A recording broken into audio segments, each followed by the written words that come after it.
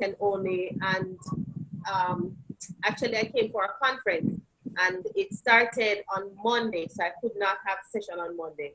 Okay. So I'm slated to have an extended session today. But before that happens, I really wanted to talk to you to see how you feel about this session, because it's really going to be lengthy, and to see if there is an alternative or something else that we can do to make up for the time. So now that we have 3 persons, I don't know if that would qualify as a quorum, but I can get your feedback. What do you think? How do you feel? What do you say about going up to 5 Jamaican time, 6 your time, Rosalind? 5 is fine. It's fine for me. I already made arrangements for today, so. Okay. And Rosalind? I'm not hearing you. Unmute. Yes, I was saying, it doesn't really matter. I mean, I know I have class, so okay. Whatever time, I just make the arrangements. Okay. Yeah. All right, let me just ask. It's Thalia, correct, or Thalia? Thalia. Thalia, right. Yes. So Thalia and Courtney, how have you found the session so far? Which the one? Summer session. Very hectic and stressing. No comment. Okay, Thalia. It was a bit chaotic, but I've survived the first one, so hopefully I'll survive this one. Yeah. Well, how many courses did you do? That's bad. We did 2 courses, Dr. Billy Morris and Dr. Matthew. Okay.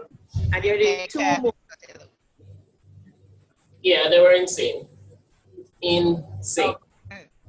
Partially because of the time of day and partially because of the time of year. So those of us in school had those activities to do at the end of the school year, which got pushed around, and yes, if any of us were teaching, were not one of the last people to write on the reports or to prepare the reports or to mark the exams, because we were doing things for this class. And now we have this, but it's during the day. I know for me, I'm very happy that this session is when it is, because I couldn't do this if it was any other time. This right. 2, 3. Is it 2 or 9 to 3? Repeat that. Is it 9 to 2 or 9 to 3? Next week would be 9 to 3, but I think after that we could go back to 9 to 2. We would have made up. I think we would have made up the time for the session that we skipped. So I think after next week we can go back to 9 to 2. Good to know. Yeah. Just throwing it out there for the record. I am not a trained teacher. Okay. I was about to ask that. So Courtney is not a trained teacher. I don't have any class. In fact, I have worked in a full-time job for practically most of my life. So I am going to be having a challenge. I'm not too sure, but we'll talk off here in terms of that. But there might be some difficulty for me to be here every day in between the 9 to 5 period, because I have tentatively been starting a new role job, and I'm not too sure how it will mesh up, but I'm trying to work on it. Okay, so you're not, okay, I'm not get the part about the teaching. You're not on holiday, you're not on vacation. No, that's why I'm telling you that. Okay, that will be that is going to be a challenge. That is going to take some maneuvering. I'll see how best I can work it out, because if I'm able to get the recordings and the assignments, I'll be able to do the stuff. And there might be cases where I'll be able to get 1 or 2 times do online, since it's a web-based thing. But as I said, I'm just telling you from up front that there might be some difficulties. Okay, so if I see you absent, then I understand why. Quite so. Okay. All right. And Taylor, I know you've been in the business for... This is my 15th year. Yeah, Oh, wow. years of teaching. Don't even know why she's in this. I'm in this course because I need to be certified, okay? Yeah. Piece of paper is very important. Yeah, that is it. That is it. You have the experience, but you need the certificate. Exactly. So we understand that. So I guess a lot of what we go through, you would be familiar with, and so we appreciate the fact that you're doing this because you can share your experience with the others. So I like the mix. I see Dexton is joining us. Welcome, Dexton. Hey, Dexton. All right, so Dexton, just tell me a little bit about yourself, please. Well, I'm Dexton.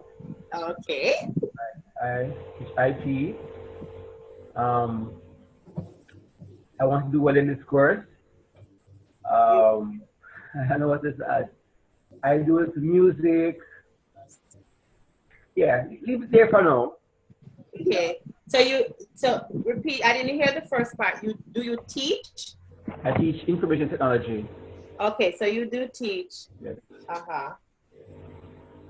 And okay, so how long you've been teaching? I've been teaching IT about 5 years. Thereabout. Right. Okay, so you were teaching something else before that? Yes, I taught social studies. I taught history. Taught music. Wow, you're well rounded. Little bit of. Okay. And so you're doing this just for certification? Definitely. Okay. All right, that's good. All right, so we have quite a mix in this group, which is going to be quite interesting. All right, what I'm going to ask you to do, first, do you have access to the course container? Yes, I do. Yes, okay. All right, well, today I'm going to use the meta container. So the title you should see has two codes, EDIT 3818 underscore EDIT 5004, and you should see the words meta container. So you click on that, and I want you to go through these three documents. I think Rosalind had some time to do so already. Course outline, MAT summer, teaching portfolio assignment summer, coursework assignment, micro teaching exercise. Now I've tailored just a little bit. I've tailored it because of the time frame that we're working with. But I'm open to get your feedback to see how best we can work if I need to make any adjustments. Because, you know, it's one of these, because of the timeline, you just have to hit the ground running. So the course outline and the two assignment details I want you to look at. So I'm going to give you a few minutes to look at that, and then you can give me your feedback.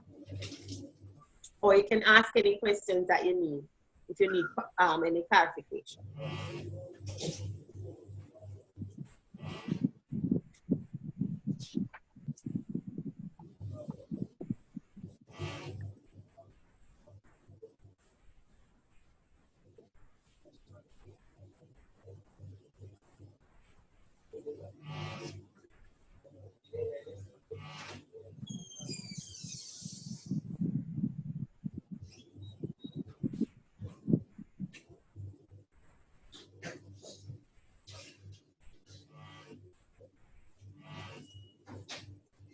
So does anybody have contact with any of the solutions? Yes, Miss. Actually, I was just about to send you a little notice there on the chat. Jessica just WhatsApp and said that she's unable to attend. She has an emergency, so she wouldn't be able to be in class today. So please excuse her. Okay. That's Jessica. So that's Jessica. Yes. And Dana also has an emergency with her son. She can't make it back home. And she asked to explain that she was confused about the dates. Okay. So Jessica and Dana. We haven't heard anything from Ophelia, have we? No, nothing yet.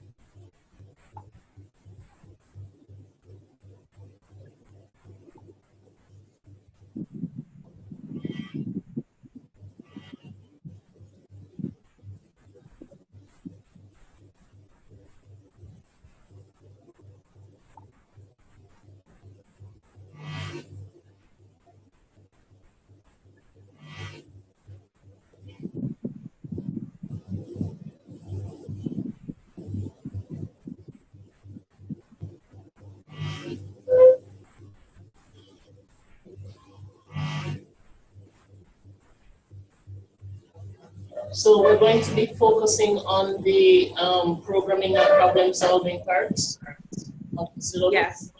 Yes. But what we're focusing on are the methodologies and how to teach it. Okay. The programming actually, Pascal, which is done at the CSEC level, you should do some of that in the other course. Are we going to do any how to teach C? I don't think we're going to do any of C. Is that what you do at K? Yes. Yeah. That's what you do, okay. Let me just make a note.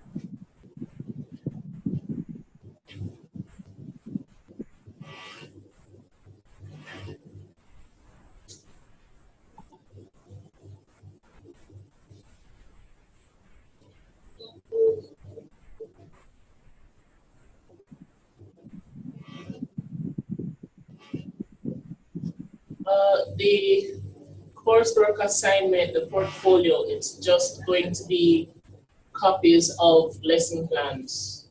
Is there a number? 15. 15. What? Lesson plans? You know I struggled doing one last time. Okay. My dear, it's normally 20 and I put it down. Bless your heart. Will you? So I Okay. I've absorbed it a little bit, and maybe we can talk about it. You should know that the last time I checked, it's really just Dexter and I that are currently teaching IT. Repeat that. Only Dexter and I are teaching IT. Courtney isn't in the classroom. Roslyn, what subject do you teach again? Social studies. Roslyn is too busy laughing. She can't. Talia, I think Miss Dr. Berry is well aware of what I'm teaching. Yeah, I am. Talia, thank you. It's It's teaching uh-huh. again. Ophelia is teaching business or EDPM, but I mean, when I tallied it up the last time, I said, oh, so it's Dexter and me that teaching. Okay. I know. Yeah. I do, But Talia. the whole thing about it is that you get some experience. So Yes. we are going to look at lesson planning. Yes. We are going to do lesson planning. We're going to save me some work come September. That's what we're going to do. I know. Yeah. I see you nodding, Dexter. Yes, definitely. Yeah. Mm-hmm. Yes. Use the exact same. Okay. Because you know it is very applicable to you, right? Very applicable. And you want right. So you take it and you use it. Exactly. Upload it to the container. For your submission. Yes. Yes, that's one. But I need a hard copy. So I'm trying to work out how that will be done. Right. Right. Okay. Alrighty.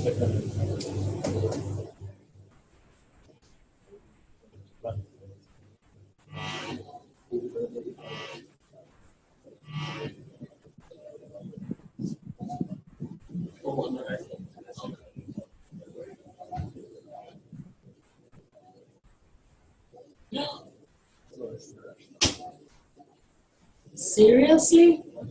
Each lesson must utilize 3 resources? I'm reading the assignment. Page 4. Yes, keep scrolling down. No. Yeah, that's the assignment. That's the outline of the lesson plan. Stop.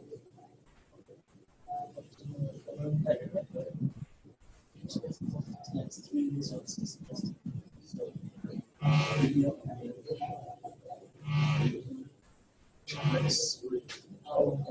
What's the 4th item supposed to be? On the media resources of the assignment outline? It's 1 second. Let me just audio charts and then first one. Here's every class lesson, every programming lesson.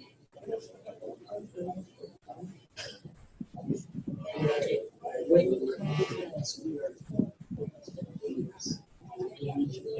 practicing. It's real life objects. Okay.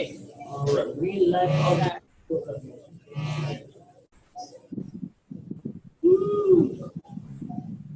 What's portfolio organization? Oh no, that's the okay. Never mind. That's it. Legal 6. Okay. Wow, that's exciting.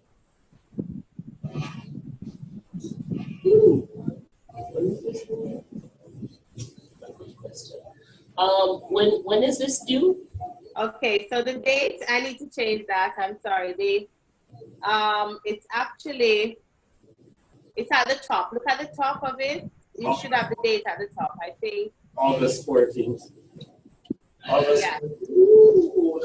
Okay. August 14th. So you are aware that the exam has already been set? No. Your final exam? Yeah. No. As in the date, rather. Oh, the date, yes. But yes. Actual content. Sorry, repeat that? I would imagine the date is determined, but not the actual content, that's it. Okay. So the date is the 17th of August. Father Lord, I shall enjoy this course. I don't think it's that bad. I really don't. Oh, I didn't hear the sarcasm. Excuse me. I really, it's, I know it's going to be hectic because this is not the only course you're doing. Excuse So, me, Miss. yeah. Should we change the due date to the 17th? That's what you said? No, it's the 14. 14. Okay. So what is okay? So at the bottom where it says December something, it's really supposed to be the 14th. My apologies.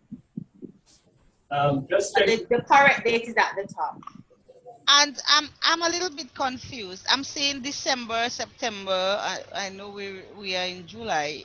Scroll up. Scroll Where up. is December? You're seeing December At the bottom. at the bottom, but that should be August. Oh, okay. Right. Even in our VLE, I see September, November, December, and sometimes those things really confuse. Okay. Yeah, sorry about. I think I changed it. I changed it from dates to topics. Let me just make sure. Yes, topic 1, topic 4, topic 6. Yes. Yeah. But I don't think.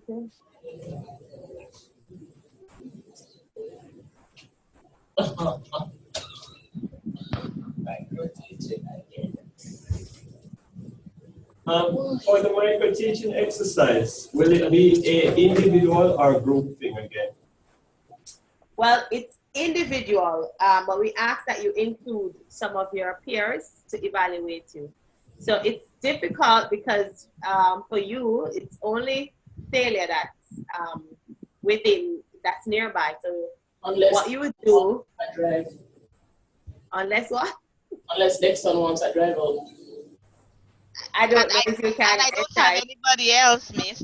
It's just Well, me. Okay, all right. So the part that says the classmates,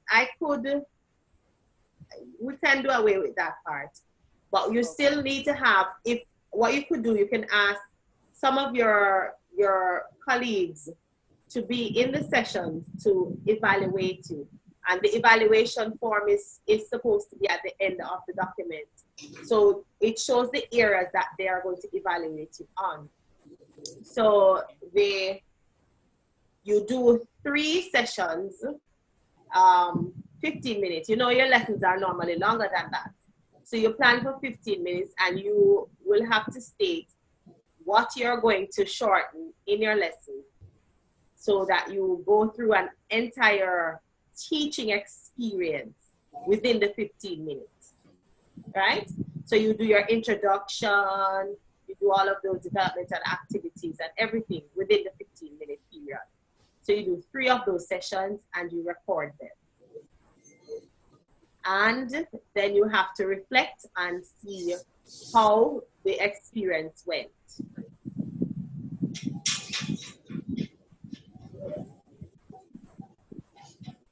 And it should be on Cape Computer Science.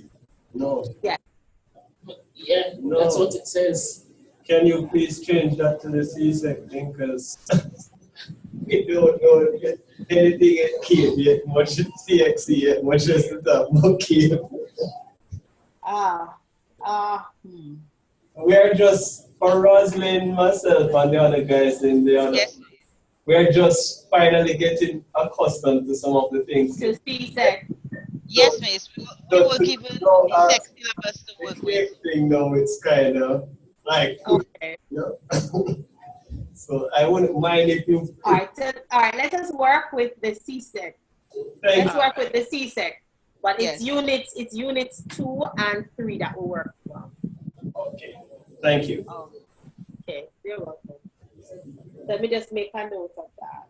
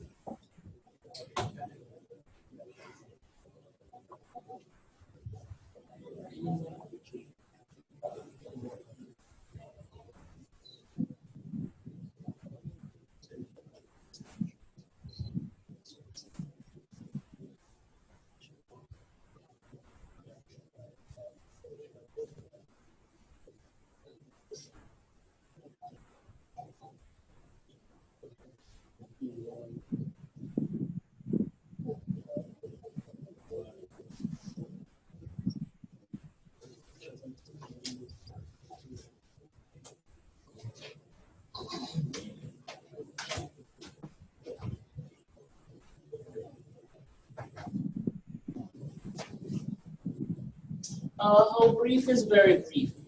Item 3 says provide a very brief introduction to the lesson. You mean a paragraph, 2 paragraphs, half a page? Item 3 in the micro teaching outline. micro teaching outline.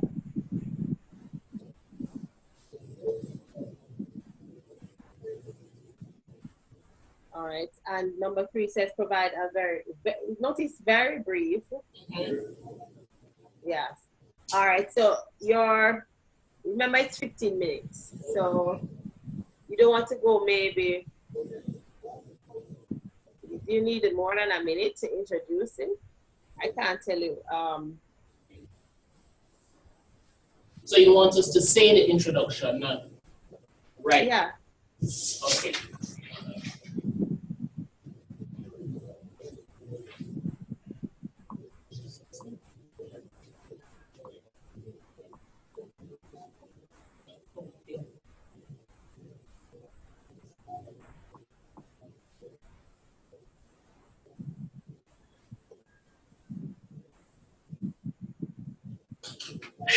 Okay. Anybody else has any questions?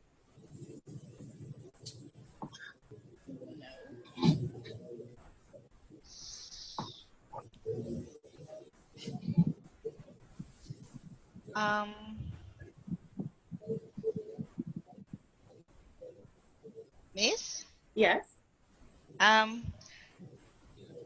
Would we be able to contact you maybe out of class time and probably get a response quickly in case of any questions? Okay, I like how you put that one, and get a response quickly. All right. I can give you my cell number. That would be sweet. And we could even WhatsApp you too? Yes, sure. All right. You're all ready to write. That is wonderful. Next. So it's 8. Oh, I have to give.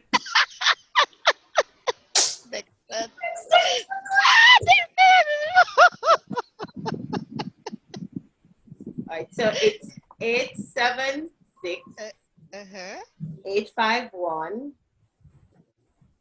3251. 876 851 3251. Yes. Thank you so much. All right. Shall follow the external. If you don't get this be fine with. You can always text me. Oh, here comes Ophelia. Yay! Welcome. Hey. Hello. Okay, Hi. good to see you. Hi. Okay, so Ophelia, let me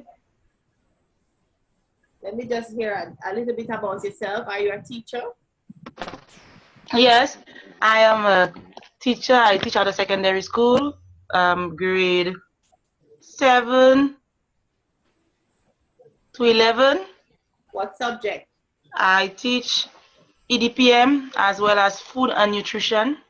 Wow. Yes. I am a St. Lucian. Well, we figured that one out. What else would you like to know? Okay, I was more interested in your teaching experience, what your subject area was. Okay, and I've been teaching for 5 years. I taught primary school level for 1 year. I taught grade 5 for 1 year, and then I moved on to the secondary school. Okay. Compare the two. Which do you prefer and why? Compare primary to secondary. Okay. After being in the primary school, I went on to the secondary school. I rather the secondary school because they're more independent. The little ones, you have to be there with them 24/7, making sure they do not fall, they eat, they're not messy. When they're sick, you have to have them all over. I rather the big people. I get along with them better as well. Okay. The primary school, they're more loving. They would hug you, kiss you, they would bring gifts to you and all. The secondary school, they don't have time for that. However, I still rather them. Okay. Yeah. Okay. Understand. Yeah. All right, we were looking at the course outline and the assignment. So I'm going to ask you to go through that and in your own time. And if you have any questions as to any details, then I can answer them. But I think I want to get started. And so,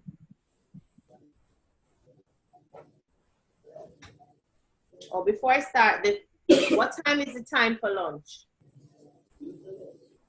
We have no idea. 1 o'clock. Oh, 1 o'clock is lunchtime. So that means we have 12 o'clock for us. 4.5. So, oh, well,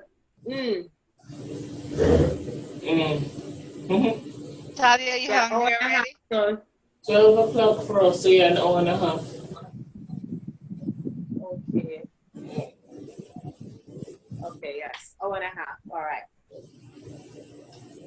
All right, so our first break is at lunchtime, and that would be an hour, correct? Yes. Okay. Oh, how often do you want to take breaks, Miss Mary? Repeat that. How often will you want to take breaks? Well, I had done a little schedule to break at 1.5. Okay. Every hour and a half. So we can work it like that.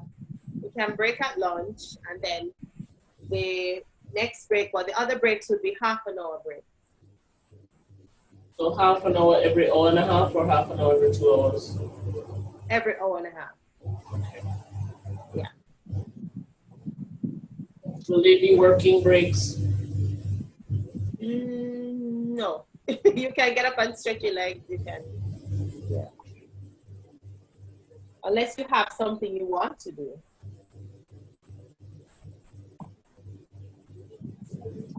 I'm good. All right. So we're working in the meta container, and the first presentation, there is a presentation that is titled Role as a Teacher. I'm working with 2 different machines, so I'm not the host. I wouldn't be able to share anything, but I think everybody should be able to access the presentation.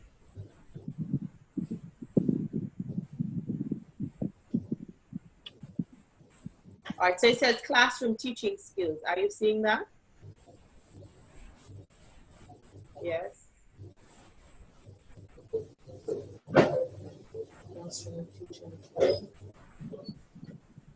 Which one of the topics here are you looking at? Repeat that. Which one of the topic areas? Okay, it says topic 4. Let me just.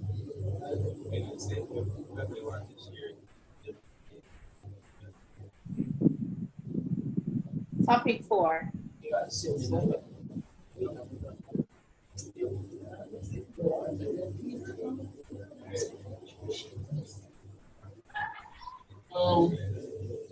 I see topic 1, I see topic 2 and 3 not available. Okay, yes, aren't you seeing topic 4 and 5? Yes. Yes. Okay. And then that So the presentation that says role as a teacher. okay.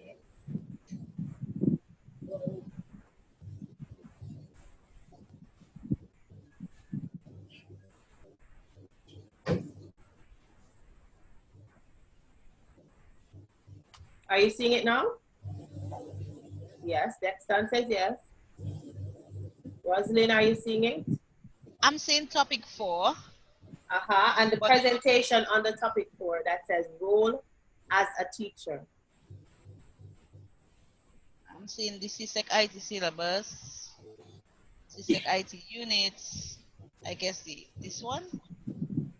No. Okay, refresh your page, Oh, okay. everybody. Refresh your page if you're not seeing it. Are you seeing it, Ophelia? Which class is this? Okay, you're in the meta container, 5004. It has two codes, 3818 and 5004.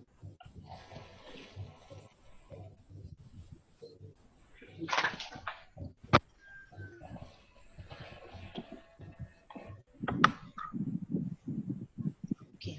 Yes, I'm But seeing. if the months are September. No, it's topics. I'm still not seeing it. Okay, you have to come out of go back to the courses that you have, the course containers that you have access to. Okay. List of course containers, and select the one that says EDIT 3818 underscore EDIT 5004. Are you seeing that one? Yes, I am. Okay, click that one. Are you seeing topics now? Yes. Okay, well, the documents I told you to look at, the outline, the portfolio assignment, coursework assignment, they're all under topic 1. Okay. What we're looking at says topic 4. All right, so I said earlier that we normally look at the syntax and writing algorithms and writing basic programs using Pascal, but I've taken that out, and we are going to do that in the other course. So we are focusing on methodologies, the whole method of teaching, lesson planning. That's what we are doing. So when you see topics 2 and 3 missing, don't worry, you're not missing anything. We are going to cover that in another course. Okay? All right. Yes. All right, so the presentation says role as a teacher. It's a brief presentation, and it doesn't tell you, if you're a teacher, it doesn't really tell you a lot that is new. But for those who aren't, it really gives you some insight, because as a teacher, unlike a lot of jobs that are strict 9-to-5 jobs, we do a lot more, and I don't think teachers get what you call, some persons get a responsibility, a list of responsibilities or duties. The word is not coming to me, but some persons get that when they go to job. These are the things that you're supposed to do. These are your responsibilities. These are things that you must. Repeat that. Job description? Yes, your job description. Even though we get that, we still find ourselves as teachers, especially if you're one of those impassioned teachers, those who love their jobs, you find that you do way more than is required, right? So the first thing is we have a little definition of teaching, and it says an attempt to assist students in acquiring or changing some skill, knowledge, ideal, attitude, or appreciation. And the first part says attempt to assist. So, and this is in line with the approach that we as teachers are guides. We don't hold all the knowledge. We don't. So we really assist students. So the whole thing is that we create an experience for them so that they can learn something, they can acquire, use these words, acquire, move in some way, attitude, and they maybe they out of that experience will come some appreciation of whatever is being done. Bruner states that it's an effort to effect or shape growth. There are two different definitions, but I think both are very applicable and both are quite correct. Now, it's not all the time that we teach that students learn. Those are two separate activities. But we want to hope that, you know, as teachers, that our students would have learned whatever it is we're doing. So in Bruner, states that it's an effort to effect or shape growth. So we as teachers are trying to get students to model certain certain attitudes or certain skills. There are certain things that we want them to develop. So when you get a set of students at the beginning of an academic year, we want to know that at the end of that academic year, we would have seen improvement in specific areas, right? I know some schools, well, at some levels, they do some chart mapping and they have a detailed report of the students' behavior. Do you do that at your schools, for those of you who teach? What kind of records do you keep? Anybody? Yes. Apart from, yes. Well, at my school, we keep a record on their behaviors. So we have this behavioral form. You know, if a teacher finds that a child has misbehaved or is deviant, they can fill out the details on that form. And the parent will be called in, but that form will be filed at the school. It will be filed in the office. Okay. So what other, apart from the grades, what other, so you in addition to the grades, you have a record of the behavior. Of the behavior, yes. Of each child, okay. So only if the child misbehaves, you make a record? Or is it that you, question. At the end of each term, you do an assessment of the child's behavior? You know, that is a very good question. Because and to answer this, I'll simply tell you, I don't think we do that. The only thing is there is a record card that the school holds for the student, and it has the grades, and there is a brief comment from the teachers also on that card. So normally, if the child has to go attend some other school, and they ask for a transcript, then that transcript will have the grades and also some brief written comments as well. Yes. Okay. Okay. Yes, Celia. At my school, every time there is a report card that is generated, because we're using an online system now, there is a section for each student where they get letter grades from A to, I think, F for U for unsatisfactory, on things like their attitude to the subject, their behavior in class, their deportment, their uniform, if they hand in assignments on time, if they concentrate in class, if they are able to apply that concentration to assignments or tasks given, and in their interaction with other people in the class.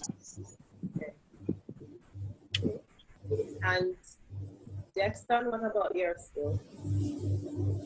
Well, I would say the same as Roslyn.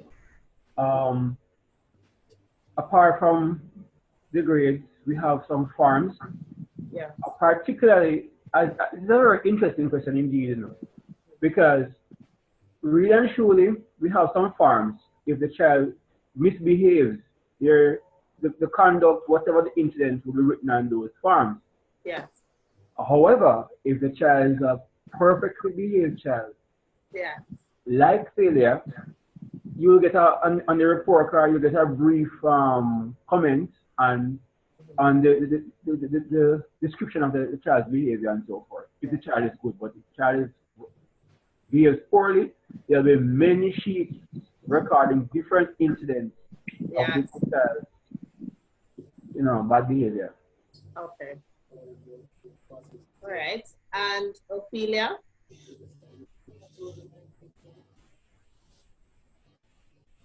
Are you hearing?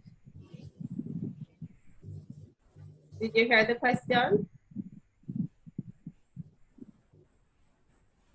Ophelia, you don't seem to be hearing. Are you hearing us? Yes, I am. I heard the question.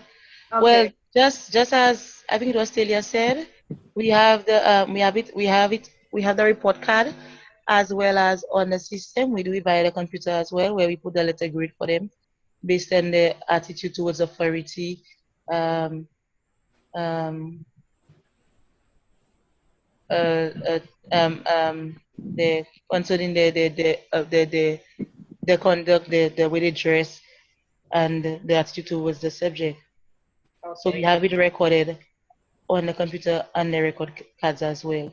And also we keep records, like for example, if they give trouble, we have record in the black book, as well as at night school we have a record, a special record bulletin board where we keep the record. Yeah. When they misbehave, when they're suspended, when they're on in-house suspension, and so on. So at the end of the day, if there's parent conferencing, or if there's a meeting, or we call them, or at the end of the term, we can always go back. We have dates and so on. Because as long as they misbehave, we record that. Okay. Even when they behave, when we're satisfied with their performance or their attitude, we comment, we say something, and it's recorded. So whatever it is that happens, that comes on, like I said earlier on, parent conferencing, or we just call them in, or just parent meeting, we inform them, we let them know. Okay. Yeah. Okay, that's good. Yeah. All right. So I think a lot more emphasis is now being placed on students' attitudes and behavior, because a lot of this affects their performance academically. And you can't tell, you can't just tell by looking at numbers. Numbers really don't say anything, especially like final exams, which are big exams. You don't know what is happening to that student in that particular day, why that student performed, poorly, because the student normally performs well. So you have to have something else other than just numbers to really state how the child is progressing. All right, so another definition, a broad definition of teaching, is the actions of someone who is trying to help others reach their fullest potential in all aspects of development: physical, social, emotional, and cognitive. And I think this best describes the kind of work that teachers do. One of the things they are trying to do now, they've been trying over the years, is to change the way that some teachers speak to and react to students, because there are certain words that in years gone by, there are certain words that we use. You done said, there are certain negative words that they tend to use, but we are telling teachers now, you can't do those things. Those can be quite discouraging. You don't know if the students have self-esteem issues and a whole host of things. So that you have to recognize that the teaching experience is not just separate. It has to encompass all of what you try to make that connection for the students. So it's not separate. You really have to incorporate the students and the students, the type of students that you have. You have to make sure that it is encouraging for them to participate, because you want to make sure that the students are active in the learning process. So the dynamic and complex nature of teaching warrants that teacher educators prepare prospective teachers to be self-monitoring individuals. So you have to monitor yourself as teachers. You have to. I don't know if you have to do any reports, or you have to make a record of what you achieve during the academic year. I don't know if you have to write any sort of reflection. I don't think that is required. But what you do, what you have to do, you have to reflect. And that's where the evaluation comes in. Because at the end of the class, you have to take a few minutes and recognize if you achieved all of what you had set out to achieve. Two, what were some of the hindrances or obstacles you faced, if you overcame them or not, how you can improve on all of those things. So you have to monitor yourself, because we know, I think everybody here who has taught has been assessed externally before, correct? Yes? Okay. And you know that when you're going to be assessed, everything has to be in order, especially if the ministry is coming. You have to get yourselves in order. Everything has to be set right and so on. The ministry doesn't come very often. And maybe your head of department will not come and assess you very often, but you have to assess yourself, right?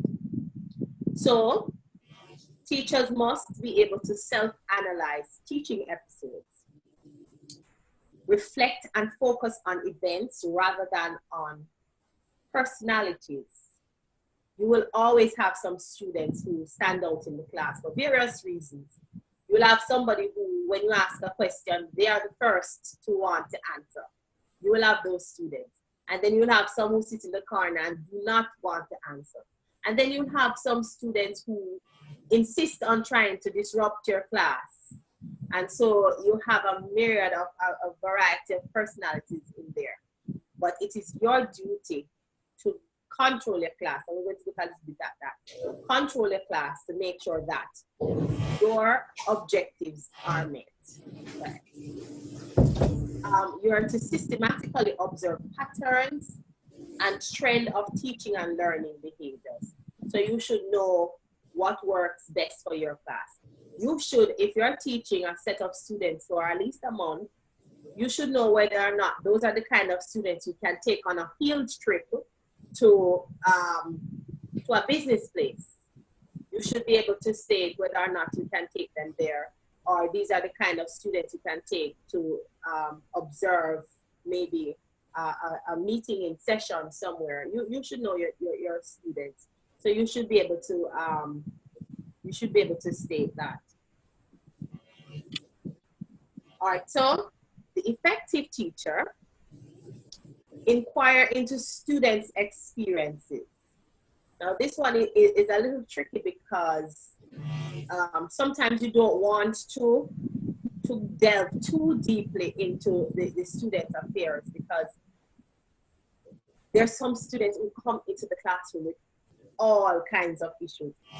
And you think you as an adult have problems, you have students who come with huge problems. And so there are some laws, I don't know if Taylor or Dexton can support me on this, but I think there are some laws, if you inquire or you become aware of the fact that the child is being abused in any way, shape, or form, I think you are obligated to report it. Is that it? Yes. Yes? Okay. So there you have to be careful now. So once that information comes across your desk or you are made aware of it, it is your duty to report it. And so I have met at least one teacher who says she does not want to know at all. Now, I don't know why, but that is her perspective. But I think because the area that the child comes from, and if it is mentioned, then, you know, the whole situation, and I don't think the child will be taken out of that environment. So it's these things can get a little, you know, tricky and technical. So you're to build an empirical understanding of learners. So empirical really refers to the fact that you must have some data, and the data doesn't have to only be in terms of their grades. So you can make notes on the students, make notes on their attitudes, their actions, how they interact with others. So you record it somewhere, so you have an idea that Tom is this kind of person, as opposed to Mary or John or so on and so forth. So you really have data to say, yes, this is the kind of student that, you know, this one is. And it also develop the capacity to analyze what occurs in classrooms and in the lives of the students. So again, don't take anything for granted. When a student comes in and the student takes a chair, and the student, instead of lifting the chair, the student pulls the chair all the way to the back of the classroom to disturb the class for whatever reason. You have to take that into into consideration, maybe talk to the student afterward, but you can't, nothing should go unnoticed. You should be able to, you should be very aware of everything that is happening in your classroom. And so the effective teacher has to be reflective, What, I know you've encountered this in several sessions. Why do you think reflection is important, and what happens when we reflect? Anybody can answer.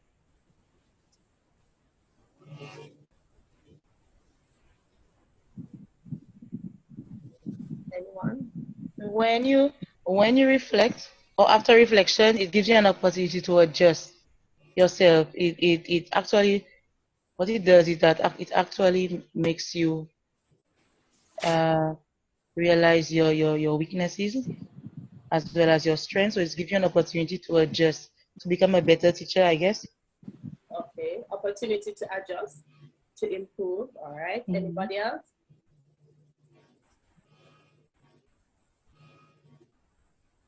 I'll go along with what Ophelia says.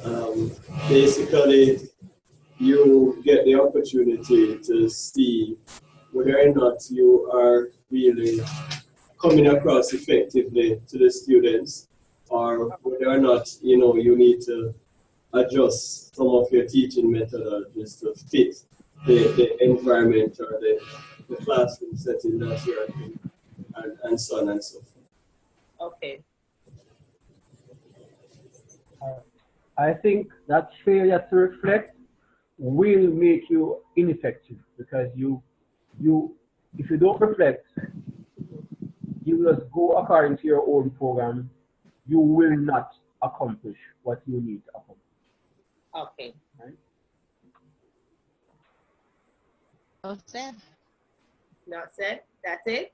Yeah, they basically covered everything. I mean, reflect to see your weaknesses, your strengths, see what you need to improve on, not just of yourself, but of the students as well. Yeah.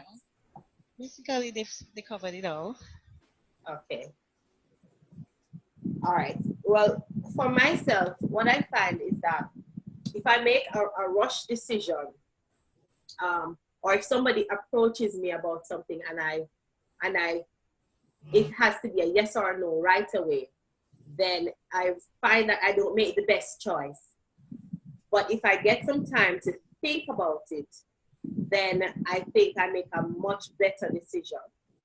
And so what I realize is when you reflect, you actually think back on past experiences, on what happened. You use prior knowledge and you sort of make that connection. And so this helps you to go forward. And so I think, and so you all said it, this is the reason why it is important to reflect. And so when you reflect, it's that connection with prior knowledge and past experiences that help you to go forward. And so you learn, and this is how a lot of people learn. Because when you make that connection, it sort of cements it in your mind. And so it helps you to go forward. And it adds to your experience, of course. So reflection is very, very, very important. And as you go forward, you realize that they require that you are reflective as a teacher. And you're going to, well, of course, you're going to do some reflection here. I'm sure you've probably done some reflection before in previous courses, right? But they are now stressing the importance of reflection as a teacher. All right, so the effective teacher, continuing, wants to learn all he or she can about teaching and learning from both the practical and theoretical perspectives. So we will encounter, or we'll look at some of the theoretical, some of the theories and some of the theoretical perspectives in terms of learning, some of the approaches. They're called different things. Two of the main ones being constructivism and behaviorism. So we're going to look at that. and he or she deliberates on teaching and through the process becomes more thoughtful and wise. Right. So it helps you as you go along. What is the purpose of teaching? It seems like a simple question. Is it a silly question? What is the purpose of teaching? Is it just a job? What is the purpose? Anybody?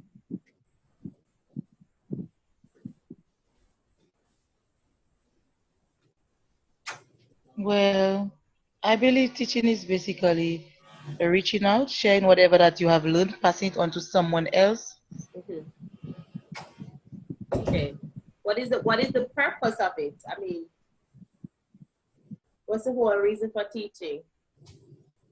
Well, to really pass on knowledge that would be beneficial to individuals, to help them to be able to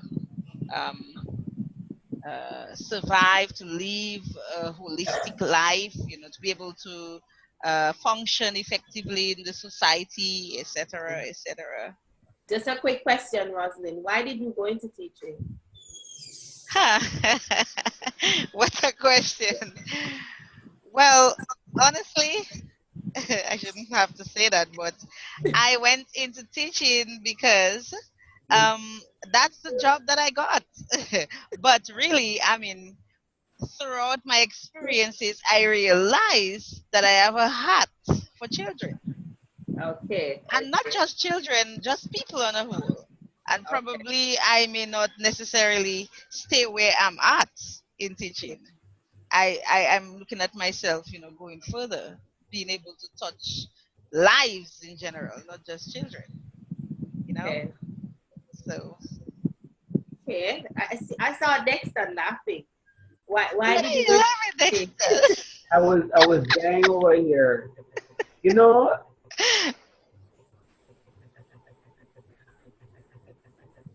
Go ahead, Dexter. Same as Rosalie. Okay. I was teaching, really, I was seeking a job. Really. Teaching presented itself. But in my very first class, I realized that I loved it. I had a knack for it. I mean, so that came out of me naturally. I mean, I loved it. I love being in that position. I like the response. I love to see students learn, actually grasp content. Yeah. So I fell in love with it. Right. So at first, it was just an opportunity to make some money. But then when I got into it, I really liked it.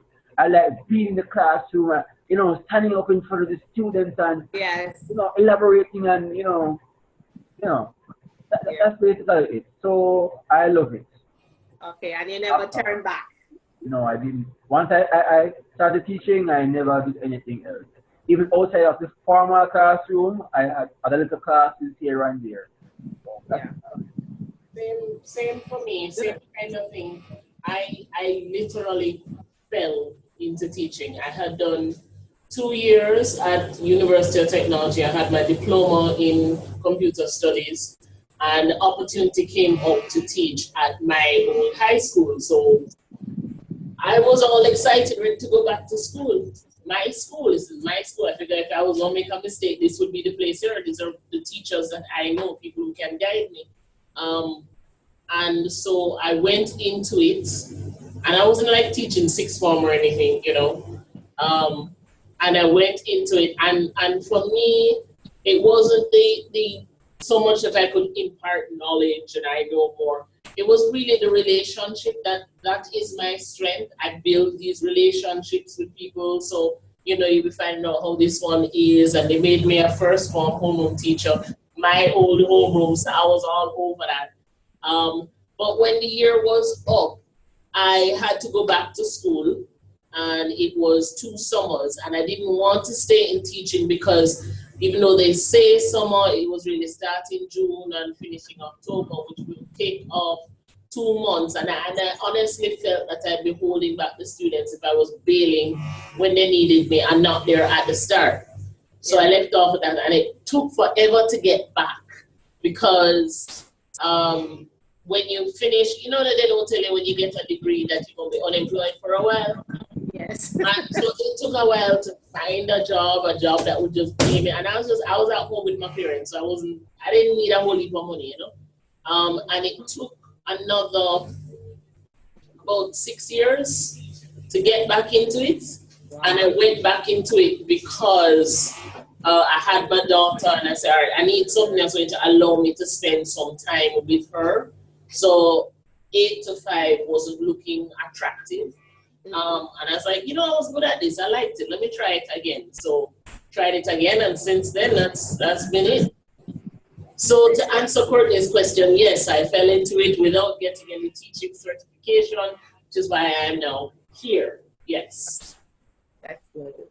Ophelia, you want to share? Yes, well, with me, I started when my niece was born. She was born 10 years ago. And while babysitting her for the first 2 years of her life, I started teaching her and doing a lot of research as to what I do with her in terms of babysitting. And then I got hold of a book, but it's an Adventist book, about teaching counsel to parents, teachers, and guardians. And I read it and I realized, wow, I think that's where I need to be. And then I just started applying, and I said, you know, if I'm already going that far and I'm not a teacher, I'm just at home babysitting a child, then probably that's the place I should be. And it inspired me. And from then I started. I applied. I think I sent in 5 applications before I actually got through. And then here I am today. Good, that's good. And I like it. Yeah. Yes, I am enjoying it. Yeah. Yeah. All right. So I actually was working in the same computer lab that you're seeing there. And it was Dr. Daly Morris who said, you know, why don't you go into teaching? Because I had, just like Delia, I had done my degree in computer science at UWI, and I did not have a job. So I was working part-time in the lab. And so she suggested that I do the same program you're doing now, the face-to-face postgraduate diploma in education. And so I did that, and I did my first year of teaching concurrently. And after that, I've actually taught at primary and pre and primary. I went away, and that's where I ended up, pre-primary. And coming back, I've been at UWI ever since. So it's been very rewarding. It's been very interesting. You don't want to leave, because once you form that relationship with your students, you want to see them through. So that is why a lot of teachers they're teaching, and they teach for 30, 40 years, because it's that love for the, you know, you get such a reward from hearing your students say, yes, I got this grade, or passed, or, you know, I did well. So it's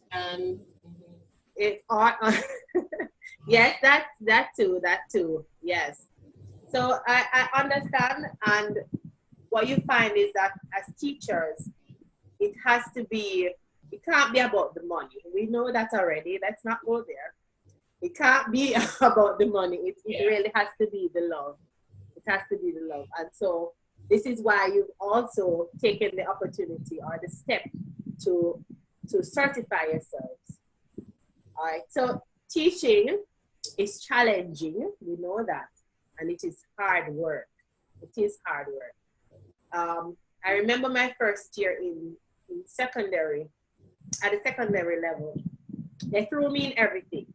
I was teaching information technology, and I was teaching both at CSEC and at CAPE. And so I had SBAs and everything to mark. And remember, you also get, as Taylor said, a homeroom. You have a class that you have to, you're the form teacher for, and all of those things. And my class was a 5th form, so when they had graduation, you have to participate in all of that. And 6th form association representative, they gave me everything to do in that 1 year. And it was really an eye-opening experience. And so you found that I had to be marking SBAs late at night just to meet deadlines and so on and so forth. So it is hard work. It is hard work. And so when you're finished working, I know you look forward to your summers. You will get one next year. All right, so roles of the teacher: instructional expert, manager, and counselor. So the first one, as an instructional expert, you're the person who plans, guides, and evaluates learning. Now, plan you do before, guiding you do during, and evaluate you do after. Which one of these is the most important of the three? Which one? Plan. Say plan, we all agree? Yeah. Yeah. Okay, so planning is very important. If you don't plan properly, then you are going to find yourself in all kinds of trouble. Because the rule, I don't know where it is said, but if something can go wrong, it will. So you have to make sure that you have some sort of contingency plan. You have to be prepared. So you know that the day when you go in and you have a big class and you have planned to do this, then the projector decides to not work and all of those things. So you have to, and you have a 2-hour class. You can't not have class. So you have to teach. Right, so planning is very important and you can't over-plan. So you really have to put in the effort.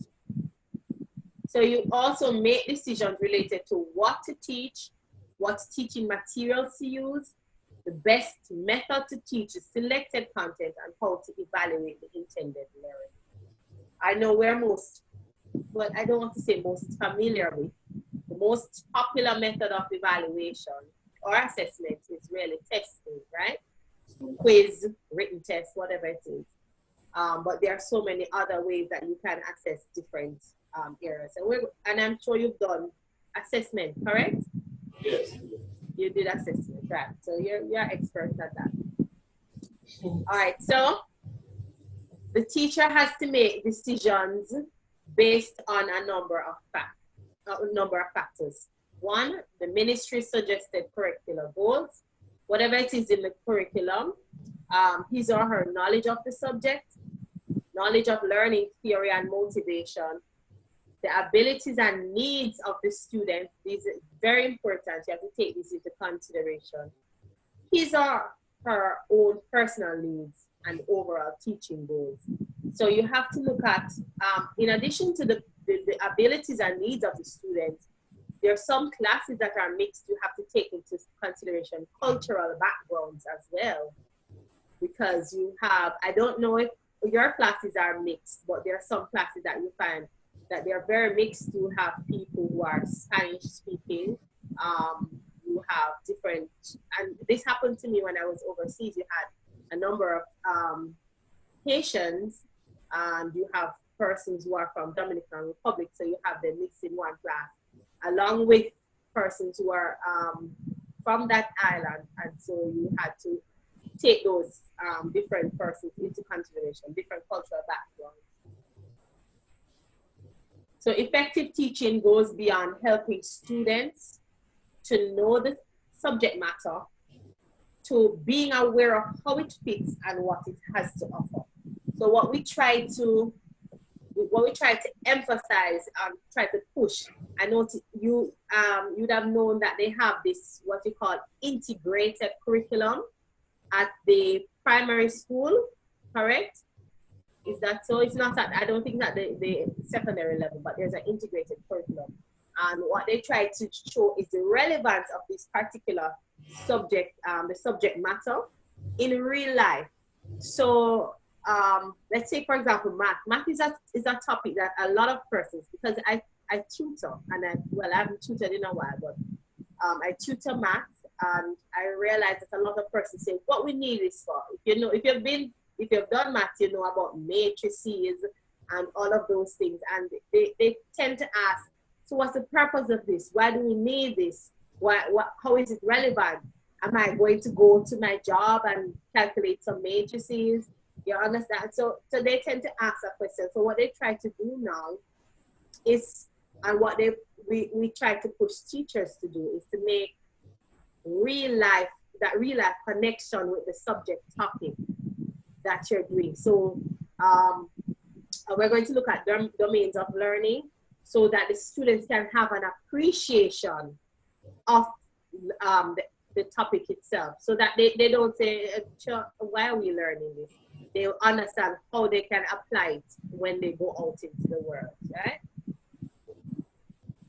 You try to develop students' awareness of the relationship between the subject or topic and the rest of the curriculum. You have to show them how it fits. So your students will expect you to have all the answers, not only to your subject, but to others. And so you find students will ask you a lot of questions. But what do you expect of yourself? I'm going to, that's a little question you will answer for yourself. As a manager, you are expected to order and structure the teaching environment. So you are to lay out, I think only if you're in a computer lab, the computer lab tends to be set because of the connections and the wiring and so on. But you as a teacher, you have to organize the environment. So if you want to set up your students in groups, or you want to set them in rows or whatever it is, you have that authority. You really have that power to set up your classroom. And you are required to set rules and procedures for learning activities. So I don't know how many of you use it, but maybe this is at the primary school level. They have reward system. Do you use any reward system at the secondary level? Yes. Apart from merits and demerits. We also, at St. Andrew, we have something called STARS, which is for academic performance. So you get 3 A's in a row, that sort of thing. And then our merits are for things outside of just academics. So you're very helpful in class. And then those of us that use, well, each teacher is different, but like in my department, we use stickers, we have little certificates. We also, those of us who use Edmodo, also have those online badges. So we're encouraged to be rewards based. And have awards at every grade level for every subject once a year. So there's a top 7th grader in IT, a top 8th grader, top 9th grader, etc. Okay, that's beautiful. Anybody else does that? At my school, we usually have at the end of every 2 terms, the second term, I think. Yeah. We usually have awards giving certificates where we acknowledge them. We give them for most improved for different subjects, as well as for attitude and behavior. Okay, but do you do like, do you maybe record, minor improvements, yes, or achievements, simple, you record all yes, of them? like Talia, we do record, we use the stars, we use the stickers as well. Okay. And sometimes in some classes you see there are classes with bulletin boards where they put up, if it's the stickers or like a tree or something showing that the students have done very well in the different subject areas in terms of behavior as well. Yes. Okay. All right. All right, so you must also organize the classroom space to fit your goals and to maximize learning. So as I mentioned, it is your duty to organize it, unless of course it's a lab, as I said. You set up your students how you want them to be set. Arrange seating, hang posters, decorate bulletin boards, arrange books, and so on. For the secondary school teachers, you might find that you don't do those because you don't teach in a set class unlike the primary school. So your classes are arranged in different rooms, but you still can do, of course, if you need anything, you walk with it and you set it up ahead of class and so on. Now, classroom management also involves modeling a positive attitude towards the curriculum, school, and learning in general. If you're a teacher and you do not like a particular topic, it will be shown. The students will see, and that will translate into some negative effects on the students, because the students, I don't think the students are going to have a good learning experience, and some of them might not open their minds to learning in the first place. I've had a teacher, I won't say which school I went, and she taught economics at the sixth form level. And she came to class and she sat down and she wrote on the board behind her like this. That's how she wrote on the board. And you could see that she was coming from the lounge, because you could see that she was just having a nap. And so a number of us didn't do quite well in the class, because in addition to that, she had a book and she had some multiple choice questions in the book. And one of her favorite statements was self-explanatory. And at the back of the book, you had answers to the questions. And for some of the answers, well, you'd see A, B, C, whatever it is, and then a little explanation. And along with some of the letters, the explanation was self-explanatory. So at the end of the first year, we had to get another economics teacher, because it didn't work out quite well. I'm not even sure if she lasted the entire year.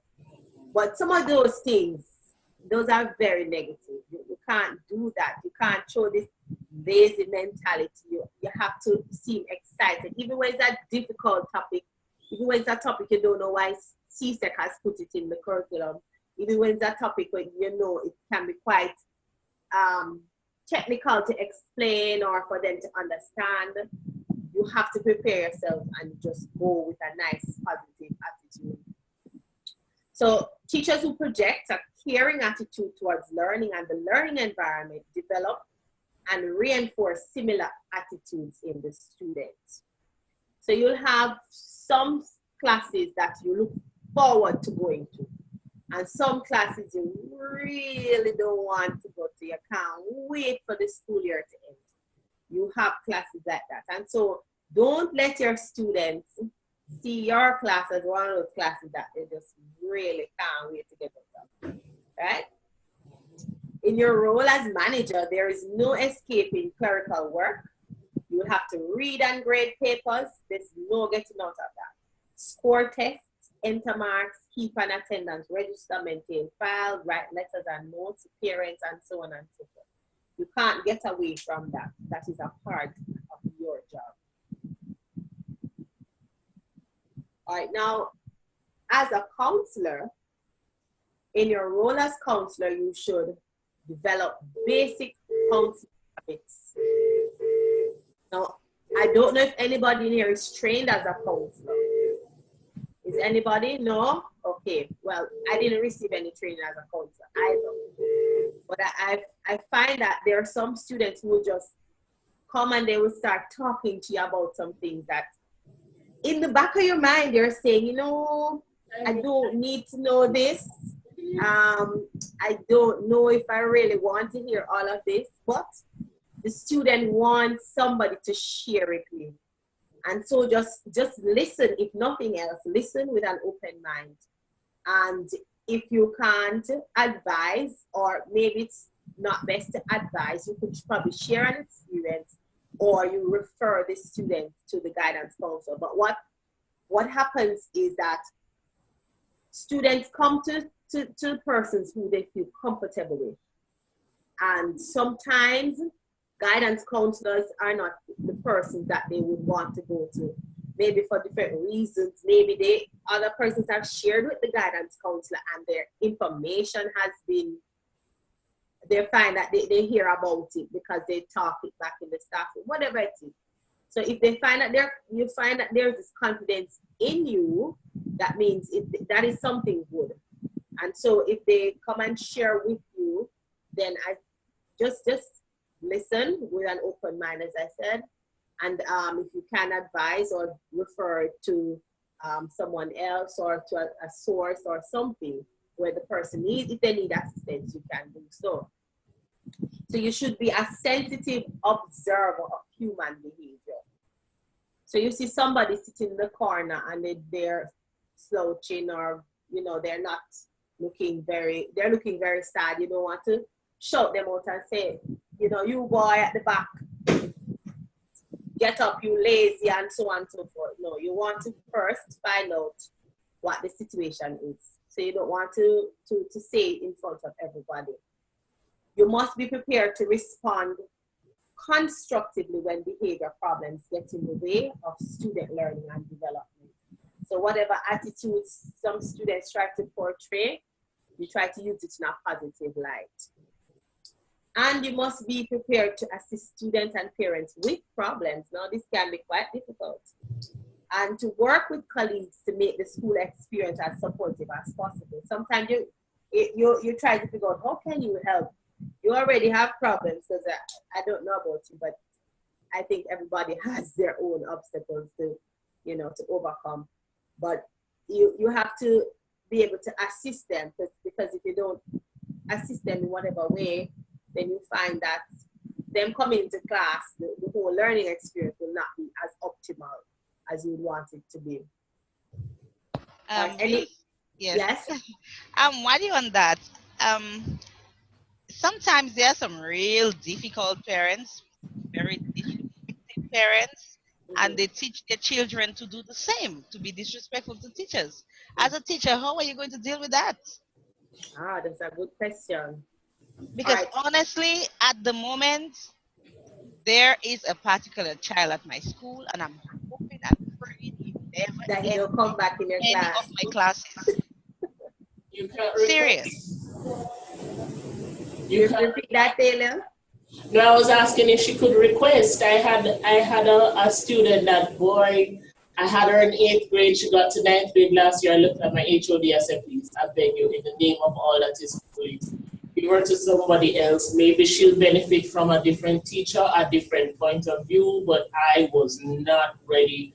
I was willing to take a class that was twice as big, so I would not have to get her. And we were able to comply because it was getting serious. When you know ahead of time, she has not grown over the summer, it's not going to make for a good time. Okay. But then I have a small department, so you can kind of nudge your HOD and go. Okay. Is it that have you spoken to others, Rosalind, to find out if she behaves that way? Yes. Every teacher in the school knows how she behaves, even the principal.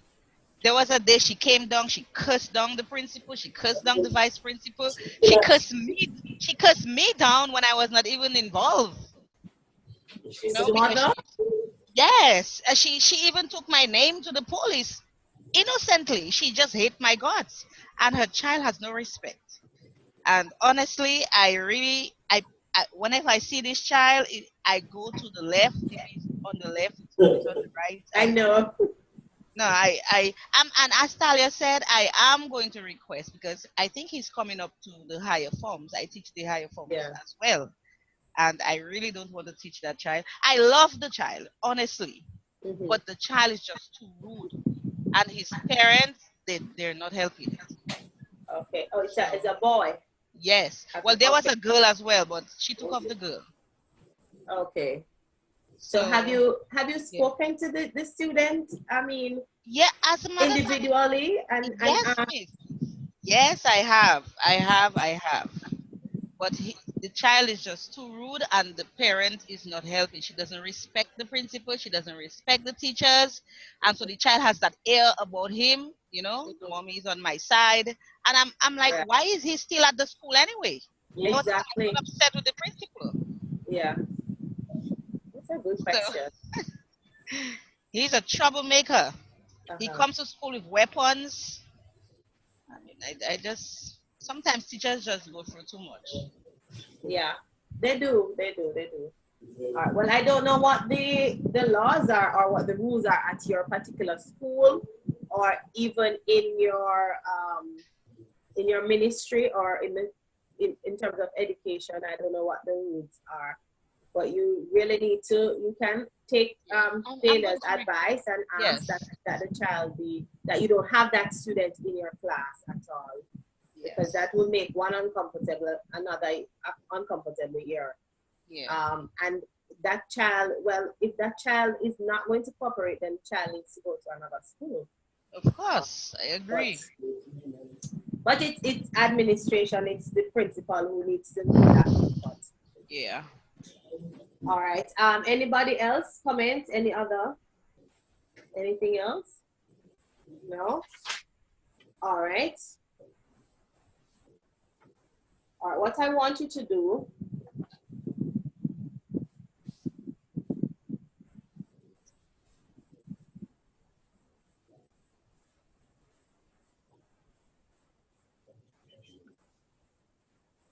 all right, there's a document that says Nature, Structure, and Function of Information Technology and Computer Science Teaching and Learning.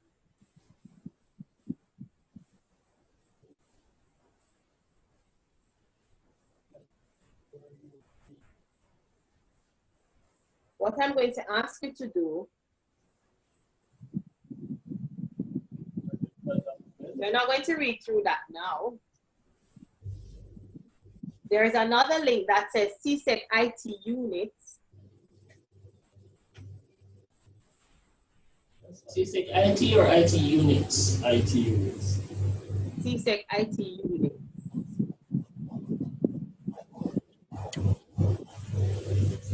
All right, so we're going to look at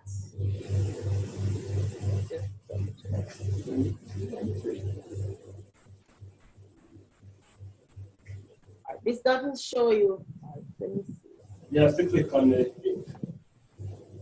Yes, but no. What I want, you know, the syllabus has it gives you the actual experiences or the activities that are supposed to support the different topic, right? I think I might have to.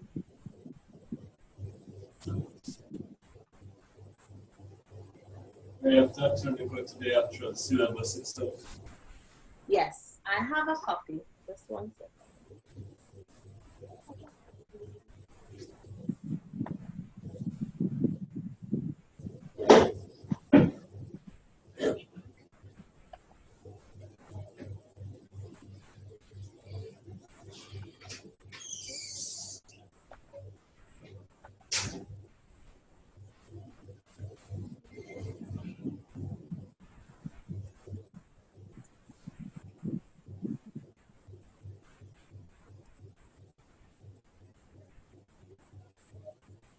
It's actually very simple to find if you search on, but let me just upload it for you so that you can retrieve it from here.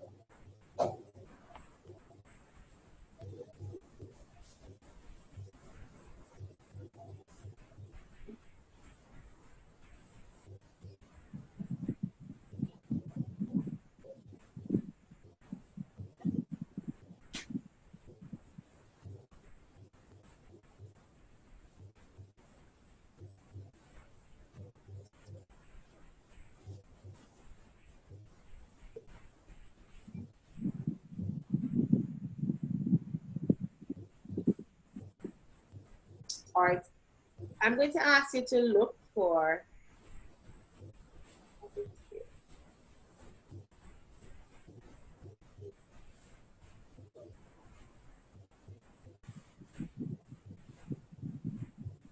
1 minute.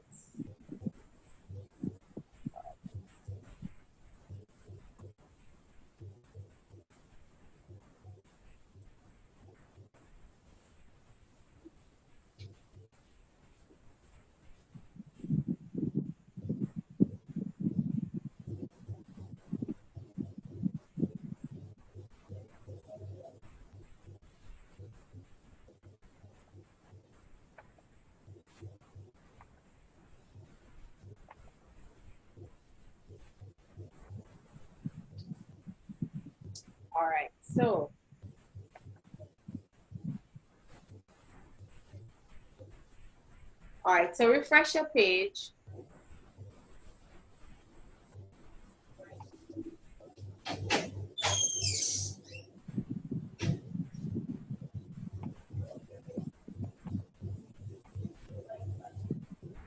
All right, so you should be able to see the CSEC IT syllabus. Are you seeing it? Yes. Okay. All right, so you're going to open the syllabus and I'll tell you what to do.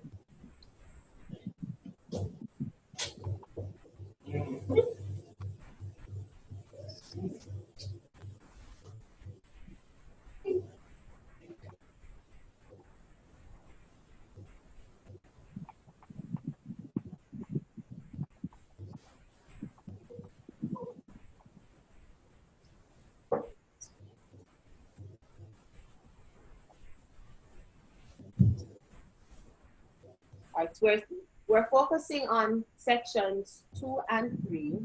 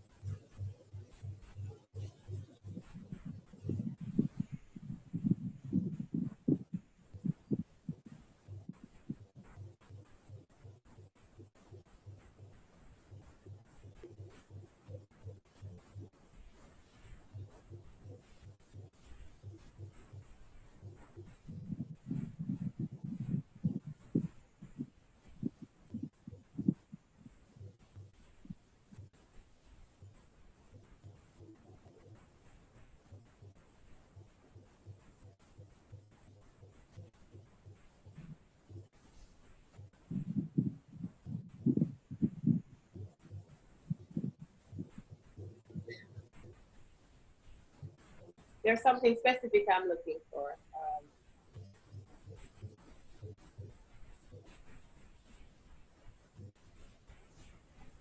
I'm not seeing it.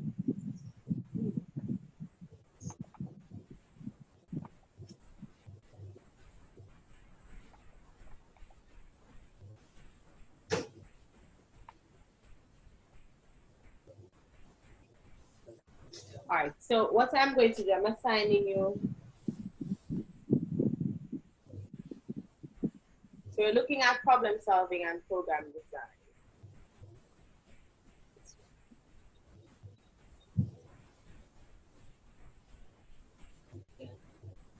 And in that section, there are 9 objectives. I'm giving each of you 2, and I'm going to give Taylor 1, the last one, and the first one in section 3. So, Rosalind, you can get the first 2. Thanks so much. I know you'd be excited. Rosalind, you can get the first 2. Courtney, you can get 3 and 4. We're looking at section 2. Ophelia, you can get 5 and 6. Dexton, you get 7 and 8. And Failure will take 9. And number 1 from section 3.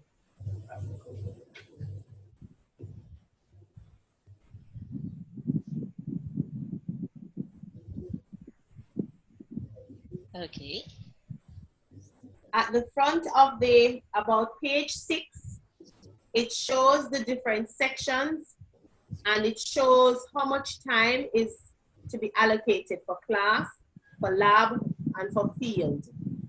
I want you to look at that and just briefly tell me if you would modify that. Could you repeat?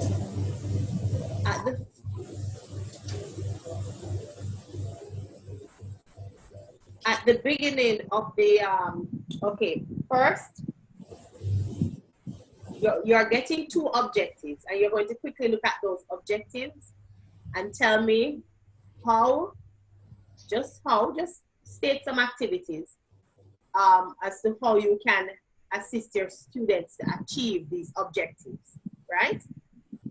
And then you're going to look at the beginning of the page 6,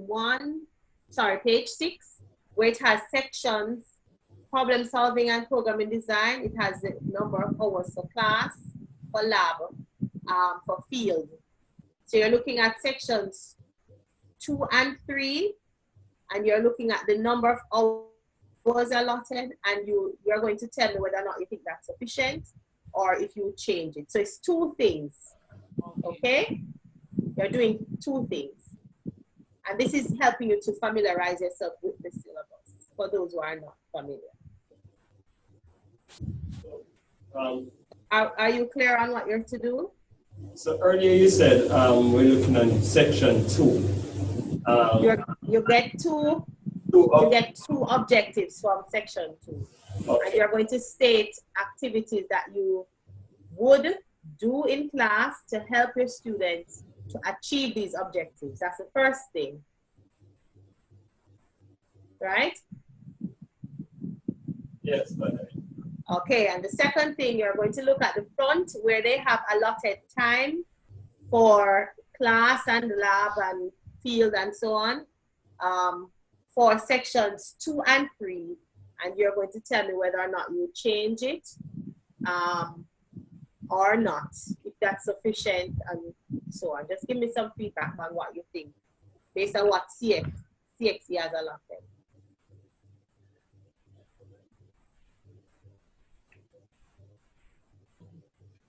All right, I'm going to stop you at, I know some might finish before that. I don't think you need more than 15 minutes, do you? All right, so I'll give you up until it's time for lunch, which is 12.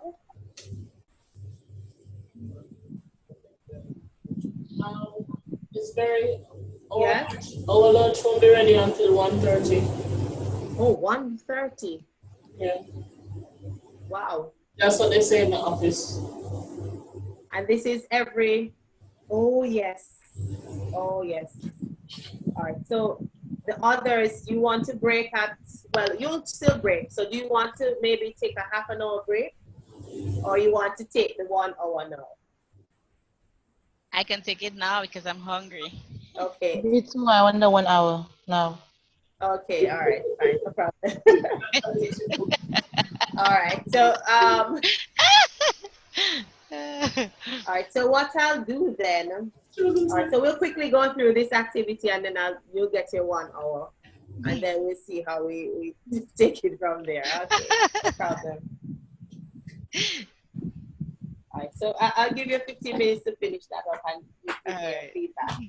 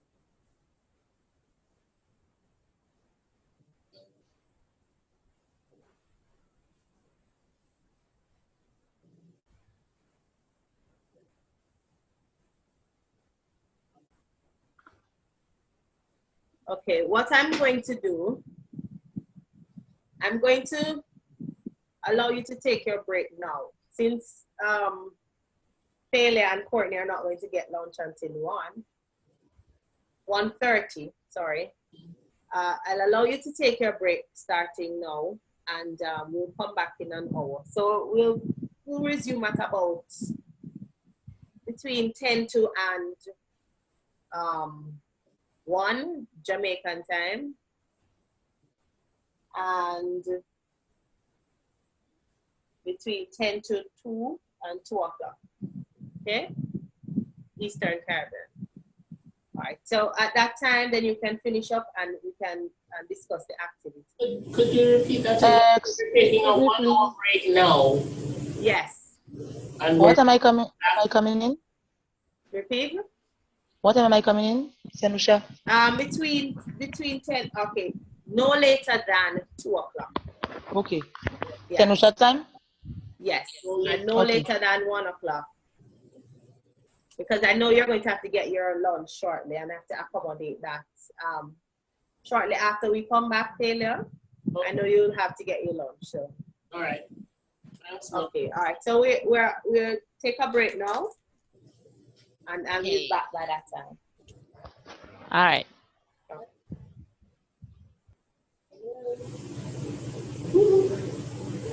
We're taking a break now. I don't know if you want to do anything.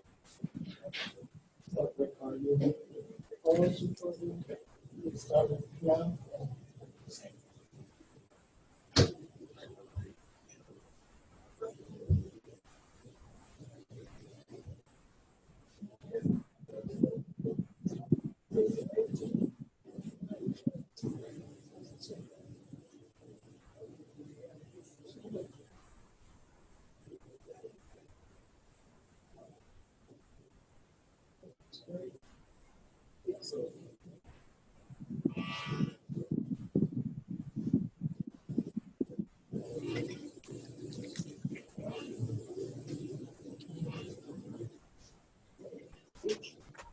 Should I just no visual?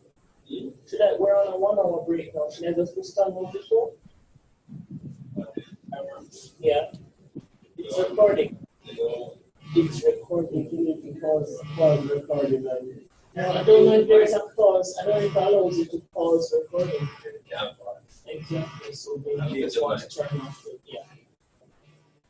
And that will be there.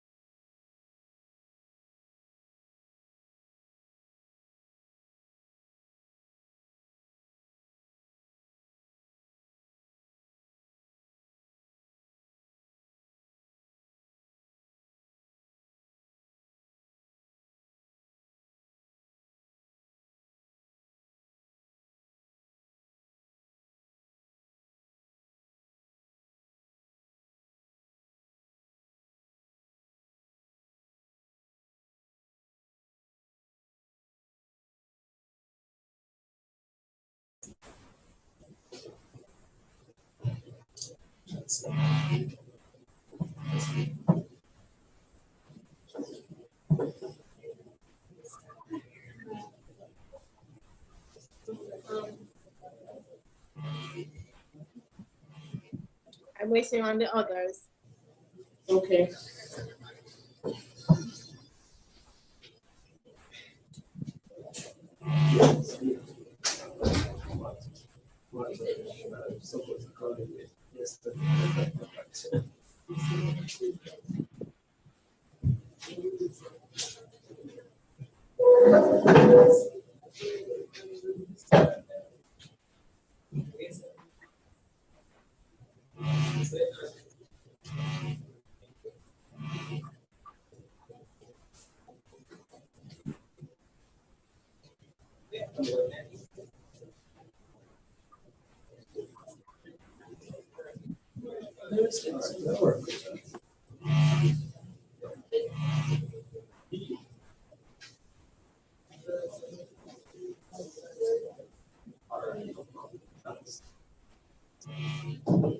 Right, I'm assuming Ophelia and Rosalind will join us shortly.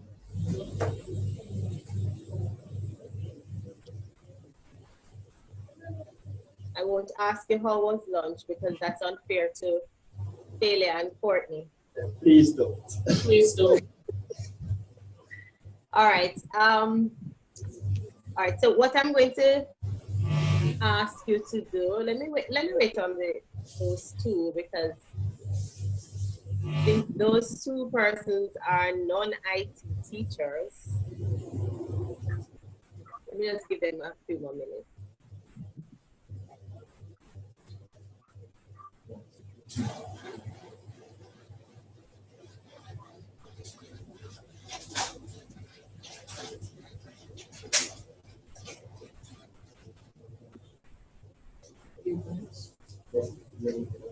If you are not finished, then I guess you can just continue working on the activity until they get.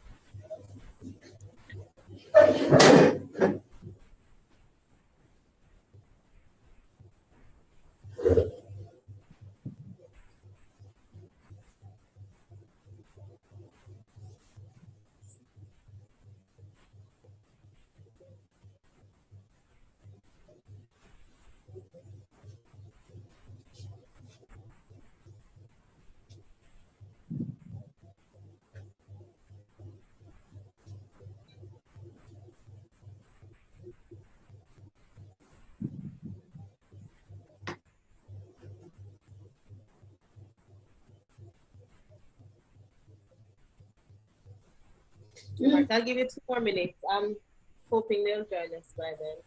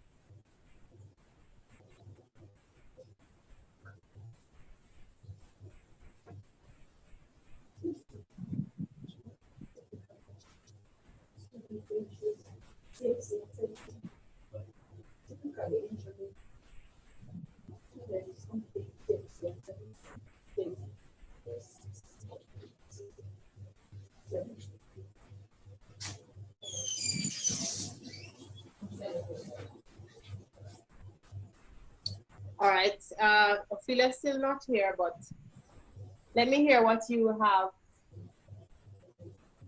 what your views are. First, let me hear what activities you've selected. Ophelia is here. What activities you've selected for your objectives. Just let me find them. So we're looking at section 2. And I believe I gave, was the first one I assigned. Who got number 1 and 2? I did. Okay. All right, so it says outline the steps in problem solving. And they've given you, the content is there, which is definition of problem, propose and evaluate solutions, and so on. And the second one, decompose a simple problem into its significant parts, input, process, storage. So what kind of activities? Well, basically what I thought of, like, you know, I don't teach that, but I'm thinking I would use group work and assign one step of problem solving to each group and have them read up on it and summarize it and then make a presentation to the class. Okay. And what's the second one? Well, the second one. So hold on, let me just get it to you. So they research and present. Yes. Okay.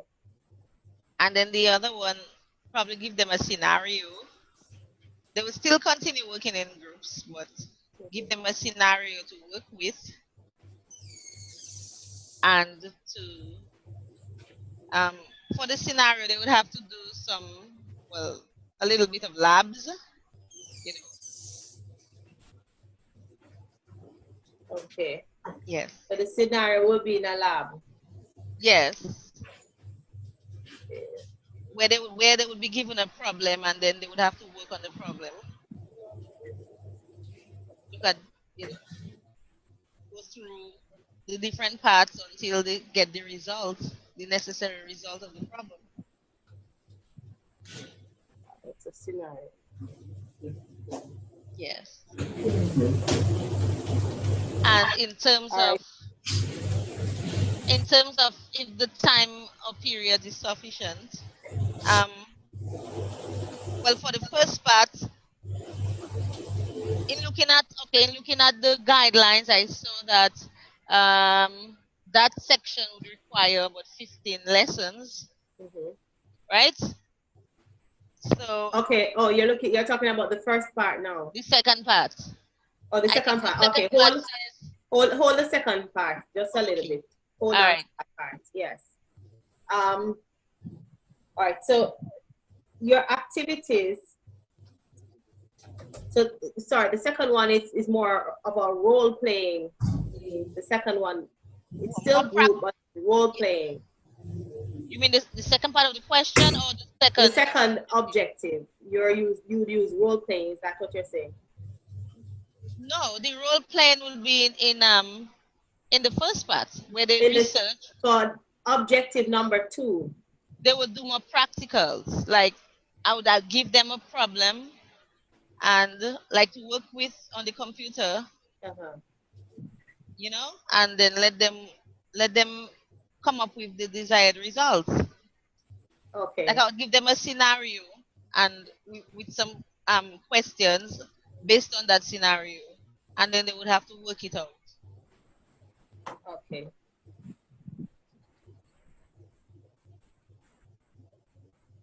All right. Well, let me hear what the others. Okay. Thanks. And then I'll comment on that. 3 and 4, is that Courtney? Yes, that's correct.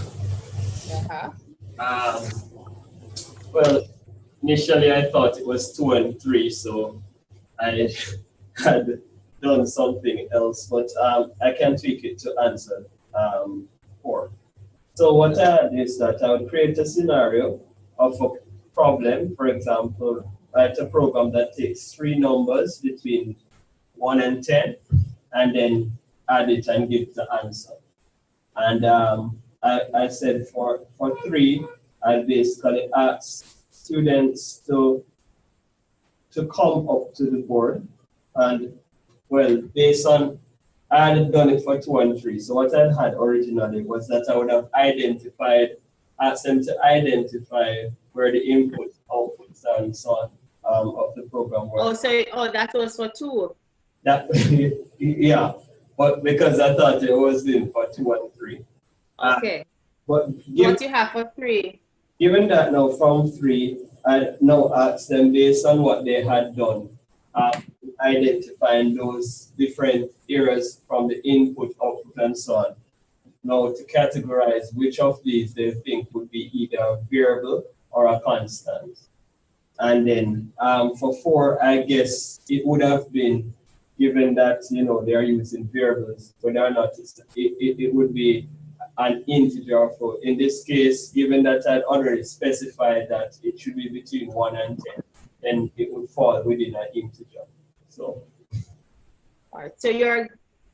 All right. Now I need to understand what it is, the kind of activity. So you're presenting the information and you're asking them to identify. Okay. So it's continuing from 2. You would ask them to brainstorm, identify, right? Brainstorm and identify which our variables are constant based on the problem posed earlier in the scenario. Okay, okay. And then following also, they would decide what type of data type would be relevant. Yeah. All right, let me hear 5 and 6.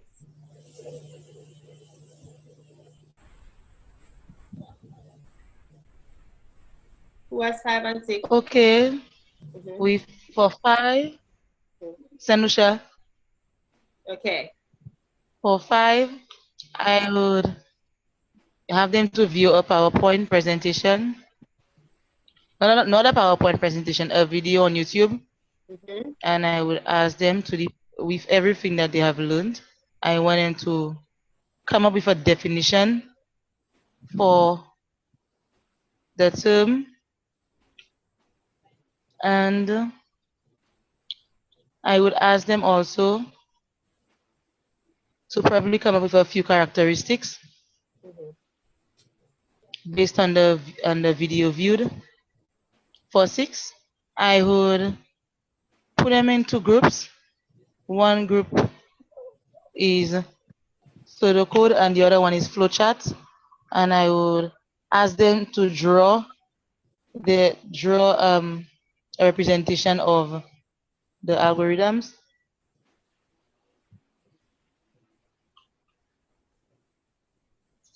That's it. That's it. Okay. Yeah. All right. 7 and 8.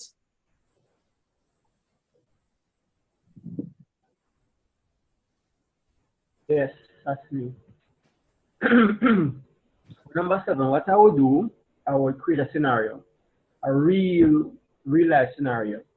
For example, I would ask students about process of frying an egg. Right? All right, and I would put my requirements on the board, such as defining the problem. All right, what issues we need to solve, what is it that we are trying to achieve, determine the most effective solution. What items, for example, what items or variables are needed to fry the egg, right? It would list it. What are the major activities, major input activities, processing and output activities that are involved, right? I wouldn't ask them input, processing, or output necessarily, but I would ask them what are the activities involved and I would categorize. Okay? I would also ask what action needed to be repeated and what is needed to terminate the whole activity. All right, that's for number 7. For number 8, I will create a simple table on the trace table. I would draw a table on the board and then put the headings of the table with these variables used in the example in the table. For example, the egg box, the oil bottle, the frying pan for the egg amount, the frying pan for the oil amount, and the dinner plate. And it would illustrate how the values change in each variable. How the oil decreases from the oil bottle and increase into the frying pan, a sort of thing. This sort of real life scenario would better prep them for understanding the whole concept of our trade space. Okay. All right. And Miss Thalia. Okay. I got 9 on the unit section 2 and 1 on the section 3. So the last of the problem solving and the first of the programming. The activities I came up with were giving students definitions from various sources for them to read, not read to themselves, but read out loud. Sometimes I find that having a voice other than mine, having a definition other than what's in the book or what's in the syllabus is helpful. So that's one of the activities. I would also have a blank structure chart being the graphical representation of top down, and assign each of them in groups or individually real world tasks to decompose, to break into pieces. So like with frying an egg, gathering the instruments might be one of the subtasks, applying the heat element or mixing, anything like that, and then watching it until it's done or flipping it would be another activity that they would place in their structure chart. If you remember, it's a top-down kind of thing. I would also give them case studies to evaluate, going through the same problem solving, but one describing a top-down approach, one describing no specific kind of approach, and one describing a bottom-up, so that they can get an understanding of what it is, not just, but isn't that logical, Miss? You must break it down. And then we'd have discussions either in groups or all together as a class.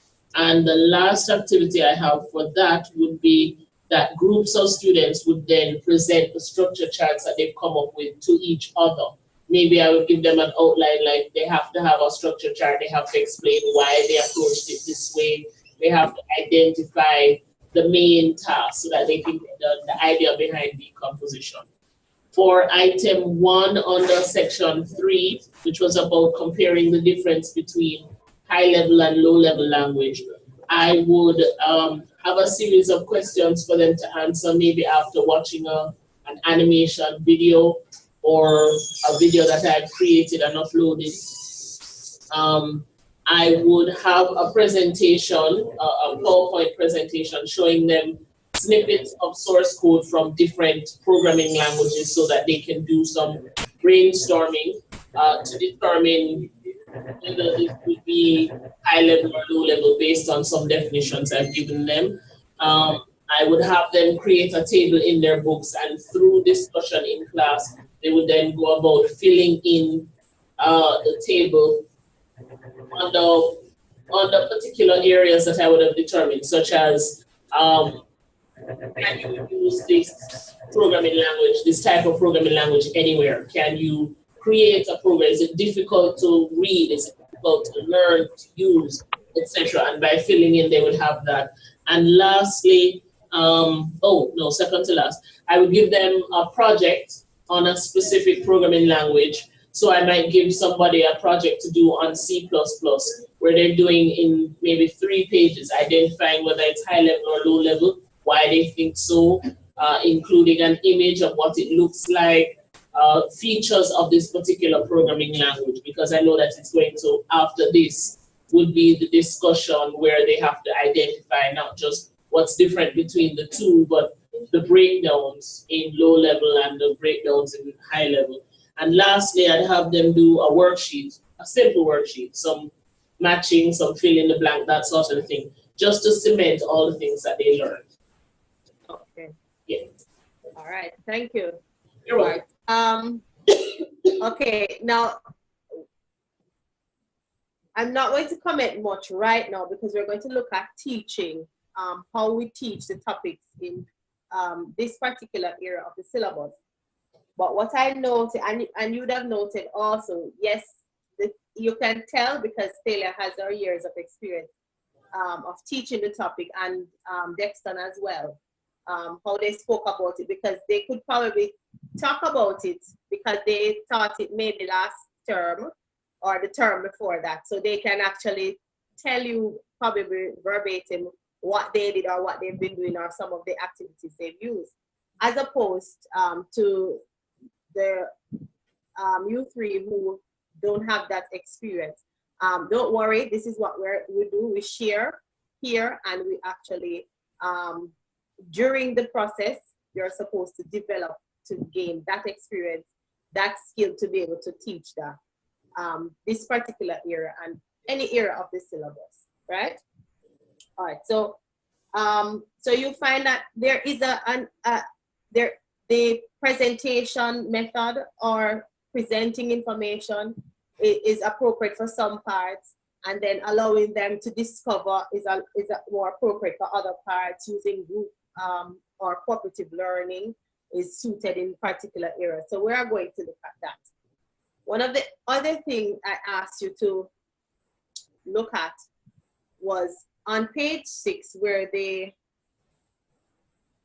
stated the number of hours. It says for problem solving and program development, it says 7, I believe it's hours of class time and 15 hours of lab time. Do you think for what it requires, do you think that is sufficient, or how do you think, what do you think about the allocation of hours? Are you seeing what I'm talking about? That's really on page. Okay.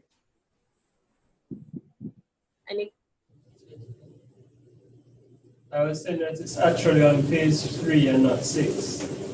Oh, it's on page 3. Oh, I'm seeing 6 in the all right. On page 3. Based on what Are you seeing the hours there? it didn't say the hours, it just tells us whether you should have 7 classes and 15 labs. For 15 labs, okay. And for a total of 22 class or sessions. But it didn't really specify the number of hours. Number of hours. I'm assuming, given that a class may be between 1 to 1 hour or 45 minutes to an hour. I don't, yeah, 45 minutes, 45 minutes to an hour. That's the general time for a class. Some as low as 35, but it depends on the class. But yes, so you think this is a fair allocation? No. Based on the units. All right, let me talk to those with experience. Dexton, how did you find this?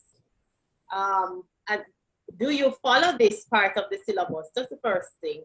Or do you teach as is needed? I definitely teach as is needed. Okay. Yes, I have never looked at this part of the syllabus. I was about to say, did you recognize that this was in the syllabus? It was there. Oh, okay. Yes, but I've often had to, based on the students that I've always had to break down the components. Mm-hmm. Yes, so I would need to do most times do more classes than this specified there. Okay. All right, so Taylor, what about you? We have a super HOD, and she actually looks at the syllabus quite closely when we put it together, our plan for the year, and we spend a lot of time looking at the last plan to determine if we need more help, more time, maybe a different approach. This is when having a small department is really helpful. So we haven't found that we've had too much problems having to go over things, not in this area. The other thing is, I find that it is most helpful to tackle your troublesome or your most troublesome areas first. So at our school, we start problem solving from the first week in 10th grade. Okay. Because we want to be able to, yeah, I know Dexter, because we want them to be able to practice and practice and practice. So much so that in recent times, we've had to look back at the theory to say, okay, we don't need this to fall down. And every time the reports come out from CXC, like I said, super HOD, she actually spends quite a bit of time going through it and then discussing it. So sometimes we have discussion and don't even realize that it originates from a report or from a syllabus thing. We look back at it and say, hey, that's what we do. Where did they get that from? Kind of thing. So we haven't had too much difficulty running out of time per se. I also find that it's really, really helpful to set the tone from early, you know, let the students know what they are expected to do, what they're expected, you know what I mean? Sometimes you go into a class and you say, all right, I know that these sets of students right here can manage and these sets of students over here are going to be struggling. So you find a happy middle ground and you make sure everybody meets that, you know, that thing, and you make them accountable to each other. You say, well, listen, you're getting this really, really big workshop because this worksheet, because you didn't do the 8 questions I told you at the beginning of the month, you have to have finished by the time we reach test time from practice, you know. So I found that helpful. Not that my students have always been able to do it, but my HOD students have always met their requirements. So there's something to it. All right. I must say that I read in the Gleaner today that out of the 7 top schools, this is for Jamaica, 6 of them are all girls. And I think St. Andrew Girls is one of them in the top 7. So I can say, well done. You're doing good work. You and your super HOD and all the others are doing good work. Yay. Yes. All right. The next thing we're looking at is, before I move on, let me just familiarize those who are not familiar with the syllabus. It is broken down into 8 sections. Fundamentals of hardware and software. The 2 sections that we focus on, problem solving and programming design, program implementation. Then you have applications and implications of information and communications technology, information processing, word processing, presentation and web design, spreadsheets and database management. Those last 3 are all practical. And so the theory topics 1, 4, and 5, if I'm not mistaken, those are mainly theory. So it's a lot of hands-on. It should be very hands-on for the information technology students. It is a lot of work. They look at a lot of different topics. Might be not as in-depth as when they move on to CAVE, but they are introduced to a number of things at this level. And I think it's a very detailed syllabus. I don't know if anybody thinks otherwise. I think it's a pretty good syllabus that actually introduces them. And the fact that they've now merged the programming aspect with this, because there were 2 proficiencies before. This is for those now who are new to this area. There are 2 proficiencies, general and technical, and the general students were the ones who did programming, and the technical students did the productivity tools, which are word processing, database, and spreadsheets. So they've now merged it. So I think it gives the students a whole experience. All right, we're going to look at its methodologies for teaching IT and computer science. And it's the first presentation. It's called Teaching Programming in Jamaican Secondary School.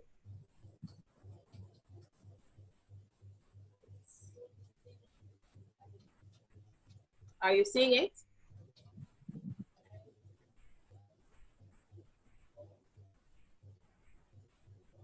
May I assume yes? The one that has the test beside it? Yes. So this is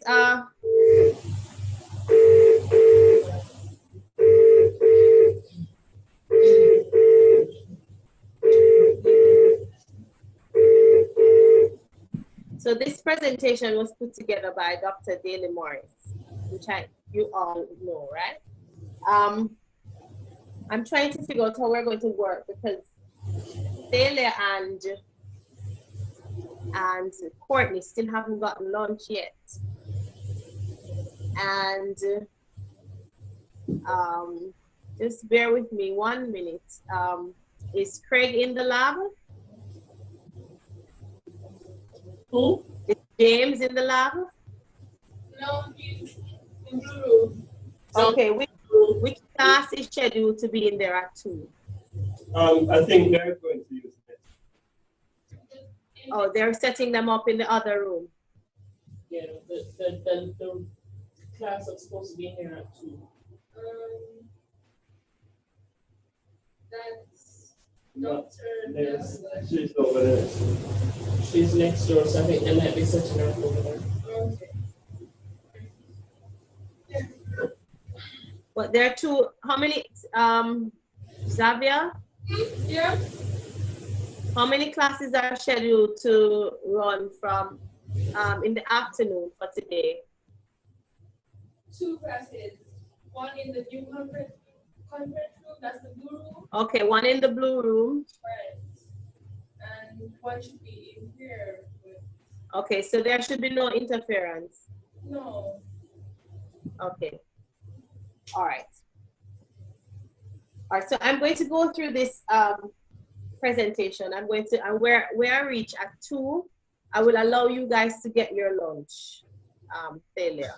Is that okay? Thank you. All right.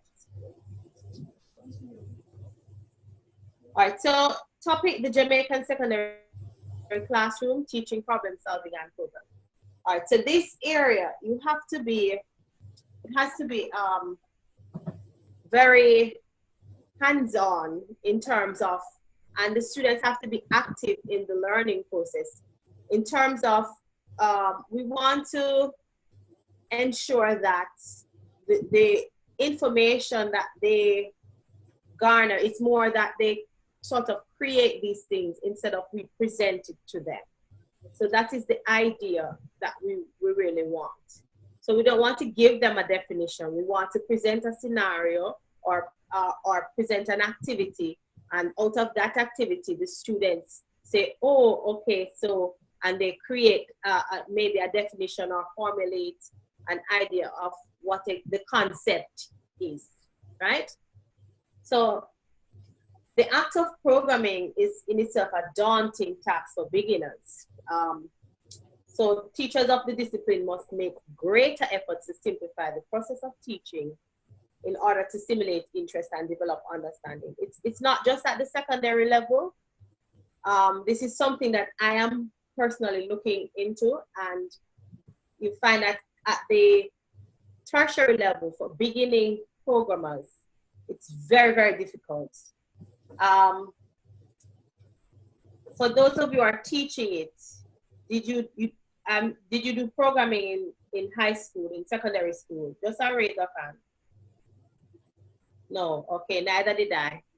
I did information technology when I started at university, and that was a real shocker, because there is nothing that, it was my math background that took me into computer science. And so nothing prepared you. It's like you go into something as if you jump across this big gap, and so there was nothing to prepare you for it. And so it's very difficult. And you know, the kind of students that we have, we really have to be, you know that word scaffolding, we really have to build and build for them to get to the level that we want them to. They are not just going to achieve that just one goal. So it is important to choose from among the many existing methodologies, and there are a number of them, varying strategies to use to simplify the act of teaching programming, as all existing teaching methods have a place. So presentation methods are great for introducing new content, right? So if it's content, not a skill, if it's content, you can use presentation. Group work will help students to explore the problem-solving nature of the discipline and afford more advanced peers opportunities to scaffold the process for less knowledgeable classmates. So Rosalind, you mentioned group work. So group work would be very appropriate right there, right? Because you can't assume, as they tell you as teachers, you can't assume that everybody comes in as a blank slate. You have advanced students, you have students because of where they're coming from, who they socialize with, they have quite a bit of experience to share. Tutorials. Okay, let me just pause though. We understand what presentation means, right? Presentation is anything some persons refer to as chalk and talk in the classroom. Some persons lecturing, that's a presentation, an example of a presentation method as well. And group work, you know, you put persons, you might have a group leader, you put persons based on maybe same ability, maybe mixed abilities, put them to work together, right? Tutorials can serve to reinforce concepts that are taught and or fill gaps in understandings that students may have after lessons. Tutorials are supposed to be smaller than a regular class. That's a tutorial. And it's ideal, or it's more effective, that you have someone who is not the teacher having the tutorial. I'm not saying that it has to be so. If that's the case where the teacher has to have that tutorial, then that's fine. But it has to be smaller so that it's almost a one-to-one or individual attention can be given. That's the whole point of tutorial. But you can have a tutorial doesn't have to be the tutor doesn't have to be the form of a person. It can be a computer. It can be handout. So it is something that that will help to reinforce, as it says, whatever it is was taught, right? Following? Yes? I see, I hope it's not ethnic fatigue reaching us. Had a big lunch and we're starting to fall asleep.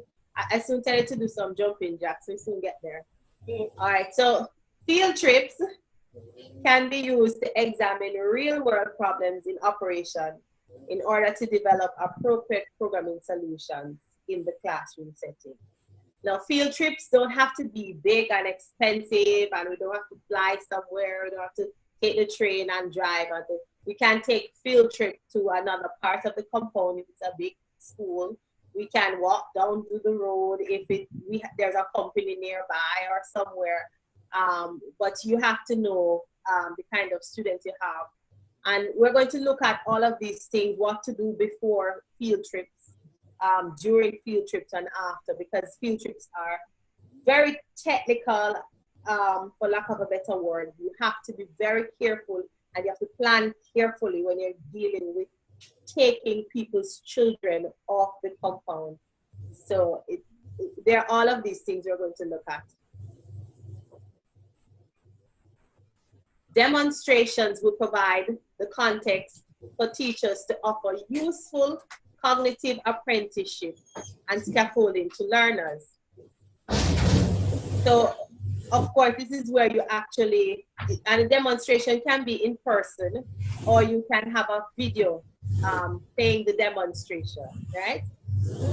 Audio-visual aids can serve as reinforcers, demonstrators, or stimuli for learning the subject content. So as I mentioned, you can use a video to demonstrate a process.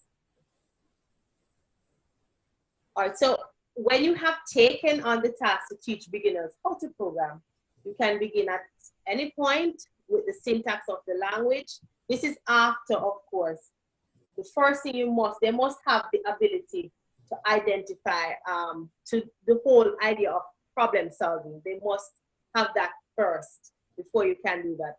The structure of problem solving, or with the historical perspective of the subject matters.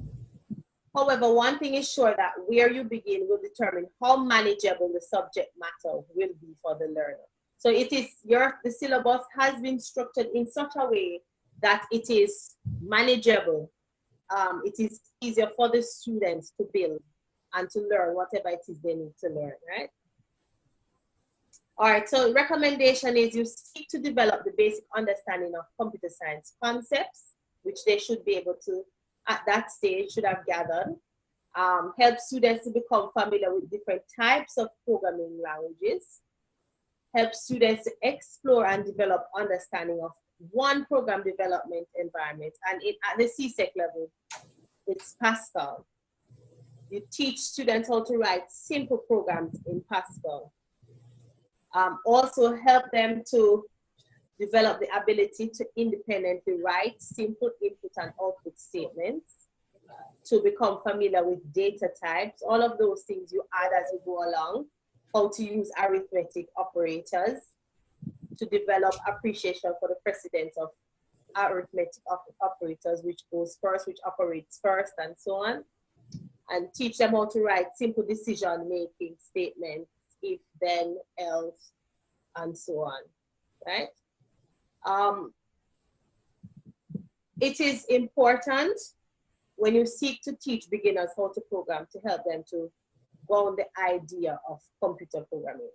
So it is always good, as I said, to relate it, help them to relate it to real world, or to show them how it can be useful, or even how you can use it to make money. That excites a lot of students.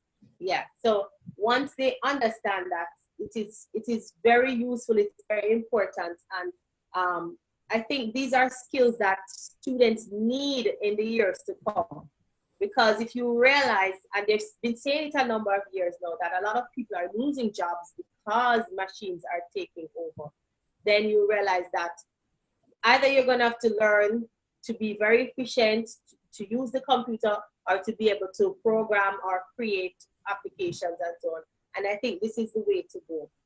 So a good way to do so is to provide them with gap-filling experiences that come from exploration of basic computer science concepts. So once they understand what programming is all about, the fact that it's really just directing the computer in fulfilling or completing specific tasks, creating or giving instructions to the computer, and how they can do it in different languages and different ways. I think it would be very useful for them. It is important to start by explaining in context, beginning with what is a computer. I think if you ask the students what is a computer, you'll get different definitions. There are a number of devices that they use now, which are computers, which probably they won't see as computers. So once they get a basic definition of what a computer is, then we can proceed from there. So you may have done this before in the theory class, but you haven't. Note that this is the best place to begin. And if you already have, begin with it anyway. So you go over it. Because at what grade do they start information technology? At your school, Taylor, what? Again? First form, when do they start IT? Yeah, first form. First form, okay. And Dexter? First form, okay, all right. So things have changed, and some schools used to start just fourth form. Some started just before, so they started third form and so on. So they now have regulated it. Right, so instead of telling them about what it is, you ask the students to explain, discuss, explore, or demonstrate the concept of a computer. And at this point, you're seeking to use the top tiers of Bloom's taxonomy, which we're going to look at later on. So the next section looks at the taxonomy. All right, so it's good to begin with basic concept like what is a computer, because the premise for the development of the computer program is embedded in the answer. And here's a definition given. DITEL and DITEL, if you've done programming, you'll be familiar with this book. It's a device that is capable of performing computations and making logical decisions at speed. So one of the things that comes out is that it works very fast. It can do a number of things. And another thing that is that a computer is consistent.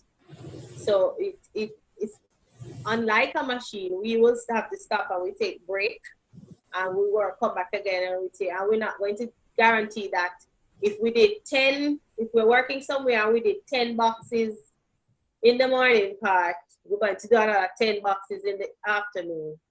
Chances are we'll come back in the afternoon, we do only 6.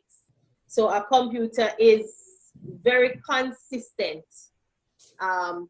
So it doesn't need breaks and all of those things like humans do. No rest, and it works very fast. So it goes on to say computers process data under the control of sets of instructions called computer programs. So if you do encounter artificial intelligence, I don't know if any of you have done any course like that, and they talk about whether or not humans, computers can think. Well, computers can't.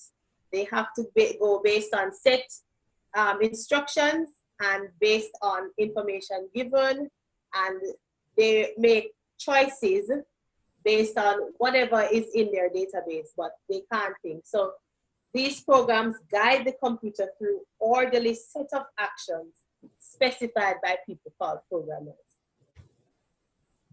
And it goes on to state, this is possible content that you can use, what it is comprised of. And it goes on also to give more content, how our computers organized, different units, input, output, memory, arithmetic logic, central processing, secondary storage. So this is just a prelude before you really get into teaching programming. And it looks at now the evolution of operating systems. And it mentions that early computers performed one job at a time. And the type of operation is called single batch processing. And goes on to talk about operating system, a kind of software. This content, those of you are not familiar with, you can find in any computer science or information technology textbook. It is there. You'll be familiar with types of software and operating system, system software, and so on. You have to do, for your preparation to teach, you're going to have to do some reading up on these, right? So Rosalind and Ophelia and Courtney, you're all going out to teach, so you have to get familiar with the content.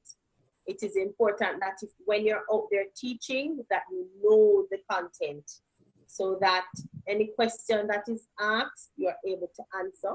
You might not have the answer all the time, but you can say, all right, or you tell them, okay, let me make sure and get back to you. But you should be prepared at all times, right? All right, and it just goes on to list some additional content. And it is also important to expose students to knowledge of programming languages and help them to distinguish between them. And the syllabus, it states in the syllabus to distinguish between high-level and low-level languages. Machine, assembly, high-level languages, procedural programming versus object-oriented programming. All right. Now we're not going to look at Pascal, so we're going to skip that part. As I mentioned, you're going to, the actual programming content you're going to do in the other course.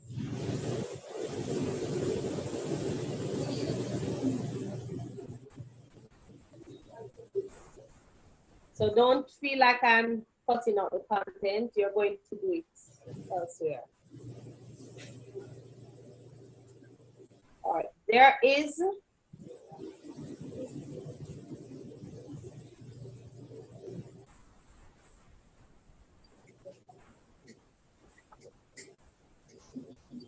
right. So I had said that I would allow Celia and Courtney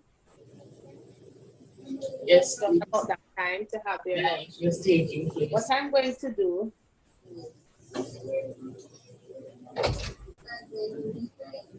I don't want to break again, but the others, so that would be 3 persons.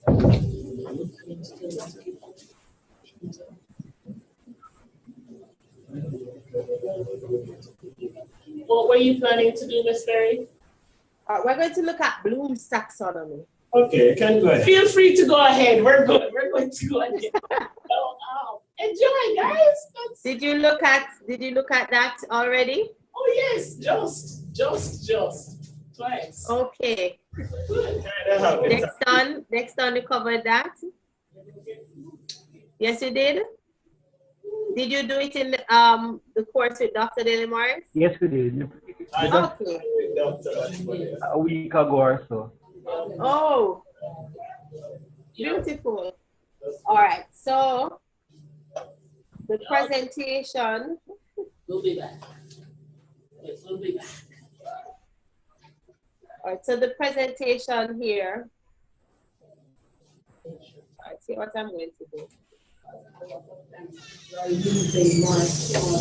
The second presentation looks at, 1 second, let me just.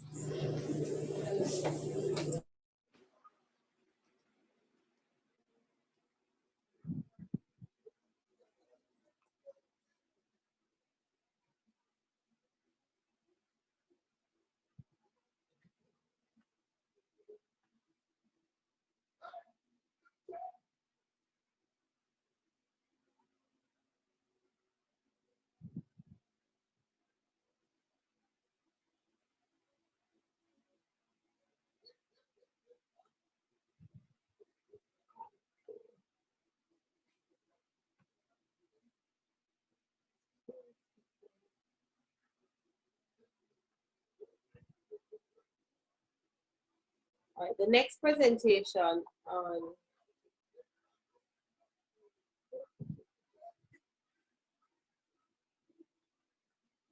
it says teaching information technology, organizing CSEC content.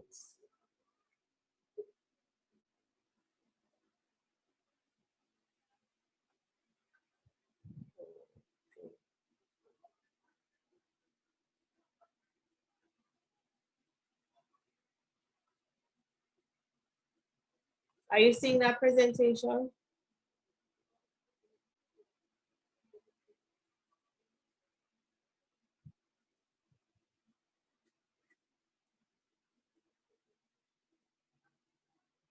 Which one is it, Miss? It's just 6. It says, okay, organizing the content of programming lessons. Sorry. So, let me double check which one.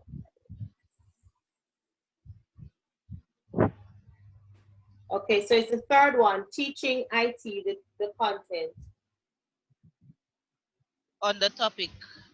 What? Under topic 5, teaching IT, the content.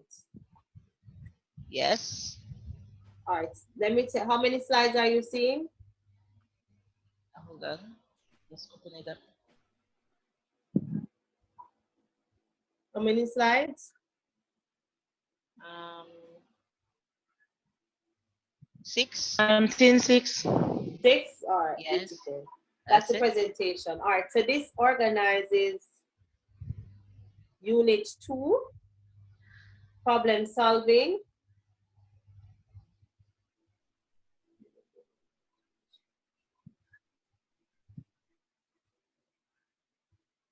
Unit 2, problem solving. And on the last slide, it says working independently, choose a method of introduction, and at least 2 learning tasks appear related and 1 independent to include in a 90-minute lesson that instructs secondary school from grade so and so, so and so.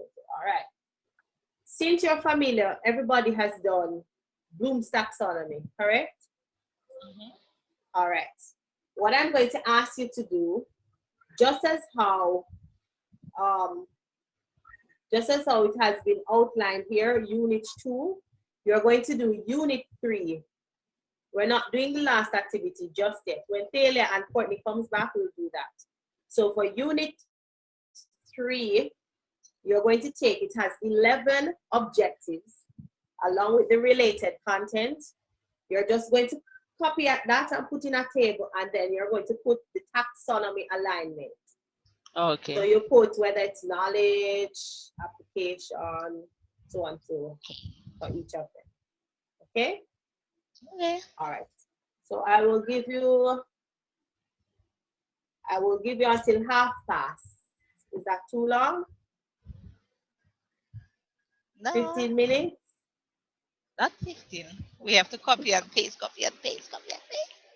All right. So I will give you until 2:30. All right. Okay.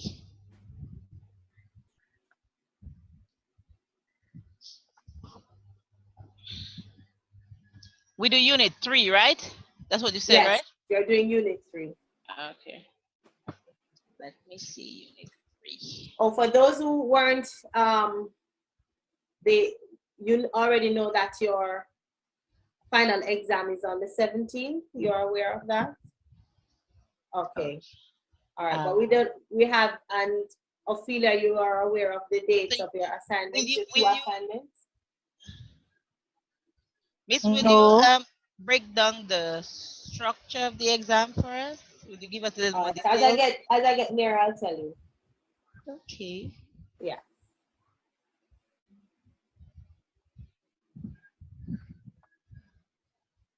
So we have 11 objectives right there. Okay. Could we just write on the syllabus, no? Type. Okay, get that to you.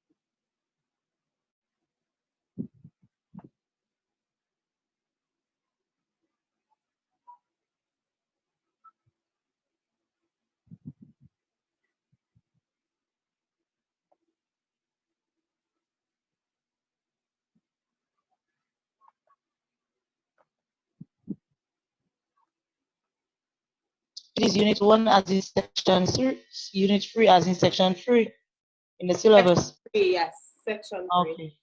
All right. The one that looks at program implementation. Yeah.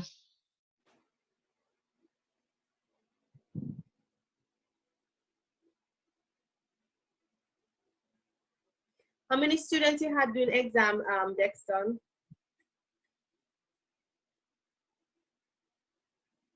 Well, this year I have none because I started a new school. Okay. Right, start teaching a new school since January, Uh-huh. and I have started with the lower school. So Okay, okay. So you're still teaching IT, but not exam level. Oh, I can't hear you. You're still teaching information technology, but none of the exam groups. Correct. Okay.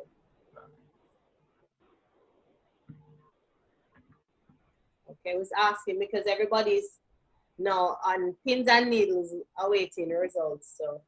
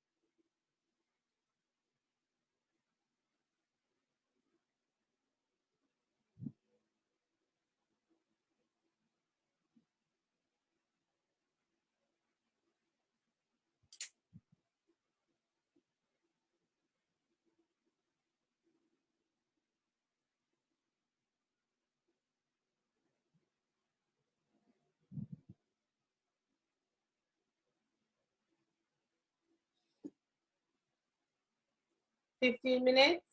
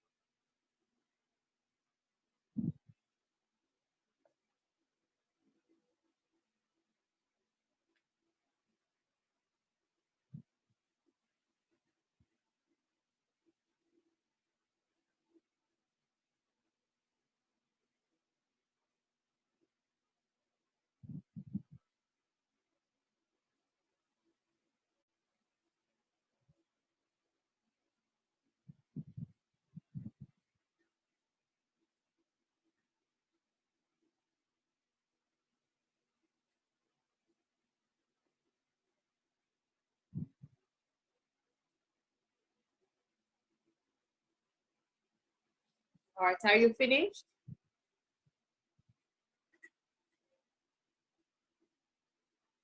Almost.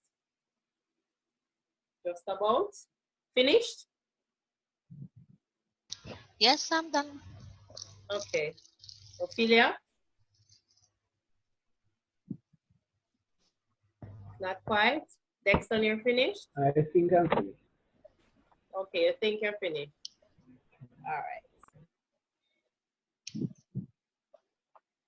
All right, we said when we started earlier that, and I just realized that we'll do 1.5 hours and we break for half an hour. So what I'm going to do, I'm going to break now, well, in another 3 minutes, and at the end of that half an hour, please do come back at that time. Thalia and Courtney should be back. And then we go through Unit 3. Before we go, let me just go over the assignment, the assessment of the course. It is micro-teaching, which is 30%. You're doing 3 sessions, 3 15-minute classes. Hi, Carlisle. Then you have 15 lesson plans, which you put together in your portfolio,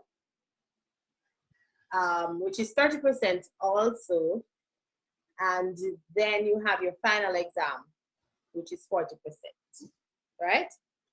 I think the dates are for your micro teaching, it's the 7th. For your portfolio, it's the 14th of August. And your final exam is the 17th. Now, they're a bit close, but I'm not sure based on I can do some adjustments. I can't fix the exam, but I could probably adjust something else. So if you take some time and look at what the assignment requires of you, and you map out because that's just a couple weeks away. If you map it out and remember also that you're doing another course that will probably require just the same amount of work. If you realize that it's going to be a lot of work, and but I want you to tell me if you think the dates are unreasonable. If the timeline you're not going to be able to achieve that during the timeline, and then I could make some adjustments. I won't be able to adjust it by much because the grades will be due shortly after, right? So if you haven't read the requirements for the assignment, I'm going to ask you to do that. Miss, I have a question. Yeah. For us to be able to, tell if the dates are reasonable or unreasonable, I think it would be good. No, I think it would be good for us to maybe wait for our next class to see what the assignments look like. Okay. Maybe so. Let's say by the next class, maybe we could better tell you that. Okay. And no problem. And I just want to be sure, although I feel like I'm sure, but I just want to say it. For the micro teaching, you realize the students are on holiday, right? Yeah, but I'm not asking you to use your students. I'm asking you to more use your colleagues.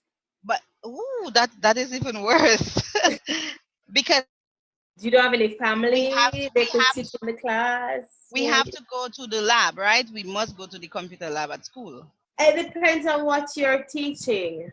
It doesn't necessarily have to be, but so you decide which classroom area. You get an area, and if you can get two cousins, a brother, a sister, somebody to sit in the class. I know, but what I'm saying, we must use the lab at school because the students have to use computers. If it's online where we can run an online school, then that's... No, it's not. It's definitely not online. It's not online. It must be face to face. Yes. I think quite a number of the topics would require a computer. Yeah. So, but I think there are some topics in there that don't. So you might not always have to be in a lab. So Okay. what if you're doing something introduction problem solving? You don't necessarily have to use the computer. Okay. I'm just asking because what I'm seeing, I have to contact my principal to give me access to the lab. To the lab, okay. Yes, I just want to be sure. Well, you can tell her that it's a part of your course, and then Yes. Okay, I And- just wanted to. right. Yes, sir. Yes. Yes, Courtney. Oh, Courtney. Yes, sorry. Oh, sorry, you had something to say, Dexton? Just a small question before Courtney. Uh-huh. You said the market teaching session should be at max 15 minutes, right? Yes. That's making sure. Okay, right. So if you read through it, it says that you're going to state which part of your lesson you are not going to delve too deeply into, because you only have 15 minutes. But we still want to see the major components of your lesson, which are the introduction, the development, the evaluation, whatever it is you put into your lesson, right? So we want to see all of those So, parts Miss, in the lesson. Yes. we prepare 15 lessons, but we choose any 3 to teach? 3, yes. Okay. All right. Micro teach. Give us the Yes, smaller version. Yes. All right. Go ahead now, Courtney. Okay, somebody muted the mic. One more question. Yes. If I don't have colleagues around and I just have students, can they evaluate me? No. Well, for now, I guess based on circumstances, I really would prefer your colleagues evaluate I know. you. The colleagues I think I could use, they migrated. They just went on vacation, you know. So. But I mean, you can use any colleague. They don't have to be in information technology. I know. Right.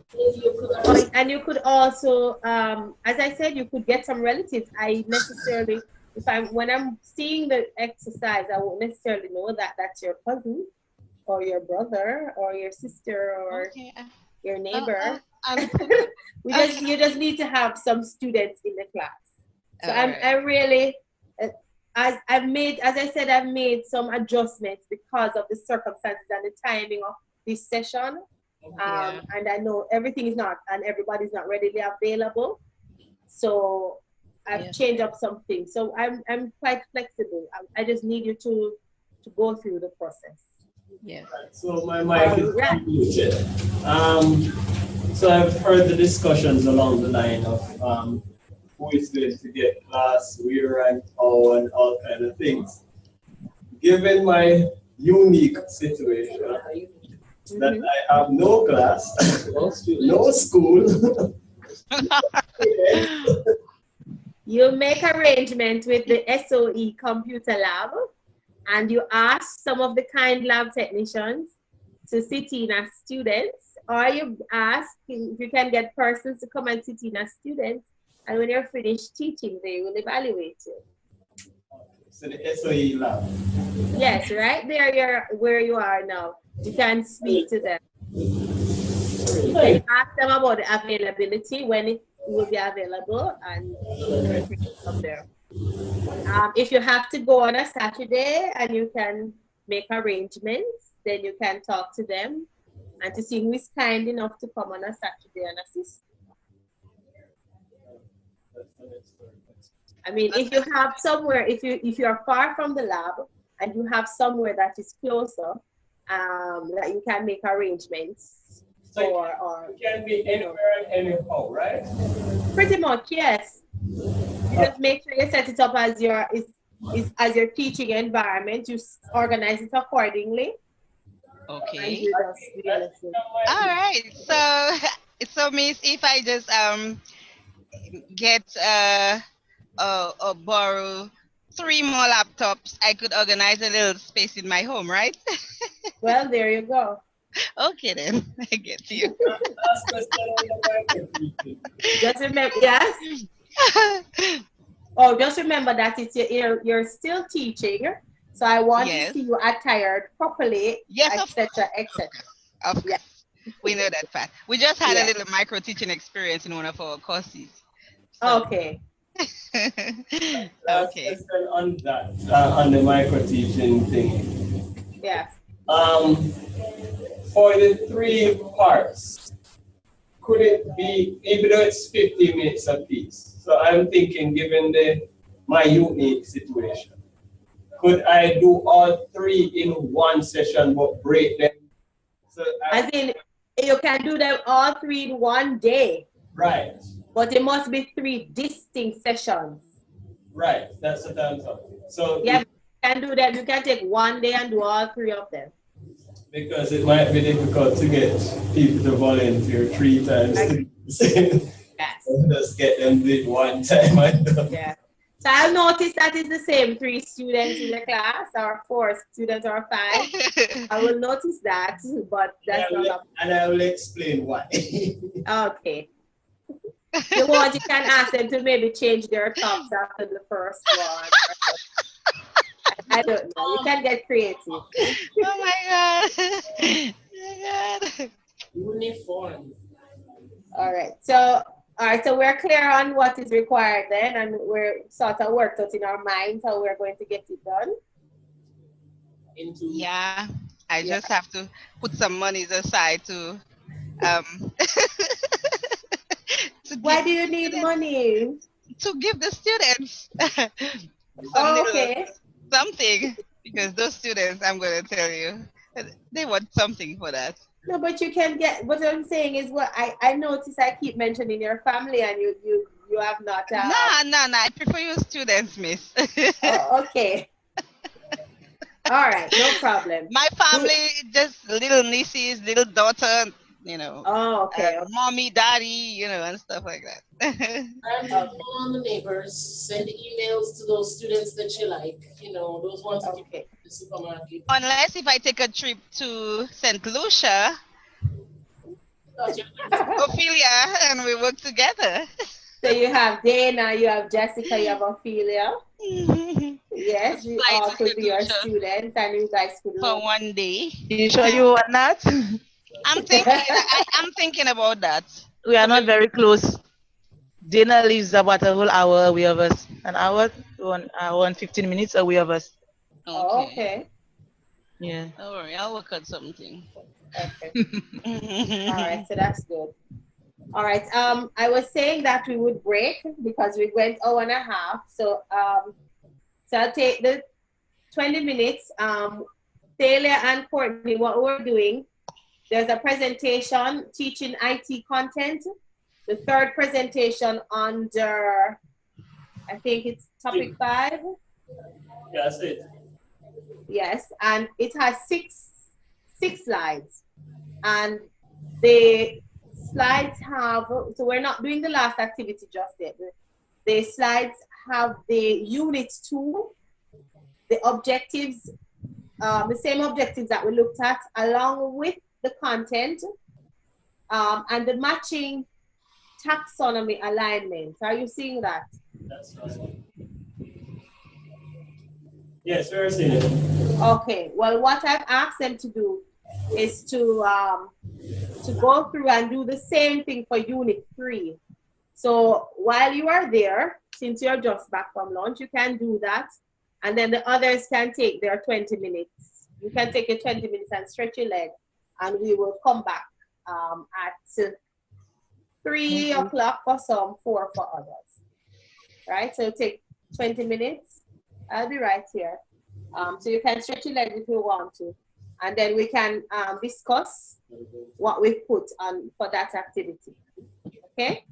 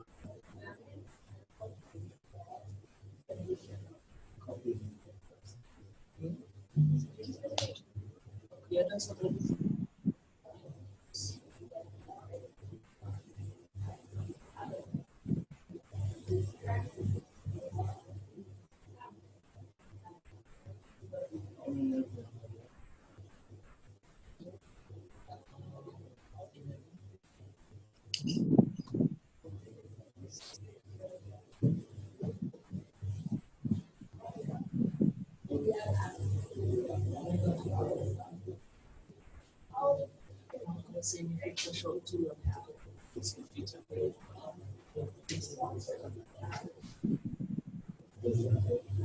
able to make sure you can get together.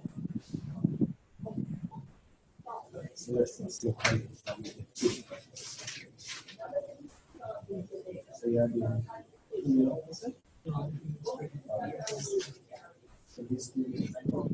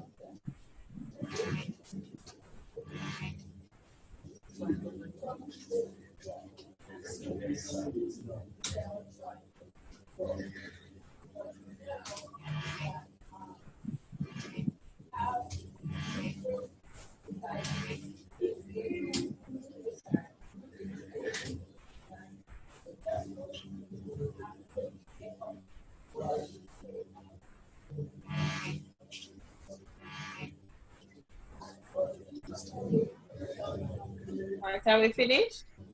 More or less, Miss Lloyd. Okay.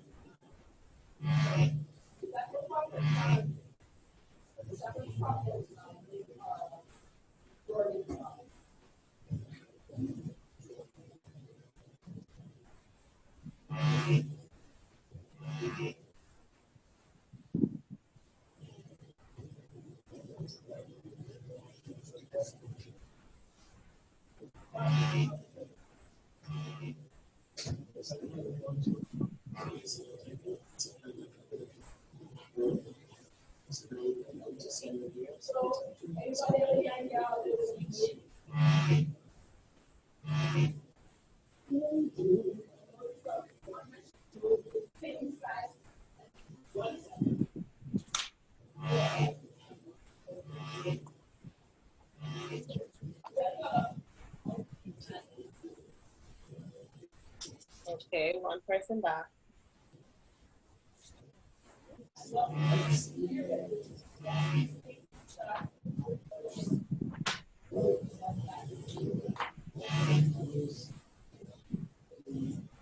Do you know what is this? We call it guineps. What do you call it? Aki. No. It's like your Jamaican Aki. The same way it spells Aki. Why would you want to call Guinea Pig? That is so nice. In Creole, we call it Shenet. Yeah, and the Creole. Yes. Call it that. Don't call That's all it that. guys in sheerness. Yeah, that's not Aki. No. You call It's the same. You know what's Aki? Your Aki, the Jamaican Aki. We know what's it. Oh, you know what it looks like? Yeah, because we have a lot in Saint Lucia. And you don't eat it, right? Okay. Yeah, it tastes a little like egg or like fresh, I would say. It can, yeah.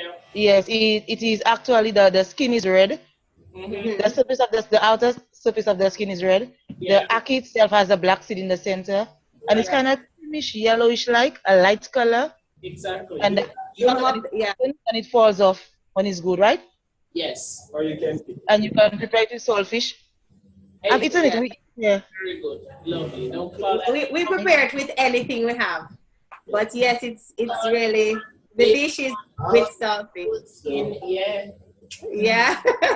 That's how we eat it here with saltfish. Anything we get, we put it together. Sausage, anything. Oh, good. But the national dish is ackee and saltfish. Oh. Yeah. It's just wrong calling that Aki. But this we call it Aki. No. But that's what you're eating there is guinea. To us, it's guinea. Okay. Please Yeah. start calling it Guinea. That's just, oh my gosh. My heart is wounded. Or shenet, as you said. Shenet. That sounds like it, yes. We'll meet in the middle, Shenet. Yes. How's that Shenet? It's nice and juicy.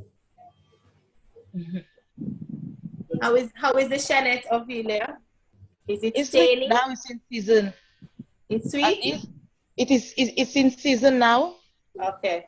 Yeah, and these I have, they're very, very small, not much flesh, but it's very sweet. There you go. Okay, that is sweet. Okay. Next time they're walking around calling that Aki. Enjoy that. You should be arrested for that. That's what they call it. You have it in season now? Yes. Yes, it's Okay. season now. Yeah. Mm. Not All right. where I'm at. Huh? Not in season where I am down It's here. not. I not don't yet? think in Mobile. It's too hot in Mobile. Oh, That's why I need to come to town. and it's been dry overall. The place has been very dry. Well, we have had a lot of rain. Oh. It's been raining a lot in Saint Lucia. Oh, it's been raining. It's raining where you are, Dexter? Not much. Just a little drizzles and thunder clouds and Okay. Because God sweats. Yes. We had carnival on Monday and on Tuesday. It rained a lot on Tuesday. Ooh. you right, Carnival? Carnival is July. Yes. Yeah. Okay. Yeah. Well, we had it on Monday and on Tuesday. Okay. Nice. So you were part of it? Mm-mm. Business. That's the thing about teaching, you know. That's the thing about teaching. Even when you're into carnival and party, you can't carnival and party because you're gonna book up your students. The last That's right. I am chipping down the road. Me and my mother are listening to the music, and I look over, and there is a 10th grader covered in paint going, "Hi, miss." I was like, no.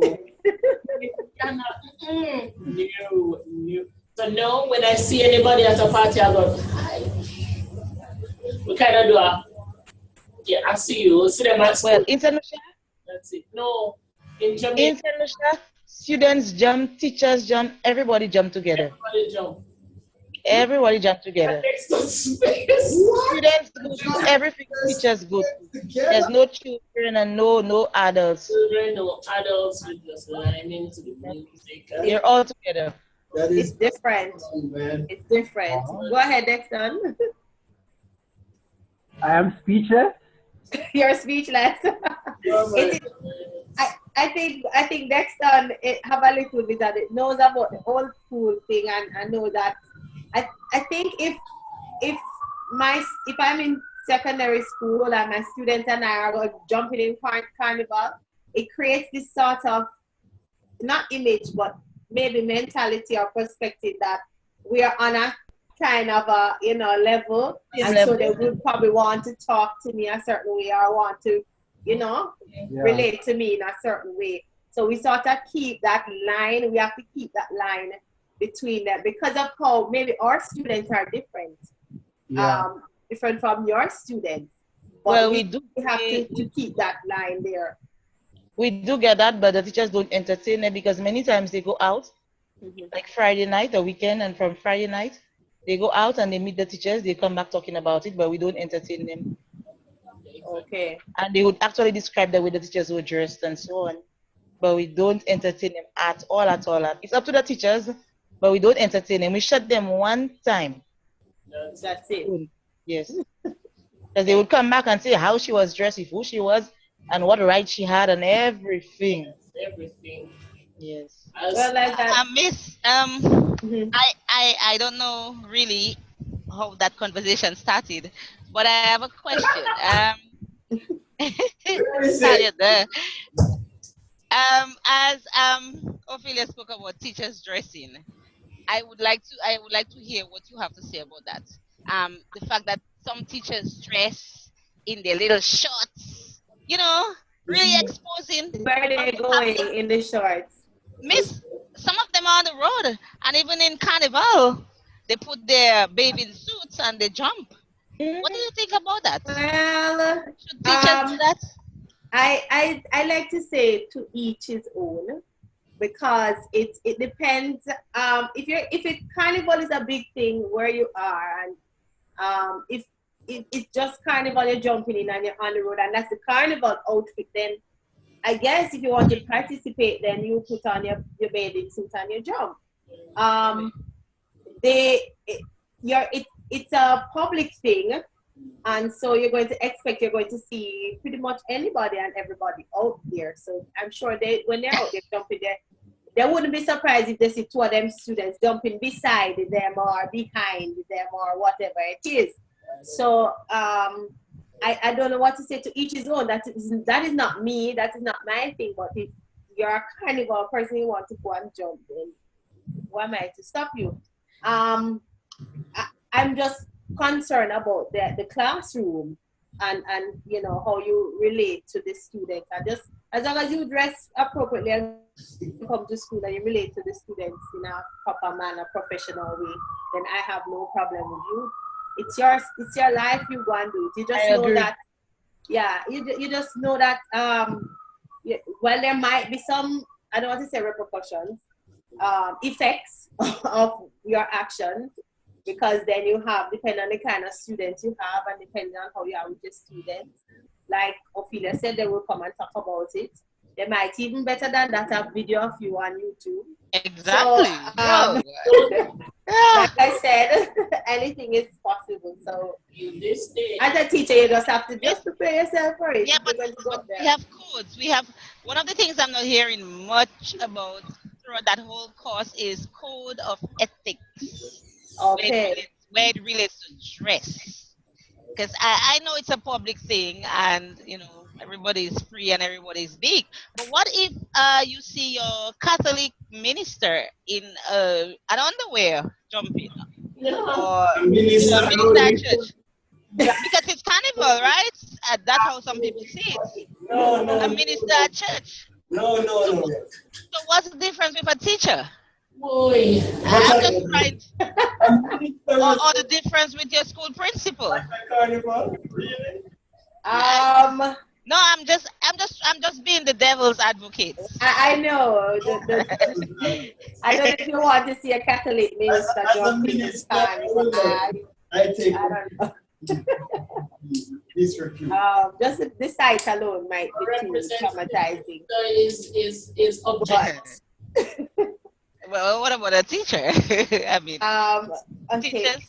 I don't know. I don't know. What does the code of ethics say? Because I think the code of ethics mainly talk about At work. maybe dress at work. It talks about Yeah. at work. But outside of work, it's really up to the individual. But you have to remember that once you are in the public, once a teacher, always a teacher. And even though standards have been lax, have been, laid down by the riverside, over the years, it's still, there's still certain levels of professionalism that are expected from, certain professions, such as teachers. You don't expect that a teacher is going to be in the classroom telling the students this is how you must behave, etc., etc. And then you're going to find that teacher we always have some, sessions in Jamaica with some different names. So let's call it Hot Monday or whatever Tuesday, and they're behaving the most way, and they video them and have them on. We don't expect that, but we can't put you in a box and say you must not enjoy yourself, but you must have certain limits. You must know, that there are going to be repercussions. I can't. Maybe when you go back to the students and try to talk to them about certain things, they're not going to listen to you anymore. Exactly. We saw you last night. We Right. saw you on YouTube. You can't tell me anything. Exactly. So we can't just say the things. We must live it. We must be an example. So like you said, I don't think the code of ethics can go beyond the classrooms. I don't know, but I know Jamaica had some strict rules as to how you dress, even to the fact that you can't wear open-toe shoes failure. That is it. No, I don't play that. I personally don't. I find that the culture at every school is different, because I've had conversations with other teachers and they say, "Oh my gosh, you're wearing a sleeveless thing to work," and I'm like, my vice principal wears sleeveless dress to school, so I'm gonna wear a sleeveless. No one can tell me no. Yeah, it differs. It's one for me, one rule, because I have seen teachers, senior teachers, and the size of the heels and the bright red, and you're going, I don't think that is what you should be wearing. You're going to parents, and but the other side of that is you have students who always go to talk to this or that teacher because they see them at the party, because when they say Miss and at Ready Wednesday, and the teacher know exactly what they're talking about. So yes. How do you address in Jamaica a lot of suits? Repeat that, Ophelia. How do you address in Jamaica at the school with a lot of suits? How do we get one? Like country, we can't deal with them heats. Can't deal with those heats. But there are schools where the male teachers are required to wear a shirt and tie all the time. And there are other schools where they can wear a bush jacket, or they can wear a button-down, short sleeve, open neck. And there are schools where the females have to wear coordinated top and bottom. And there are other schools where, so long as you're covered, and we can look and tell the difference between the teacher and the student, you're good. Usually the church schools are the ones. like what I believe. Say again? I believe it's just like St. Lucia. Mm-hmm. It's just like St. Lucia, you said? We dress almost like yours. Yeah. Okay. Yep. But you have to, I think they need to be considerate. I mean, I look at some of these things, and the persons who are in the policy making and who make these regulations, I find that a lot of them are not necessarily teachers in the classroom. No. And so they don't consider certain things. When you're in a class with 40 odd students and the place is hot, it's hard to wear long sleeve and button up shirt and tie and all of those things. I've been to observe a practicing teacher at a school, and we were having class in a container at the end of the day. This is the last class of the day, and they were in a container, you know, those metal things. In there was hot, very, very hot. I don't know how the children function. I don't know. So I really don't know if they take these things into consideration, because not everybody has an AC classroom or properly ventilated room and so on and so forth. All of these things you have to, under your professional code of ethics, and you have to bear them in mind. So, but as Taylor said, it varies from school to school. There are some schools that the teachers are allowed to. They are a little bit, they relax the dress code a little bit. Just know that it has to be decent. It has to, you know, certain things they can't, skirts can't be too short and so on and so forth. It might not be, might not have to wear a long sleeve shirt and tie or closed-toe shoes all the time and so on. All right. I had one little task before we continue, one little thing. But since we had an interesting discussion, I don't know if we need to do that again. We will just, all right, so I will skip that. All right, so we're looking at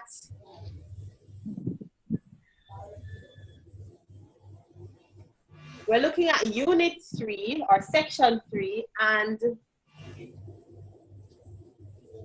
you would have gone through all 11. Let me make sure.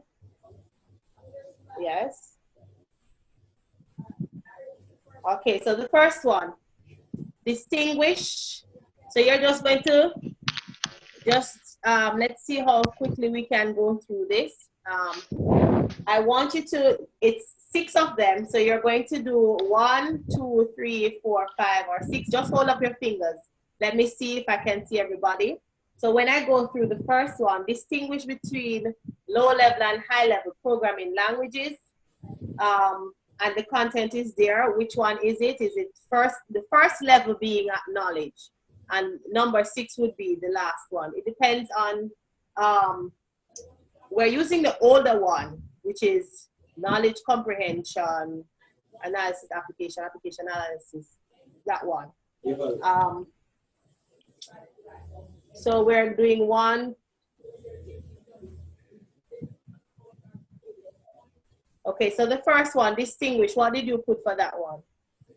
Analysis. Analysis? Yes, that's what I have. So, all right, we'll talk it out. Okay, so everybody said analysis. Anybody different? No. No? What you said, Taylor? You said evaluation. You have? Evaluation. Evaluation.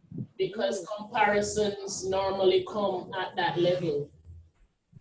Okay. Compare something you have.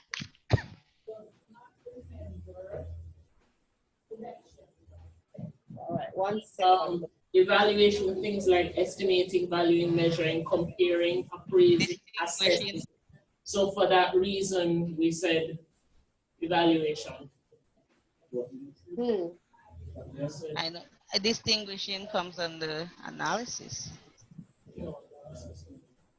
Well, distinguishing can fall under different headings. Distinguishing can fall under different headings. So I have 2 for analysis.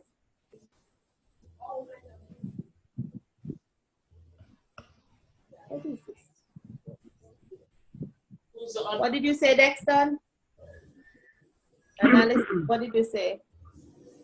I want to change my answer. To put what? Yeah, I want to go with evaluation. You're going to put evaluation. Yeah, you're on the side of Jamaicans, man. Really? That's against okay, so this is a competition now. All right, so distinguish between low level and high level programming. So you are actually comparing. Yes, you are comparing. So you have to know it first and understand it. So you have to be able to, yes, and it does look like evaluate. It does look like more like evaluate. Yeah, it does. One side. You're not far off. You're not far off. 1 point for the people who know what Aki is.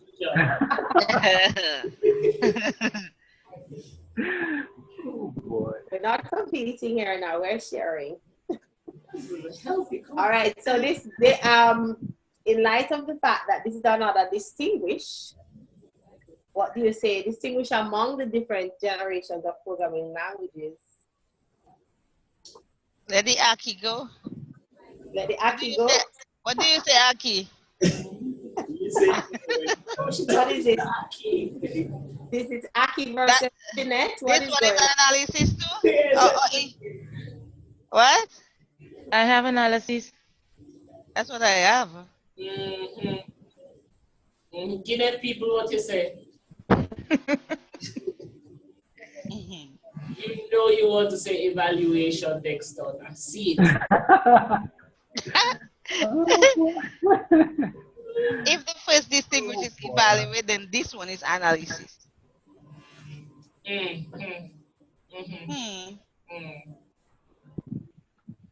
What you say, miss? Which side wins this time? Both of them are very close.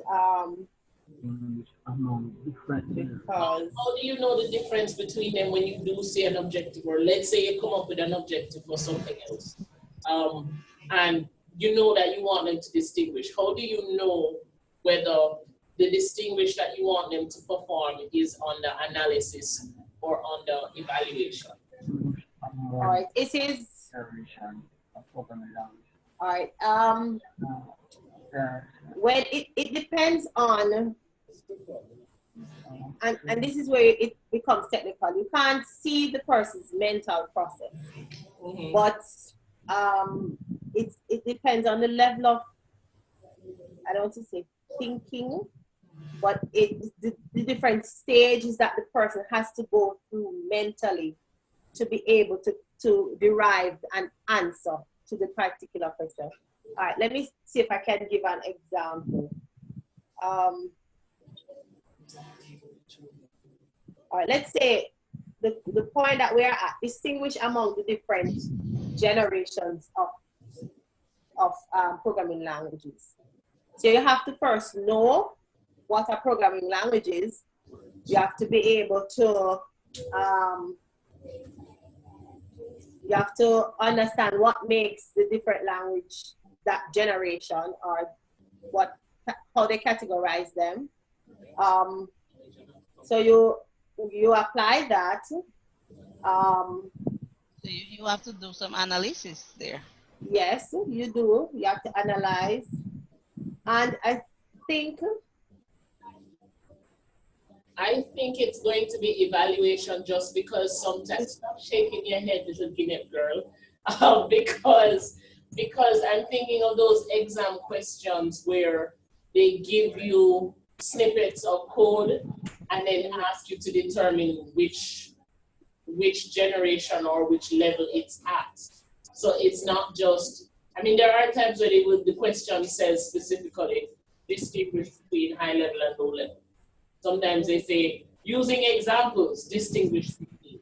So if you're using the examples, it's no longer just, I'm applying what I know. Now I have to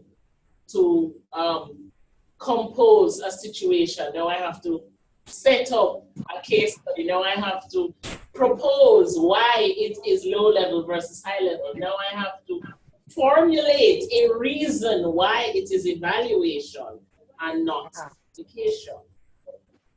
all right. So it's, I have to go with failure again. It does look like evaluation. It does. I like it. Those two seem very close in these two cases, they are very close. Analyze and evaluate. But in that, with that example, it does look like evaluate. So you're saying that to determine which one it is, you have to figure out what it was you had to get to there. Right. You have to sort of go through the process. And the application, then it's analysis. But if you have to then apply synthesis to come up with some new situation that explains why it is one thing and not another, then it's evaluation. Right. So yes, you have to go. You have to be able to. Right. Repeat it, Taylor. I was saying that in a situation where you're asked to distinguish between two things, whether you're doing analysis or evaluation would be determined by what you had to do to get there. For both of them, you have to do the knowledge, the comprehension, the application. If that's all you had to do, then the answer would be analysis. But it seems to me that if you then have to do some synthesis where you have to design or construct something totally new, or you have to take the original idea and apply it in some more creative way, such as when they give you the example and you say, well, this is high level because I can see so and so and so, which means blah, blah, blah, blah, blah, then it would be evaluation. So therefore, we could have both of them then, analysis and evaluation. Yeah, I think it could fall in both domains. I suppose it would. They are very close. They are very close. Because evaluation would come in, as you said, if you would put in synthesis. Yeah. But if you didn't, so if the exam question requires synthesis, then right, it would be that you had evaluation. But if the exam question was just compare low level and high level language, or just right, then that would just be analysis. So I think it's both. I'm looking for something to help. So we can write / evaluation analysis for both, right? I think that yes. And I guess the same thing for the next. For the next one.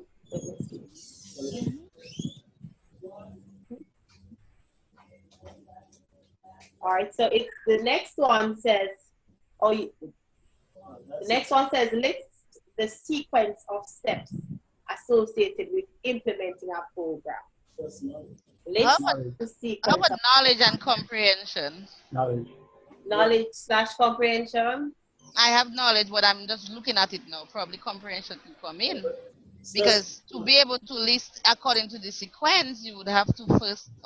There you go. You'll be able to, off the bat, you'll be able to state the steps. But in order to put them in sequence, then you have to have an understanding.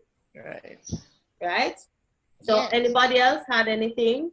Well, you can go with what Roslyn says. That sounds logical. Yes, I agree. Kalalu is learning something. Kalalu. Okay.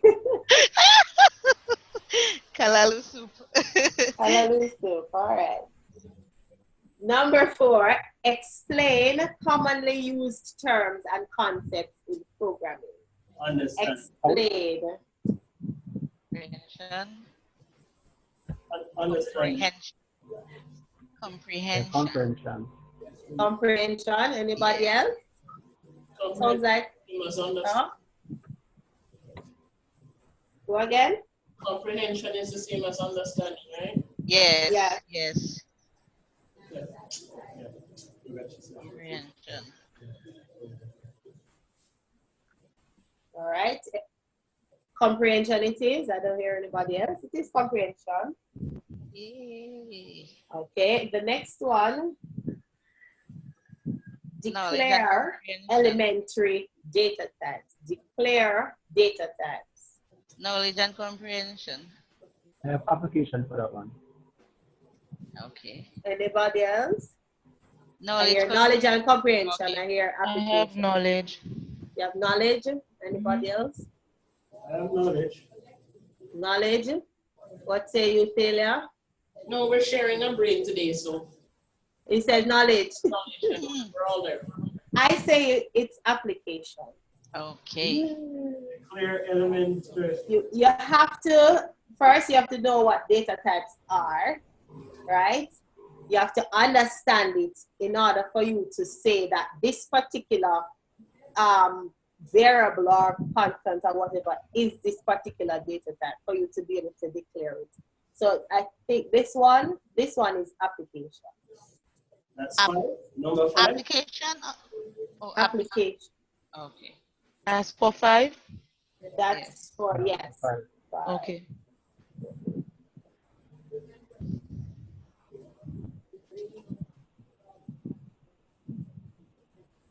I guess the same. There are some, when I'm finished. Okay. Declare variables and constants. So that would be Application. Application for all the rest. Yep. Okay, I have application for everything else. Except except for the last one. All right, so I would ask you what you have for number 7. Application. Application. That's what I have too. Right up to 9, we have application. Yes. Yeah, So everybody has app, or so manipulate. What say you, Ophelia? I have application. Okay. So manipulate. It says manipulate. All right, so you have to understand it. No, I think it's to be able to manipulate it. That seems more than okay. It's not apply it, you have done. All right, it can be, yeah, it can be application. An evaluation. Evaluation for 10. Use, demonstrate, practice, dramatize. Those two are actually far apart, but it can be. Let me see. It says manipulate data. That's what it says. Yeah. Manipulate. Yeah. Reading from and writing to. All right. Based on the content, it is application. Based on the content. Use control structures. Application. Yeah. Yes. Yeah. Exactly. Okay. That's fine. Application. Manipulate data in a list. Declare. Application. Application. Yeah. Okay. And number 10, perform checks and tests on programs to verify correctness. Application. Application. And evaluation. There are syntheses for that. You have evaluation, Dexter? No, Yeah. Okay, so I hear evaluation. What are you saying? there For- are syntheses. Synthesis? Yeah. Because you're asking them to really Evaluation. take something now to put into their own thing. From checks, tests, and verify. You're asking them to do it for themselves. So they'd be applying their knowledge to something new Mm-hmm. that they haven't seen before. Application and synthesis. Then. Evaluation. Let me just.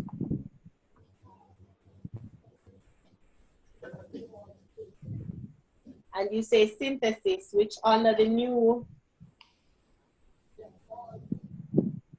On the thing it says compose, set up, collect, formulate, plan, organize, design. So All right. I will accept you. You have I see evaluation also. Under the new one, let me just double check.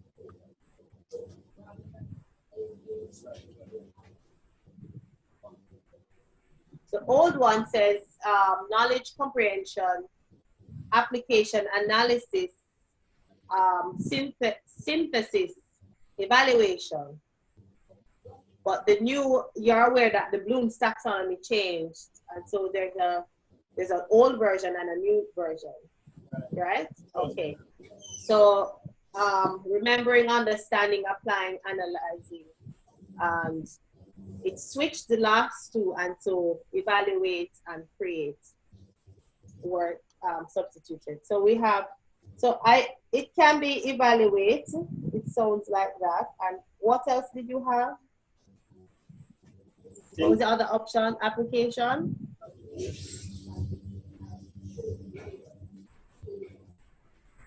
No one else? I thought I heard another answer. No. All right, the last one, write documented programs. Importance of documentation, use of mnemonic names, indentation, effective.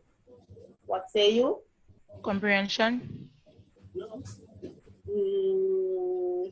Okay. What else? Synthesis, evaluation. Synthesis, you have? Yeah. I have synthesis or application. Okay, I was thinking more application. Application. The thing to me, because the questions that they ask you, the student hasn't necessarily seen it before. It will require them to not just apply what they know, but come up with a new, what's the word? A new way of the layout.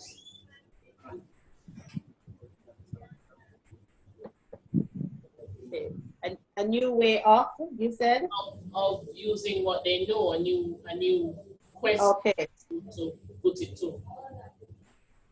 So you say synthesis. Okay. Importance of documentation features. You're the one coming up with the program. Get their own mnemonics and so forth. I would say synthesis. You say? Synthesis, because they're creating their own. For example, reading a variable can be num1, number. You know, each student can have different names, but you mean the same thing. So it lends to some amount of creativity. And yeah, I would say. Okay. All right. So yes, I agree with you. Did anybody have anything else? Ophelia, what say you, and Rosalind?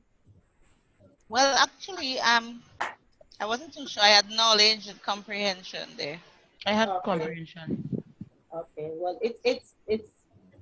it's more than that though, Synthesis. because of what is required of the students. And as you go along, you realize that they place quite a bit of emphasis on putting comments and putting documenting your program and all of those things. So there must be a greater level of understanding. They must be able to apply whatever it is, create, and as Dexter said, create their own relevant is not the word, appropriate variable names and so on in their program. So it's higher than just comprehension. All right, so I hope that little exercise was food for thought. And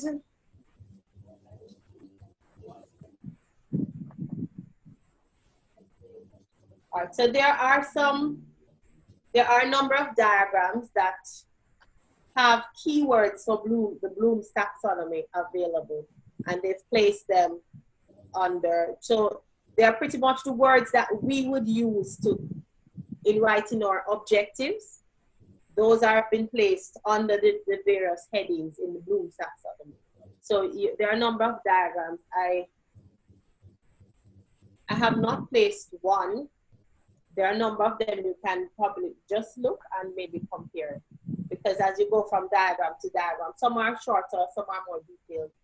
You might find you go through and you find one word under 3 different taxonomy alignment or level or so, right? So you can look at that. Those are very helpful.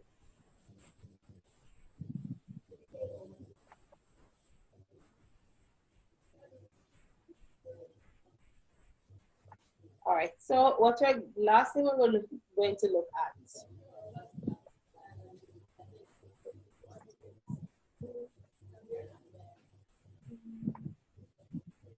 I'm just editing something in the container.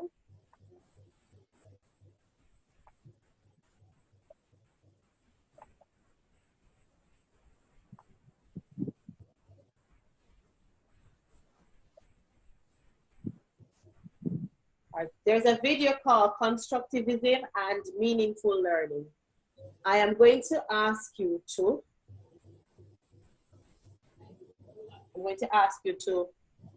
you're going to have to mute the mics and just spend a few minutes and watch it. And you're just going to, I'm going to put a question or two in the chat. And as you watch, you answer. Let me just put my question. The chat on the VLE or the chat on Zoom? On the Zoom. Will you be able to see it? Yeah, I think we will. Okay.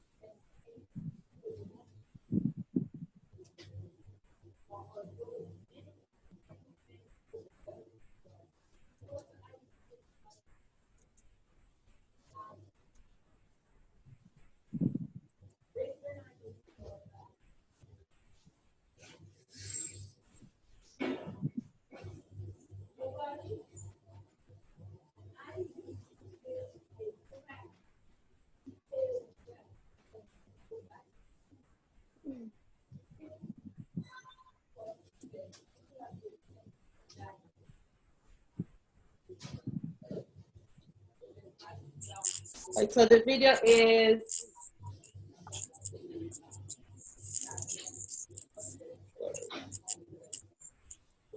just a little over 5 minutes.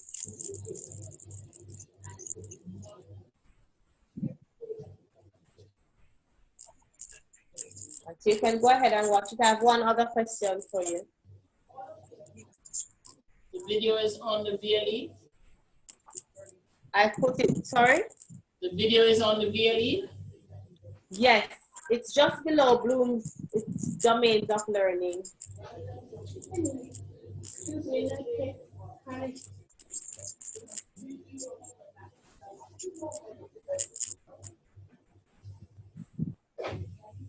Are you all seeing it? So it says constructivism. You're going to play it? No, I want you to watch it individually, so I'm giving you the questions to answer.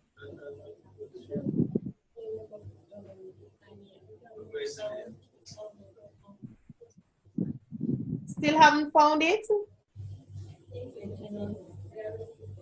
The link is entitled Constructivism and Meaningful Learning. Is everybody seeing it? There's on the, we can't hear the sound, that's why we're... Mine is already open. Okay, so you're able to watch it. You going to give us the question verbally? Yes, I just typed one. The other one. What are the main points? Okay.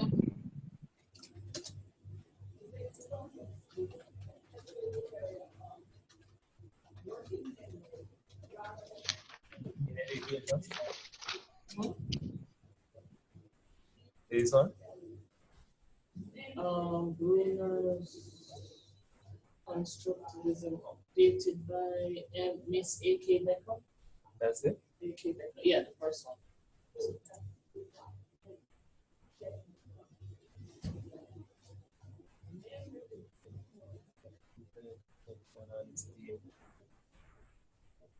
First question was the first question was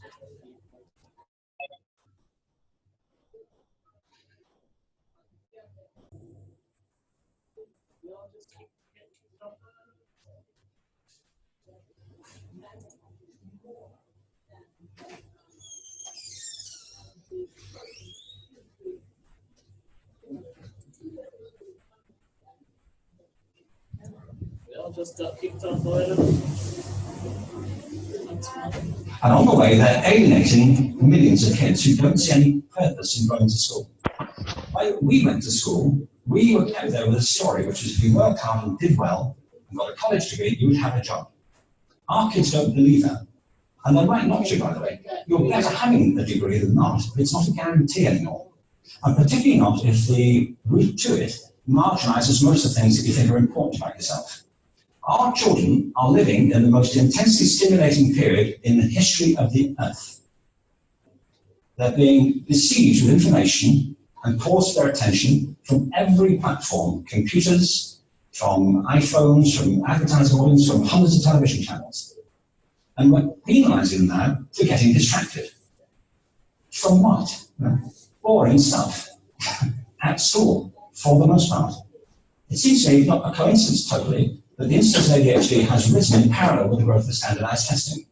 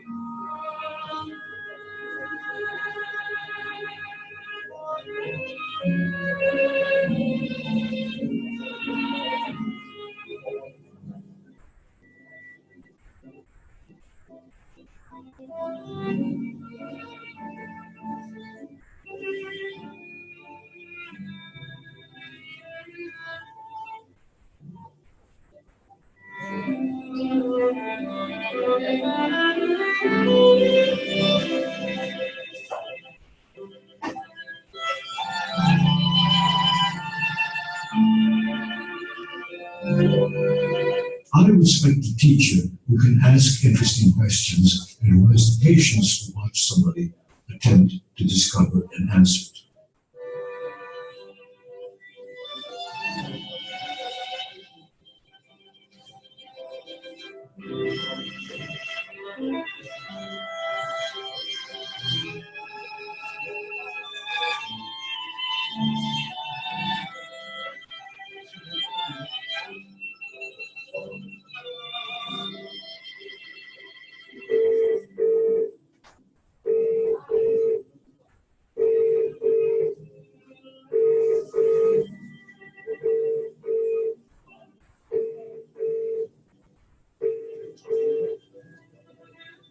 We'll never know how the world really is. We always have to construct what we think the world is. We do it in describing the human situation by telling stories. We do it in science. We do it in interesting kinds of ways of thinking of new images and so forth. So my passion has basically got to do with how human minds make this sort of reality.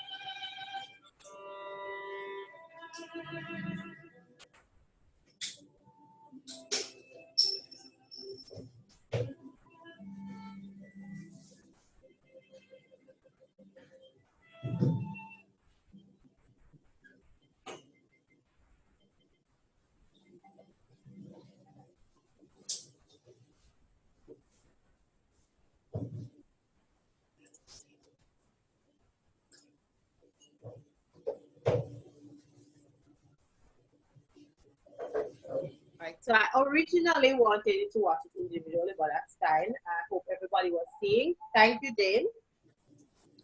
All right. So the questions I posted one question. I said, what are some of the main points coming out of the video? I don't know if when you have it there, you can watch it again if you want. But what are some of the main points coming out of this video? And Jerome Bruner is one of the most, he's well known when it comes to education and educational theory. He is a professor in this area, so he is quite knowledgeable. So again, I asked, what are some of the main points coming out of the video? Okay, what I got right off the bat is things change. The process of teaching and learning have changed over the years. As I was speaking to a taxi driver recently, and I was telling the same thing when I was young. My father told me when I was in grade 3, boy, go to school and make sure you study your book. I mean, why you come and suffer like me? He was telling me this from I was in grade 3 to first form to second form. And that's what we knew. Was your book and go to college, get a good job. That's what you were taught. But in this day and age, as what you see in the video, well, different. Things have changed. People with degrees, masters, hundreds of people coming out of tertiary institutions are unemployed. Yes. And you have to struggle to get good jobs. Some do get jobs and still struggling. Yeah. So that work, it does work for some. As it said in the video, you are better off having a degree than not. So it does work for some, but not right across the board. That's the first thing that jump out at me.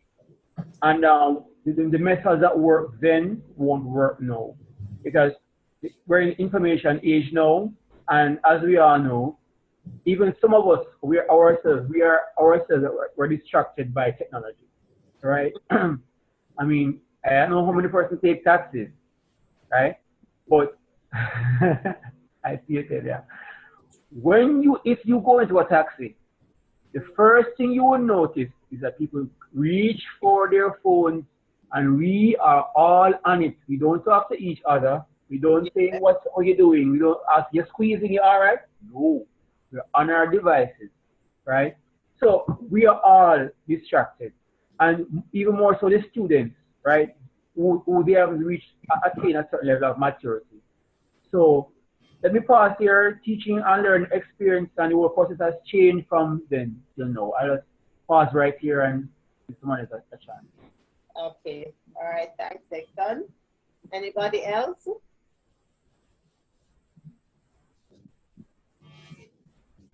All right, fine. I will take the baton from Dexton and reach. Okay. From the video, it started by talking just like what Dexton was saying, that the same things that were required of education, the same things that were done from Wappy Kill Philip. That's a Jamaican saying, guys. I'll explain that later. But from Wappy Kill Philip, that was what was always done. A lot of the things being taught in school, a lot of the ways that things are taught were in existence when my mother was in school, in existence when my grandmother was in school. Possibly her mother went through the same kind of things as well. Same thing my daughter going through. But overall, the video was really asking us as teachers, as persons who, stakeholders in education, to remember that the information is coming from all over. These are digital natives. They're used to their phones and their computers and their laptops, and things that ping and pong and vibrate, and information coming all sorts of different ways coming at them, and not to penalize them for it, but at the same time allow them to use these skills in getting information from all these different devices for something that's important to them. So allow them to be the explorers and the discoverers. I shall now pass the baton over to Rosalind. You look like you can catch a baton. Thanks. Yes, Rosalind. Yes, and with all that carrying on from Talia, with all, with allowing them to use all these devices and to learn, what the teacher ought to do is to really give them an opportunity to construct, so to speak, knowledge, or from the information that we give them. Don't just pour it into them, but allow them to explore, allow them to build, allow them to use their initiatives and their skills to make sense, out of what we are really teaching them. Yeah. So it calls for hands-on knowledge, etc. We ought to give them or use real life examples, real life situations, so that they can identify, with what is out there. Because a lot of times students tend to ask, what can I do with that subject? What's the sense in doing a particular subject? But if we can relate it to real life, then it makes it more interesting for them. They want to hold on to it and say, okay, then let me try, because I believe I can use this thing, to get a job. I can use this thing to make a living, so to speak. Okay. I guess Courtney's next because Ophelia is not there. Yes, I was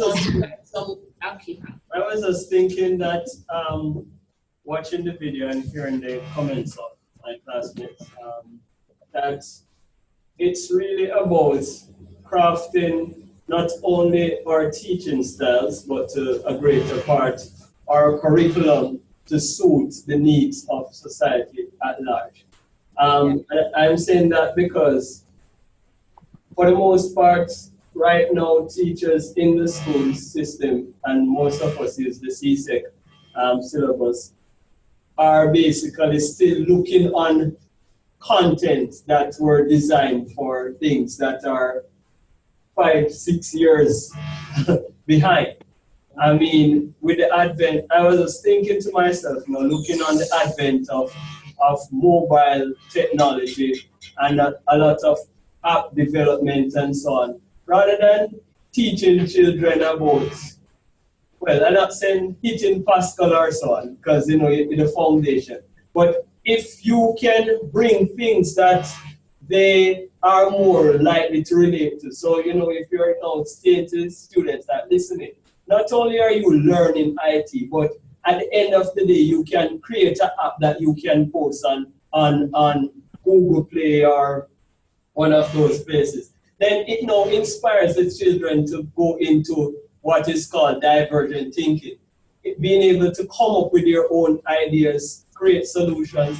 I was watching a program on TVJ, that's one of our local stations, Roslyn, and they were showing this schools thing that they had, and different schools were asked to come up with some stuff, and it was like a competition.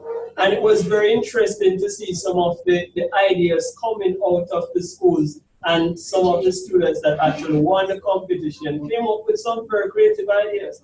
So it means to tell me that if we employ this kind of strategy in our school systems as both teachers and at the curriculum level, then as the person on the video was saying, that the lesson content wouldn't be so boring to students anymore. It would be more something that they can relate to, and then they will more be interested in the content. All right, and passing to Ophelia. we were asking what are the main points coming out of the video. Okay, I saw it as, I think everybody's basically said what I wanted to say, but let me just give a little on it. Okay, I think what it was basically saying was that knowledge can be expressed in a variety of ways, and they went as far as bringing the multiple intelligence by Howard Gardner. They just showed it, yeah. Mm-hmm. Okay. Yes. Also, I think it was saying that we need to get our students prepared for the world out there. Yes. By teaching them real life situations, and not just the chalk and talk that will not work again. Yeah, I think that's it. Eh? That's it? Mm-hmm. All right. It had much more, but they said it. All right. So the second question I had was, what are some of the characteristics of meaningful learning? And Rosalind started to talk about that. And he mentioned that knowledge construction, articulation, reflection, again, comes in, collaboration, being able to work with others. And these are all characteristics that prepare students to go into the work world and to be effective. One of the things that at the beginning of the video, it shows you something sort of monotonous, where and something sort of a rigid sort of routine. You have the student can't sit still, so they have ADHD. And because of that, you see the doctor pumping tablets in the student's mouth. Because I'm a doctor, you have ADHD, so I'm giving you tablets to fix it. It might not necessarily be the case. It could be that what you have there, it doesn't appeal to the student, and so you find the student uninterested and the student acting up. And so as teachers, we have to look out for those things. I don't think we do much diagnosis of ADHD in Jamaica. I don't know about anywhere else. Maybe in the US, they diagnose them a lot, and they prescribe medicine for them. Yeah? At my school, we do it. Okay, so one of the few schools. Okay. One of the few schools we do it here. Oh, one of the few schools who do it. Okay. Yeah. Mm-hmm. Right. So maybe it is that they need to take a look at the program that they have and how they are teaching the students. And as Courtney said, I'm going to add on a little part, not just to make them more interested because they use apps, but to realize that they can make money from this. Because tying into what Dexton said, a lot of people go through school because, as his father said, go take up your book. Make sure, say, you don't turn out like me and you don't have to suffer. And so that's what our parents told us. But going through university and going through school and so on, it's not necessarily to just get a mainstream job. It's really to prepare you to be able to function effectively in the work world. And so what they're pushing now, because jobs are hard to get, what they're pushing now is entrepreneurship. So people can go out and be independent. I see Rosalind, because Rosalind has an entrepreneurship competition going on there in Dominica that she has our students working on. So they are pushing that because they want people to be able to earn if they can't be employed by somebody, to create their own business and to be able to earn on their own. So the whole schooling is not really to come with a degree to go and sit around a desk. It's really to prepare you to function effectively in life in general. So it's an interesting video, and I think you should give it another watch because it's really useful. And you see the word test beside it. Where you see the word test, you should pay attention to those, right? Mm-hmm. Anywhere you see the word test in bracket, you should pay attention to those. Now we know. Repeat that. Said now we know. Now you know. Off the battle, G.I. Joe. All right, so I have one. Since you are so familiar with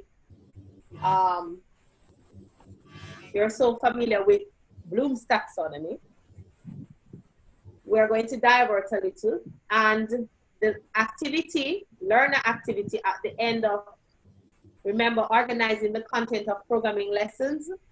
We had diverted from that. We're going back to it. The slides with this, the presentation with the 6 slides.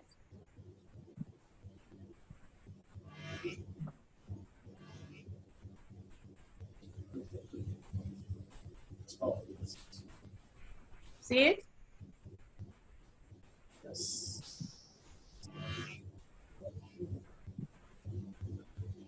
Are you seeing it? Learner activity, 30 minutes.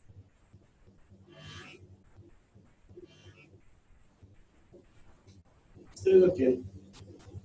Okay, it says organizing the content of programming lessons.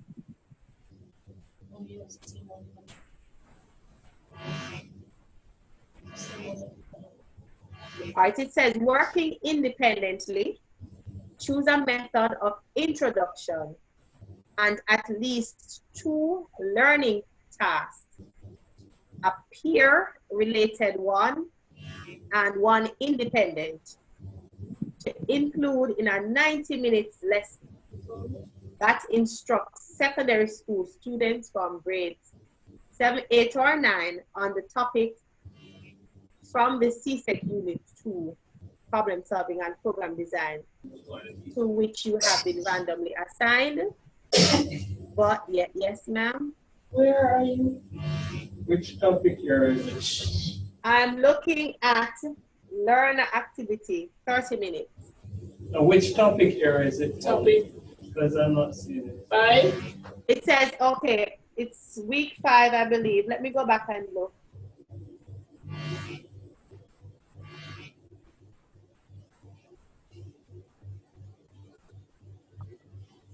Sorry, I skipped and I'm going back to it.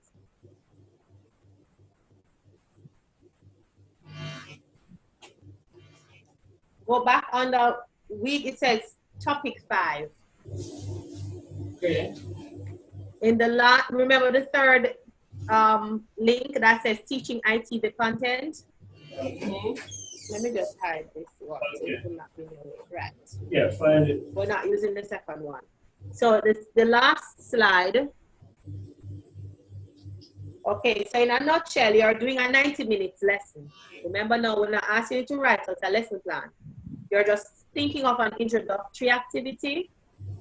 You're going to pick one task, peer-related, and one independent, 2 tasks to include in that 90-minute lesson.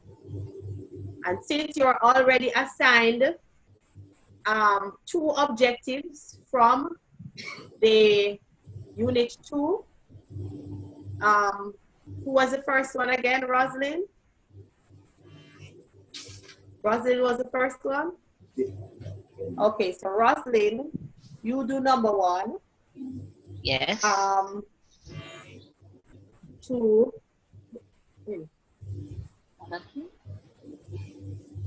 Number, you can do, I'm gonna say back. Let me switch it up.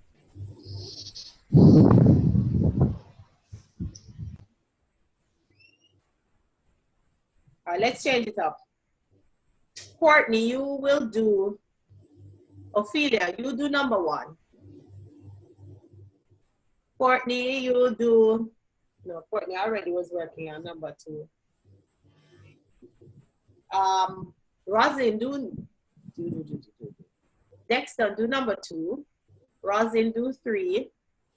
Courtney, do 4. And Taylor, do 5. All right, so who got 1? Ophelia? Yes. Dexter, 2. Rosalind, 3. Courtney, 4. And Taylor, 5. So it's a 90-minute class. So you factor in the time. You have to be mindful of how long your introduction, if it's 90 minutes, your introductory activity can't be more than 3 to 5 minutes. Can't be too long, right? It must be short. And then you have 2 tasks to include. Do you need half an hour? Is it a lesson plan we're doing? No, you're not writing the lesson plan. You're selecting the activities. Yeah, I see your facial expression. Like we take it. Repeat that. It's part of planning. It's part of planning a lesson, but you're not writing a lesson plan. So we'll be creating an activity then. Yes. Okay.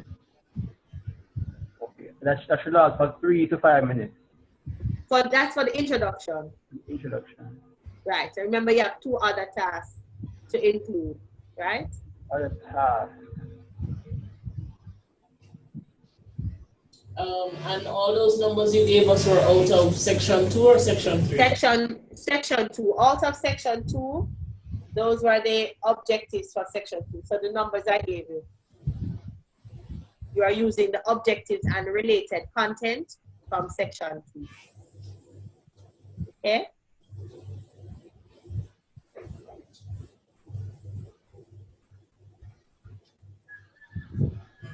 All right, so I'm giving you 20 minutes. I thought it was 30. I don't think you need 30. Okay. Let's see where you're getting 20 minutes. All right.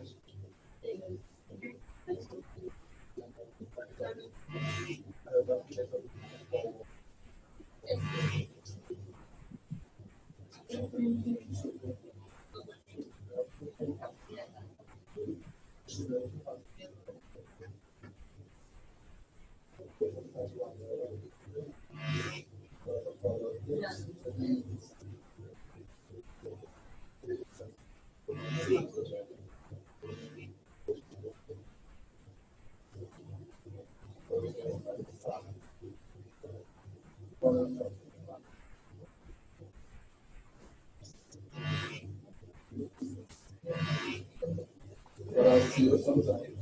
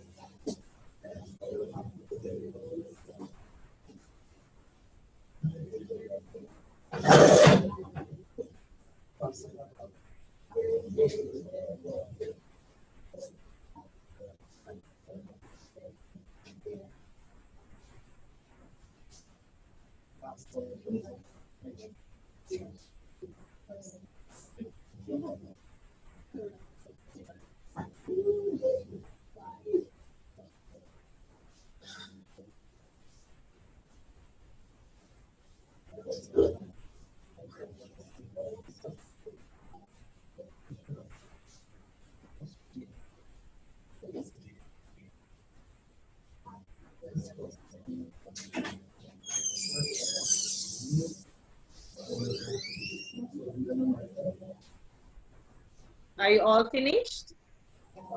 Yep. Yes. Rosalind says no. Ophelia, you finished? I'm finished. Rosalind? No? Working. It's only Kalaloo not working today. So. All right, so let's give Rosalind a few more minutes. Are we supposed to really search for the activities and all that, or just mention them? Well, you're supposed to state what the activities are. You should be able to tell us what the activity entails, what exactly the students are going to be doing in the class. Oh, yeah. Well, I'm halfway done, but we can go ahead. All right, let me give you 2 more minutes. Oh, Just God. 2 more. This is making me nervous, you know. Oh,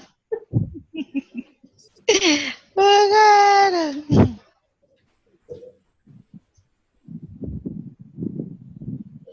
Okay. Wherever you are in June. I'm done. You're done? That was quick.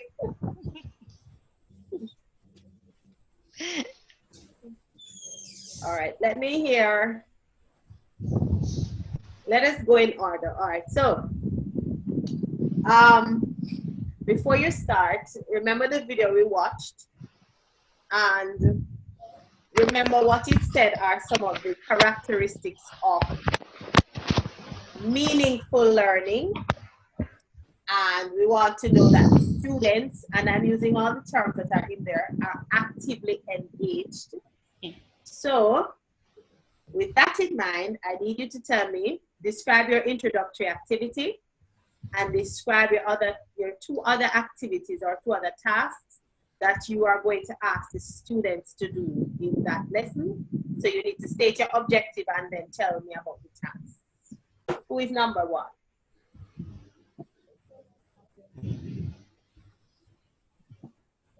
Ophelia? No, not yet. Give me 1 minute. I see. Oh my God. All right, so I'll give you a minute. Everybody, bear in mind what I just said. It applies to all. So I'll give you a minute to look over the activities that you have selected.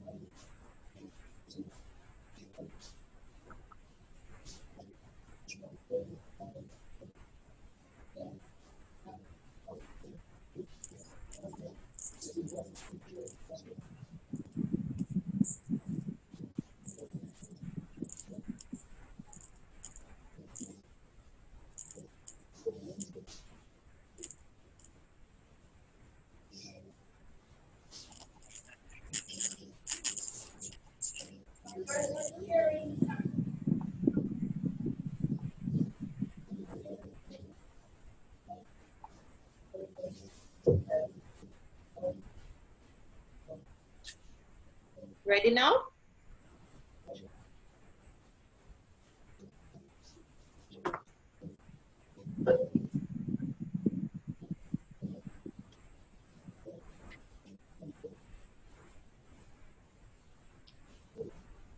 Okay. You want me to start now?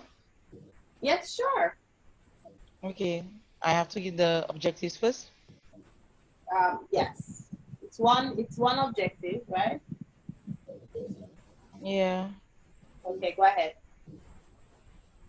Explain the steps problem solving process in problem solving process. Uh-huh. Explain the steps in the problem solving process. Yeah, I heard you. Continue.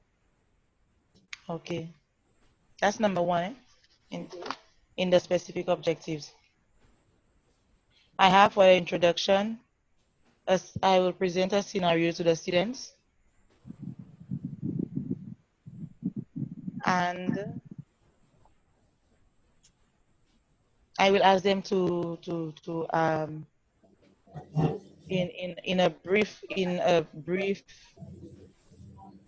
um in a brief summary, just give me an idea as to what is the scenario about. Yes. And the next activity, All right. I will One present. second. When you say 1 second, when you say you present a scenario, it means that you tell them about something, you place Right. the information on the board. Tell me exactly what you're going to do. How you present it to them. I don't have the scenario because I'm not too familiar with it. Oh, you're not too familiar. Okay, but the steps of in this one, But I will. In this one, the steps of problem solving have been listed there. Definition of problem, propose and evaluate solutions, determination of the most effective, most efficient solution, develop and represent algorithm, test and validate the solution. Those are the steps. So the content is there. And I think it's, even if you've never taught it, you should be able to relate to it in some way, right? To make sense out of what is there. Well, I have. Okay, based so on the other activity. All right, so I just want to understand what you said, present it.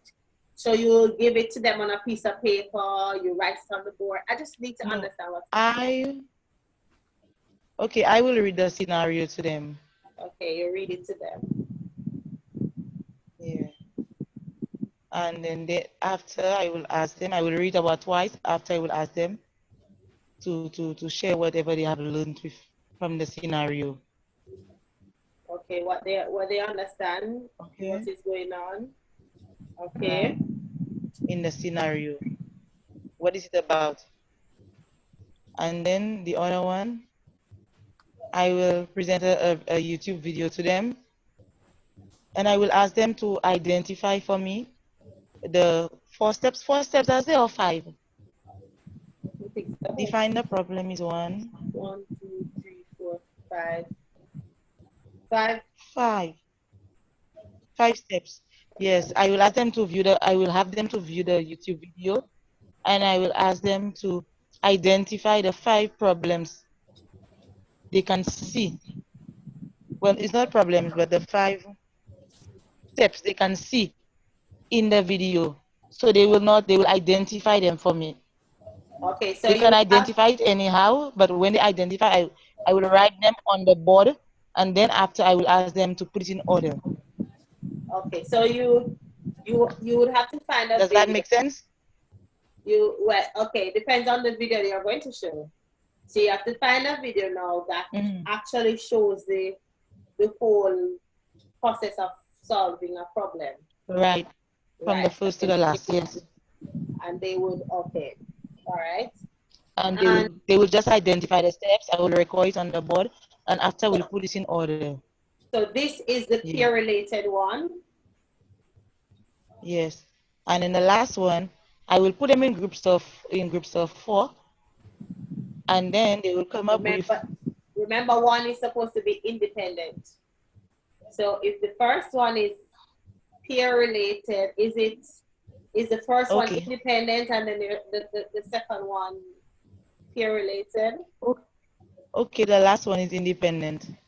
Okay, so. Yeah, so the last one, I will ask them to come up, I don't know if I'm saying the right way, with to define a problem, and and then to go through the various steps after they define the problem. Okay, so they're going to apply the steps then. Right, they're going to apply basically what they have learned from the scenario and the video. Okay, so they come up with a step, just as Dexter said, like frying an egg. Right. Yeah, and then they would apply the same steps. what the problem is, propose what are possible solutions, or from getting one point to the okay. All right. Yes, That's and they're going to it. test it and validate it after. Yeah. Okay. All right. So they will derive their own problems and outline the steps to solve the problem. All right. Beautiful. All right. Thank you. Thanks. Number You're welcome, 2. ma'am.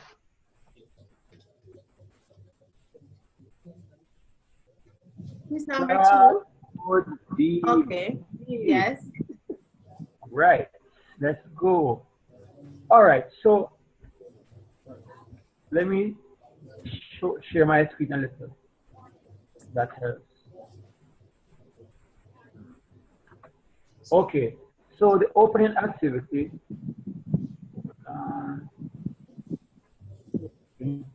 Can y'all see? Yes, we're seeing now. Right.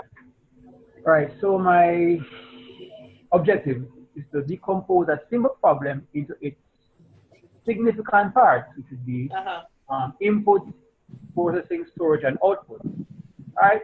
So in the opening activity, I asked the students in their pair. One would pretend to be a phone card vendor, and their classmate would be the potential customer. Right? This is a scenario we're building. Right. So the vendor will be doing the items in the table. For us to be shouting, phone cards, phone cards, phone cards. Yes. Right? And then you'll be listening to a customer's request.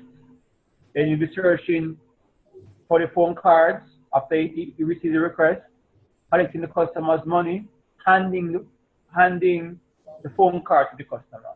Now, each activity will be categorized. Is it a receiving activity that will be input? Is it a distribution activity or the output? And is it you're doing something, calculating the money or so that will be the processing. So each of these key terms, for want of a better word, we place at the right cell something. That's clear? Yes. Right. All right. So moving on from that, okay. The student will need to we're required to create a computer program that will instruct the computer to find the area of a triangle. Should be a rectangle. Right? Nonetheless, they should write terms input, output, processing. And this will be building from the previous activity, of what the whole idea of input, the whole idea of output and processing. So, first statement. By this, I would explain the significance of the word write and read and so forth as it relates to input and output. Right?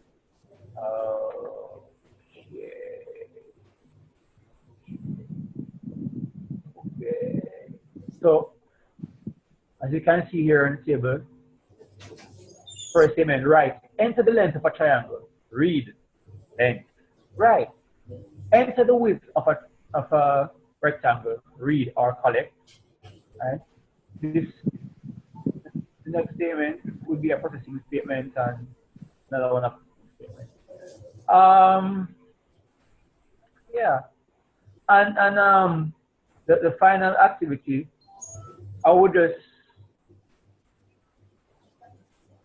will be on the board, and they should be able by then to decipher what kind of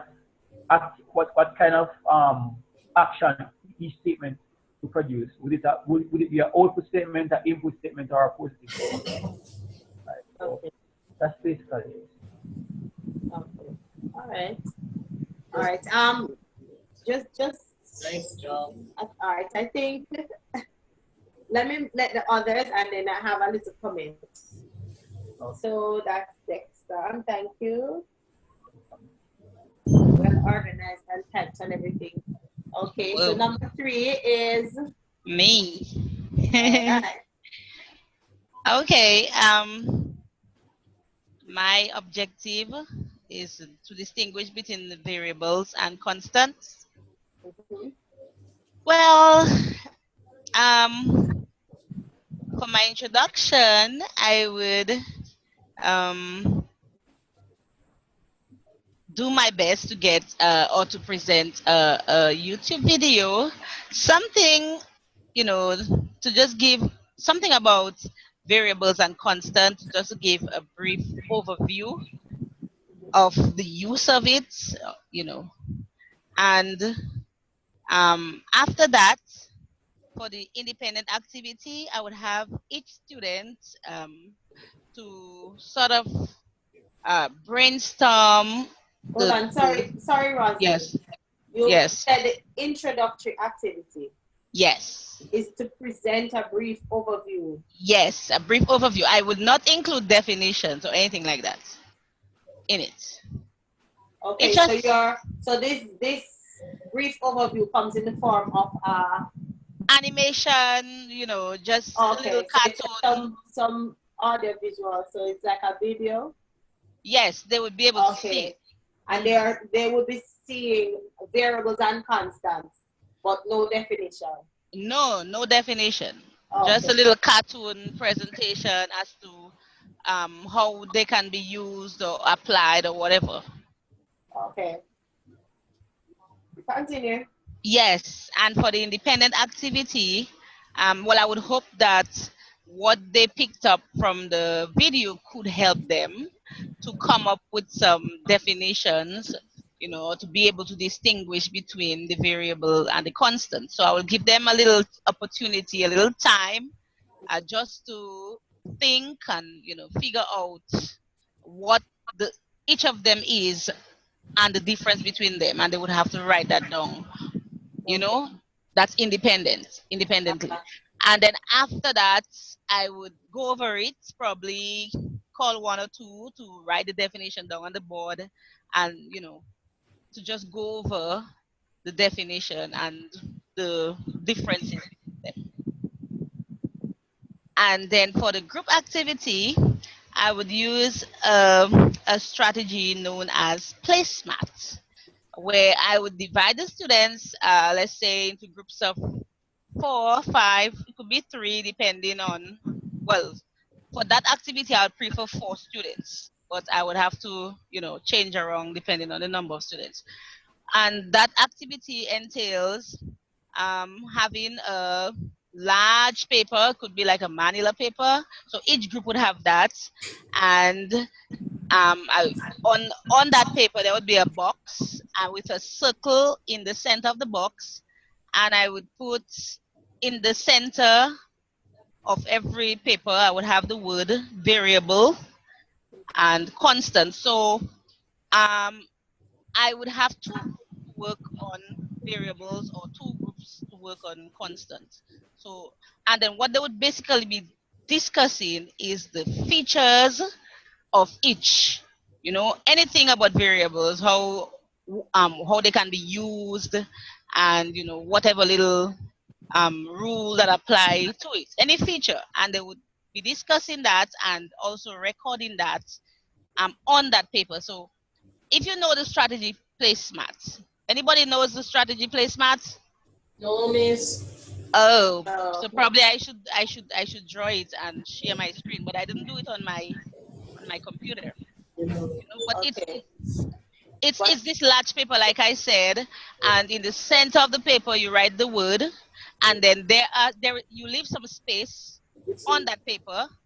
So each child still has access to blank spaces on the paper where they would write their thoughts down. So they would discuss the features of variables, they'll discuss the features of constants, and they will, do their little recordings and discuss what they record and find points that are common to, the group. So,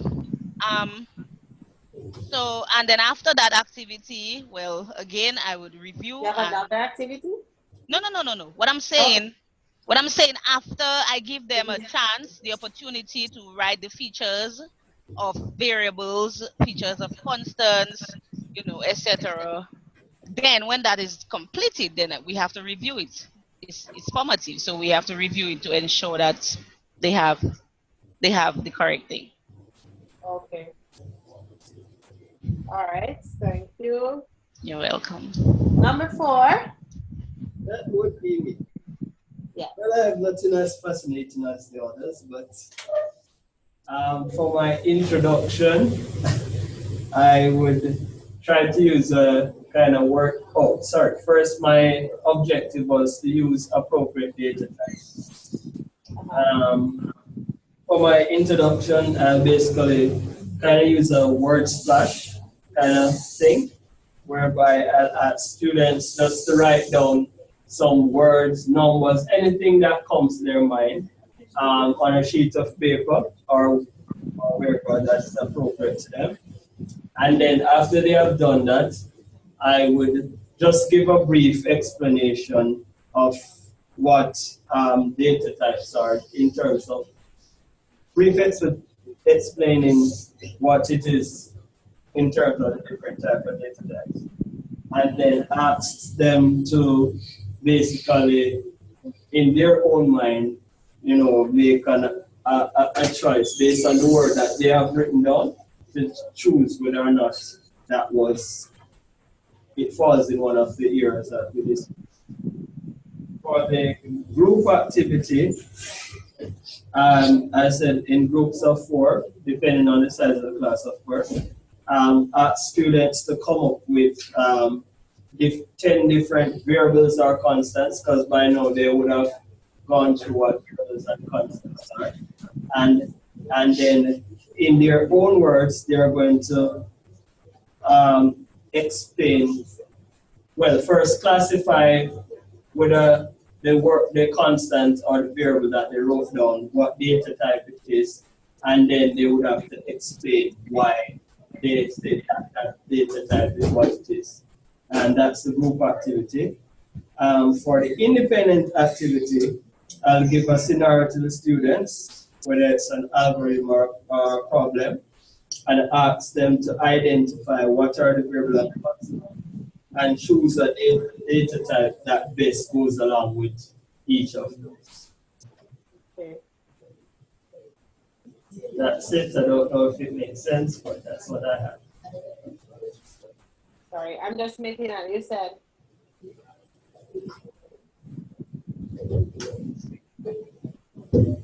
Okay, so they would choose their own variables and constants, right, and then decide what type they are.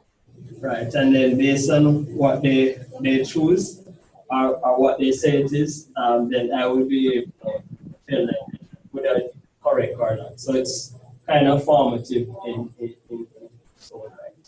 Okay. All right, and finally, Miss Celia. Alrighty. I'm not allowing Dexter to show me up, so I have to share my screen. Okay. Right. And there we go. Okay. So, really, just decided to be that way. Fine. There we go. Right. Okay. So I'm doing objective 5, where I'm supposed to explain the concept of algorithms. That includes the terminology, the characteristics of an algorithm, etc. How it relates to everything else that they would have done previously.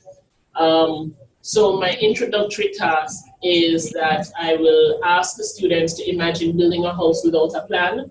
Imagine if all the different people involved are not talking to each other, have no reference point, what would happen? So an example might be that your toilet is in the dining room, or you have to plug in the TV from the carport, or something ridiculous like that, where everybody is not agreeing where things should go and in what order they should go in.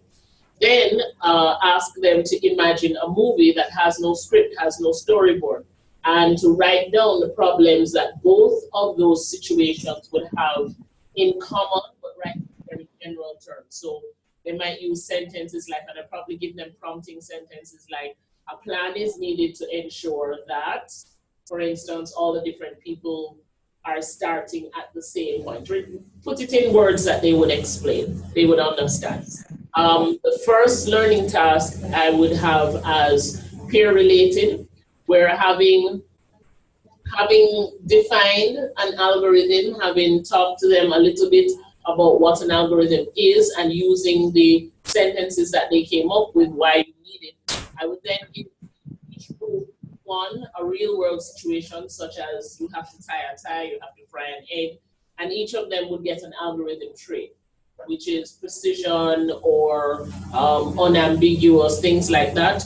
And each group together would then have to say why the algorithms for the situation that they got have to have the traits that they got. So an example I have here, the steps to the frying of an egg must be precise, because if they're not precise, the egg might be undercooked or it might be cooked in the wrong container. Just because you say fry it doesn't mean it's precise enough. Fry it in what? Fry it for how long? Fry it at what temperature, etc.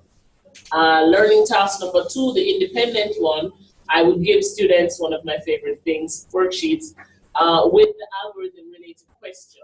It would include a matching kind of curriculum where they're matching those very same terms that they would have met in the class. They would have been matching those very same traits. And I would collect it at the end of the class and use it as an exit ticket, meaning that everybody has to give one, and that is the thing that allows them to leave. It would also mean that it's a formative assessment, meaning between this class and the next class, I would look at them, glance at them, and determine who has understood and who needs me to go over it further. That is all. I will now stop sharing. All right, thank you very much. You're welcome. All right.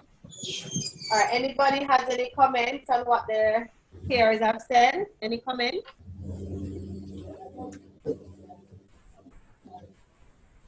We know we're winding down and it's go home time. I know. We're counting down to the second. All right, so we've done very well. And we only have a few minutes to go. I just want to say that these are some very, very, very good examples, some very good activities. I noticed that Ophelia took her time to pause and go over what she had. And also Rosalind, yes. What I like is that you try to stay away from telling the students what it is you want them to do. I still would like some more engaging activities, and as we go along, you'll see what kind of activities I'm talking about.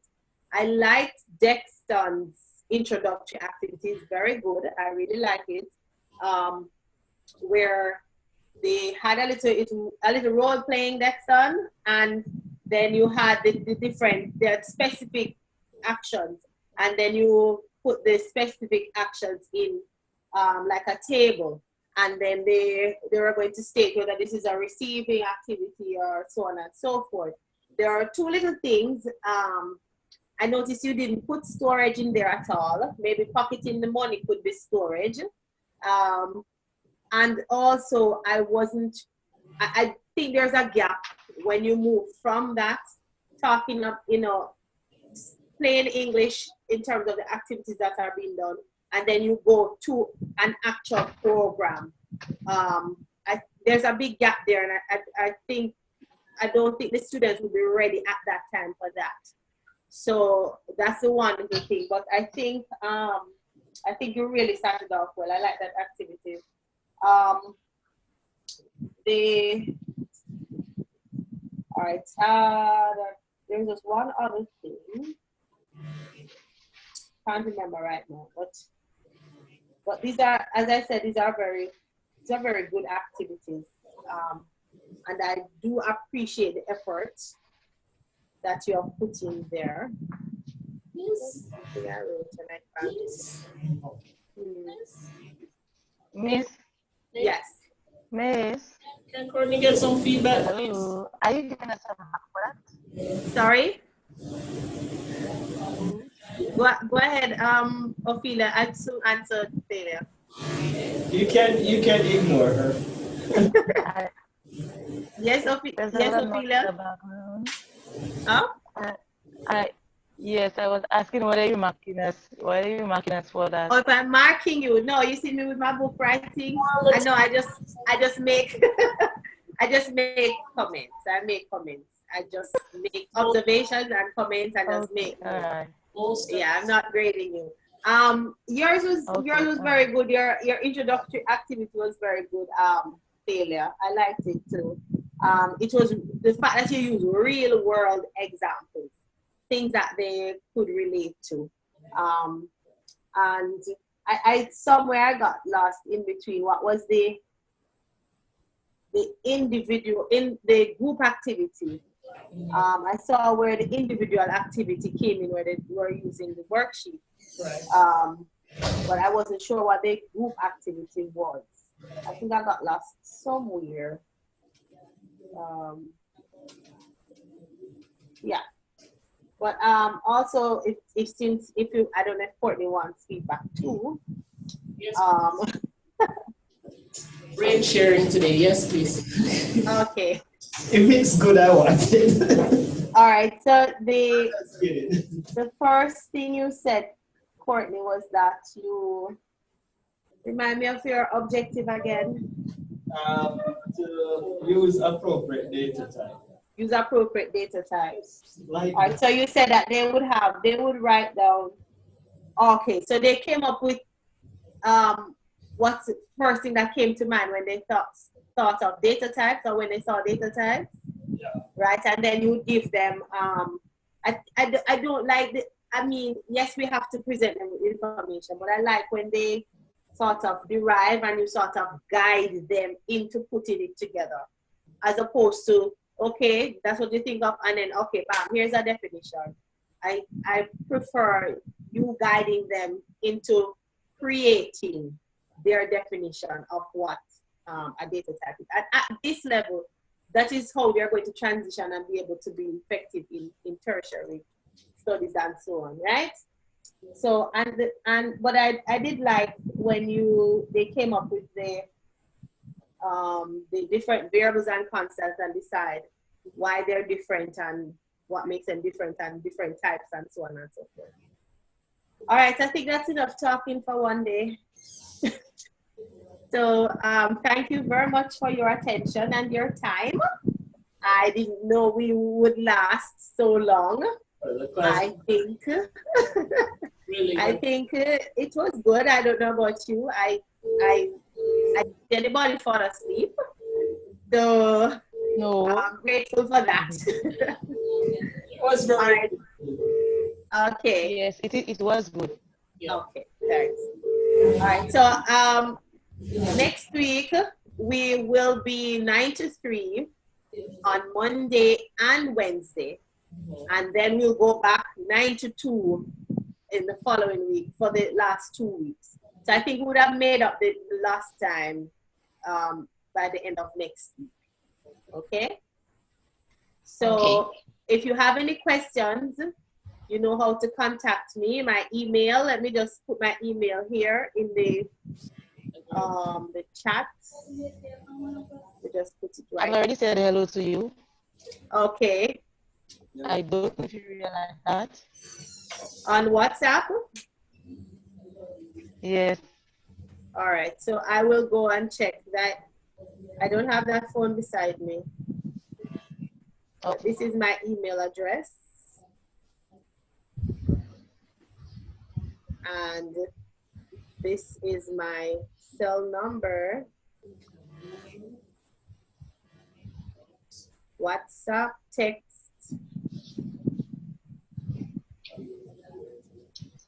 Just for the first message, do identify yourself, okay? Okay. All right, have a good evening. I will see you next week. Thank you. All the best. Okay. Okay. All the best. Thanks much. All right. You're welcome. Bye. People, see you tomorrow. Same joyful time, same joyful place. Yes, do tell the others from St. Lucia that tomorrow Tomorrow it's Mrs. Rodney. Yes. Yeah. Okie dokie. Okay, bye. Bye, Miss. Bye-bye. That's easy. That's easy.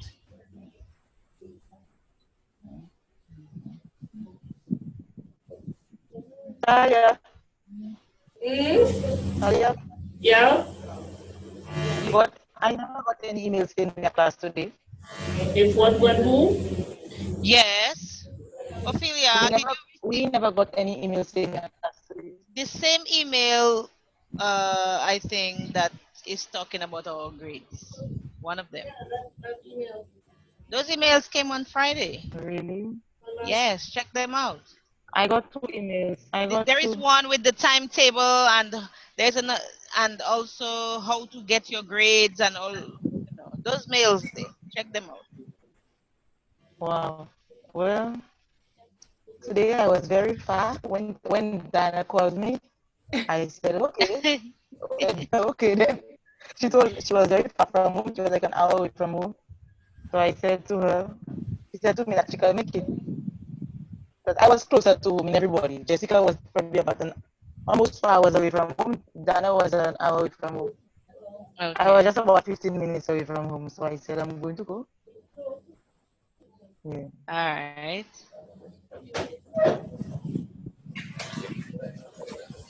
Was a good class. Yeah. Mrs. Sweet. She has a sweet attitude. I must say, very not crazy, not crazy. Camille, can you hear me? Yes, I can. So you heard what I said? Oh my goodness.